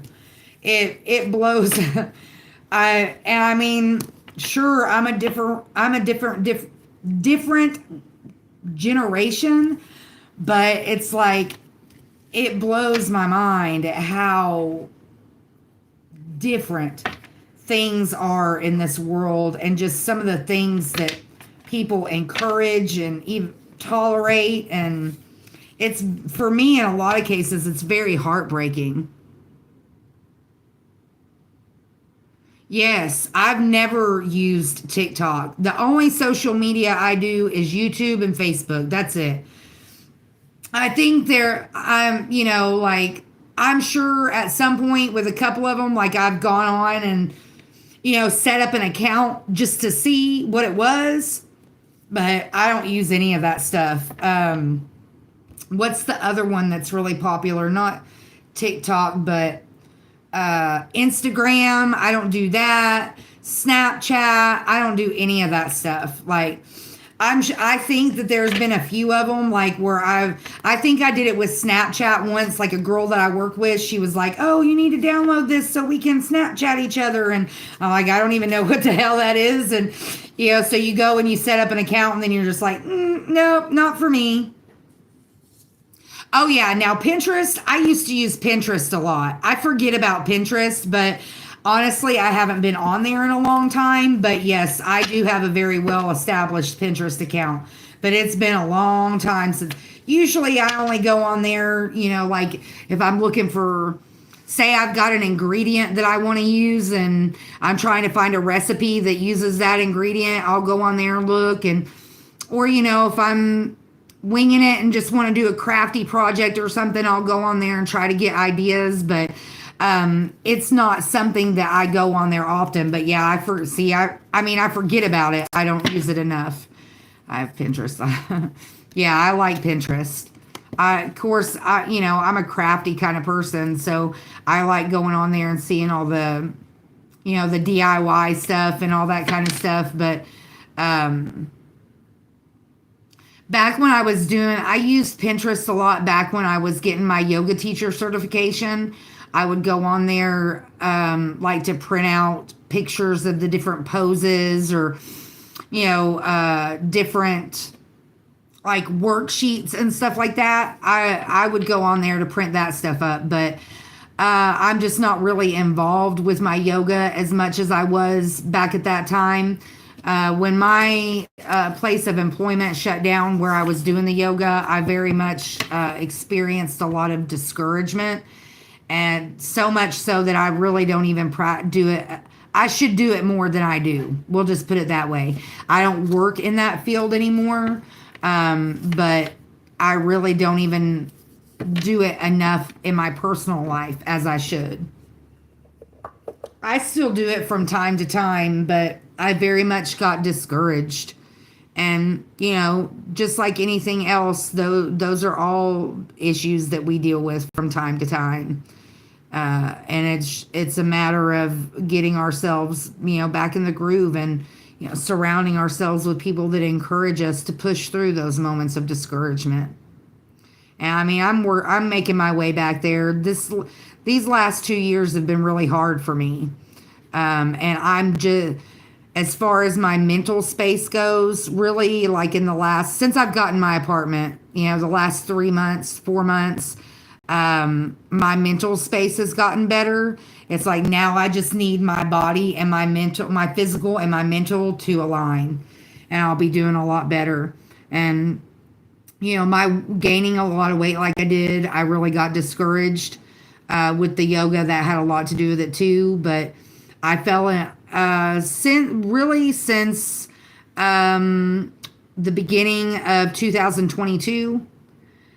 So I guess it's been, a little over 2 years, but I've really struggled to maintain my mental, and that obviously affected my physical as well. I sold my property, I sold most of my possessions, then, got the reality check that the people that I trusted they weren't trustworthy. And so, I basically literally ended up losing everything. And, now I made it to the top of that mountain, and, now I'm to the point to where I'm rebuilding again. No, I'm not on my, that kind of goes back to what we were talking about earlier with not carrying the guilt and the shame from our past experiences. I did that for a long time. I really shamed myself for selling my property, for trusting the people that I trusted that, ended me up in the situation that I was in. Last summer, I ended up homeless in a time where I wasn't able to provide for myself. My license had been suspended, so I couldn't be out on the road like I wanted to be. And, so it took me a long time to bounce back from that. I lived with a complete stranger for like 8 months that turned out to be a very dangerous, abusive situation, which thankfully he never actually laid hands on me, but it was a genuine concern every day. He threatened me, he threatened my animals. So that almost, all kind of going back to what we were talking about before about getting triggered, that was a lot of the stuff that I had to heal from was physical abuse. And so when I found myself back in that situation, I very much started to recluse. I was losing my self-confidence. I was allowing myself to be in a situation that I had fought to get out of. And this guy wasn't even my spouse. He was a complete stranger, and I was allowing him to have that effect on me. And it took me, I fought for, the first 2 months I was there, I was okay. It was okay. But then once I told him, that I wasn't going to pay my rent by having sex with him, it fell apart real quick. Thank you. Yes. Each day was a struggle. Oh yeah. And the sad part about it is I was introduced to him by a couple that I met at church. And then after being there he was good at it. I give him an A for effort. He was good at it. He pulled the wool over my eyes. He had, we were talking Bible talk and talking God and love and da da da da. Well, then I found out that, first of all, he was a cigarette smoker, so that kind of drug me back. Oh yeah, they know he was a lot older than me too, and so And the people at church had told him the situation that I was in. So he was preying on my weakness. He knew that I was in survival mode for sure. But at that time, I had quit smoking. I wasn't smoking weed. I wasn't smoking cigarettes. Well, he was a cigarette smoker. So that's what induced my backslide, where I picked up the cigars and started smoking again. Then I found out that he smoked pot. So I went off. I had been, sober off the pot. I think it had been like 6 or 8 months, and I backslid with him. Then I found out he was smoking dope, methamphetamines, and that was when I found that out. That's when I knew I was in trouble, because I've dated people like that in the past. I know I've used methamphetamines in the past. I know how quick that can turn bad. What is that? Methamphetamines. Well, most of the time they just call it meth, but it's a speed. It's a form of speed. And especially nowadays, what they're consuming, that's what the cartel is lacing a lot of meth with, the fentanyl. That's why people are dying, because I can speak from experience. I have experienced this. Yeah. It's a speed. You can consume it in a lot of different ways. You can do everything from smoking it to shooting it to, just eating it, popping it like a pill, or eating it like it's candy. Everybody does it different, but what they've been doing for years now with the meth is a speed. Smoking a pill. There are certain pills that they can break down and smoke, but there's a lot of different ways that you can consume it. But nowadays what they're doing is the fentanyl. Okay, fentanyl, I had to educate myself. I didn't always know this, but it is actually a opium derivative, like what we talked about earlier. It comes from but fentanyl, what it's originally used for is it's a very, very, very strong pain medication that is intended to be used in hospitals. And a lot of times they use it like when they put somebody in a medically induced coma, they use fentanyl a lot. But what fentanyl does, what causes it to kill people, is it causes your respiratory system to shut down. Well, when you're in the hospital and you're hooked up to a ventilator, you don't have to worry about that because the machines are breathing for you. But it's a downer. And amphetamines in general, there's a whole category there. But amphetamines is an upper. So when you mix a downer with an upper, you just kind of teeter-totter, right? So the people that are used to doing the upper, they're not getting up, but they're not going down. You know what I mean? So they just keep doing it and doing it and doing it because they're trying to get higher. And they can't, because you're mixing an upper with a downer, and they call that speedballing. And that's how a lot of people end up dying from the fentanyl, is because they're doing dope, they're doing methamphetamines that they don't know is laced with the fentanyl, and that's how they end up dying. Yeah. Yeah, that's for a long time I didn't even know what it was. And I didn't understand, like, some people can, they say just like the amount, like a grain of sand can kill somebody, but how come some people can die from just a little grain, but then other people literally do it on purpose and they don't die? Yeah.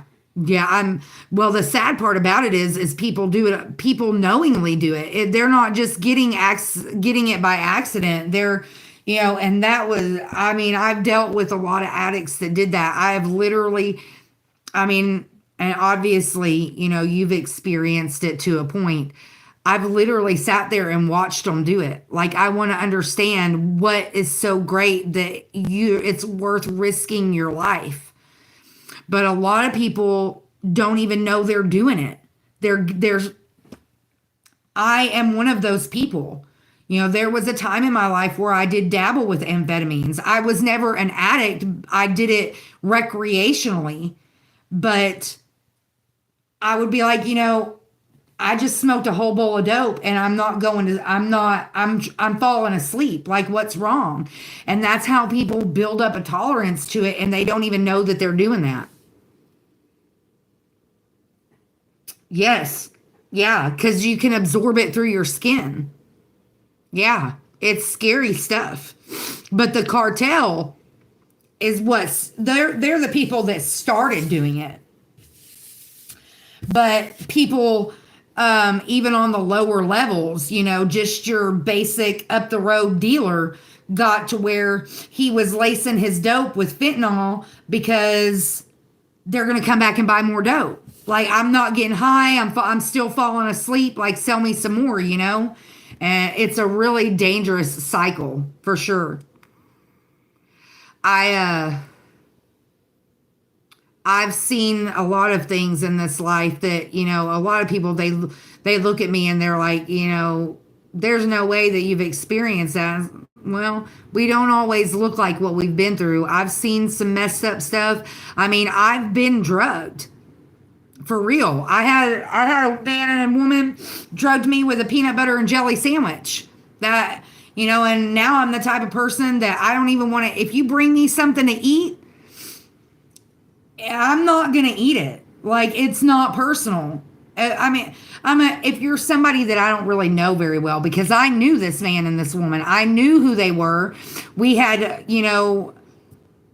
we were acquaintances. I'm not going to say that we were friends, but we were acquaintances, and they played me like a fiddle and talked me into eating a peanut butter and jelly sandwich. And I woke up hours later, somebody poking me in the arm with a needle, and then had to go through a year of getting tested all the time to make sure that they didn't give me a disease. Filed a police report. The police didn't do anything. So, I mean, I've been through some pretty traumatic stuff in my life. And I mean, that really goes back to what we were talking about with the cards earlier. Being able to trust yourself and being able to trust the choices that you make and listening to that intuition and not being so gullible that we allow somebody else to make us feel like, we're making the wrong choice. You know what I mean? Like, my intuition is telling me not to eat this peanut butter jelly sandwich, but I'm going to let Mr. and Mrs. guilt me into eating this peanut butter and jelly sandwich, and then I end up drugged. Our intuition is there for a reason. And when we're not used to, when we don't trust it, we end up in situations that we don't need to be in. I've been there a lot in my life. And those are a lot of hard-learned lessons in every sense of the phrase, whether that's financial, emotional, physical, spiritual, whatever. Those are less, and those are, that's a lot of the reason why, even if I can prevent one person from experiencing something like that because they didn't listen to their gut, it's worth it to me. Because there's been so many times in my life where my angels, ancestors, spirit guides, the Most High, my gut intuition was all screaming at me. And I didn't listen. Either because I was lonely or, I didn't have any friends. So, I wanted people to be my friends. I didn't want them to judge me. I didn't want them to think I was weird, for talking about stuff like that. Once you experience so much trauma in your life, you don't care what other people think. You will stand firm and trust in that in your intuition and the choices that you're making. And I try to do my best to encourage people to do that, to take the time. I call it practicing the pause. If you're ever in a situation like, especially if somebody's trying to push you into making some kind of just spontaneous decision, that's when you really need to be aware. Why are they wanting me to fill in the blank? Really I always say, just take 5 minutes and practice the pause and really think about it. Get away from whoever's trying to get you to make that decision, and really listen to your own body. But, for a long time, I didn't hear what my body was telling me because I never took the time to listen to my body. I didn't know what that inner voice sounded like because it was always drowned out by everything outside of me.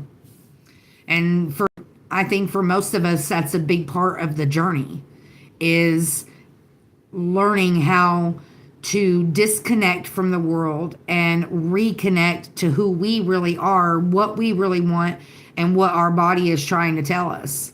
Whether it's, that authentic self reflection, or just of being aware of the energy that's around us. Because the truth of it is that darkness surrounds us everywhere. And some people are more vulnerable than others to be able to be used by that darkness. There were times in my life, especially when I was younger, that I did horrible things. I mean, to some people, they may not be horrible, but in my mind, looking back now, they were horrible things. And because I was at a point in my life where I didn't value myself, I didn't value other people, I didn't value the good things, I took them for granted. And unfortunately, that led me down a path to where, it's that whole, you can't appreciate the sweet if you haven't experienced the bitter. It led me down a bitter path for a long time, to where I didn't have any choice but to miss the things that I used to take for granted. And a lot of us go through that, where, we don't appreciate what we have until it's gone. We don't appreciate the things that we carry within ourselves until somebody else points it out to us. Going back to the, card pull, the seeing your strength, we all have strengths and we all have weaknesses. And sometimes it takes somebody coming into our lives to help us see the strengths or the weaknesses, and not necessarily a person, a situation. For me, once you accept that it's all about growth, it becomes a little bit easier. When we let go of that judgment of ourselves and of others, and when we get to that point where we understand that we all have that battle that we're fighting. Your battle may not be the same as mine, but you're still fighting a battle, and I want you to win that battle. And if something that I've learned can help you fight your battle, I want to be able to share that. And I want to surround myself with people that do the same thing. And if you don't, it's important to me to have the strength and the courage and the confidence to be able to walk away from those people that don't encourage that, and they're not seeking that in your own lives. The old saying, beware of the company you keep. Birds of a feather flock together. If you surround yourself with a certain kind of people, eventually it's going to rub off, whatever that circumstance you're looking at it in. Negative people, addicts, dirty people. I mean, fill in the blank. Lazy people. If you hang around lazy people long enough, they will drain you of your energy. Because you'll be constantly doing and doing and doing and doing, and they're not doing anything. So eventually you burn out. And then you're going to be lazy because you're going to be busy trying to heal your own body, because you were giving that energy to people that didn't appreciate it and that weren't reciprocating it. I mean, you can apply that same thought process to so many different areas of life. That flies over there bothering Copper now. Better you than me. No, stay. I know. You're all right. All right. I think I've enjoyed your conversation. I've really enjoyed your encouragement. I hope I was able to share some with you today as well. I am going to get off here and take them outside and give them some love and attention for a little while. And I may come back on later, but I typically come on every day. I usually come on earlier in the day, but I've been kind of trying to test different time frames to see if I get a better response during a different time of day. So as always, I end my videos with be grateful for what you have, the big, the small, and the blessings yet to come. Quit now. If you see a need out there today, tomorrow, next week, stop, sit. If there's any possible way that you can fill that need, please do so. You may not only better their day, but you could possibly change their life, and you never know the impact it could have on yours. As always, be blessed, find peace, and I'll see you next time.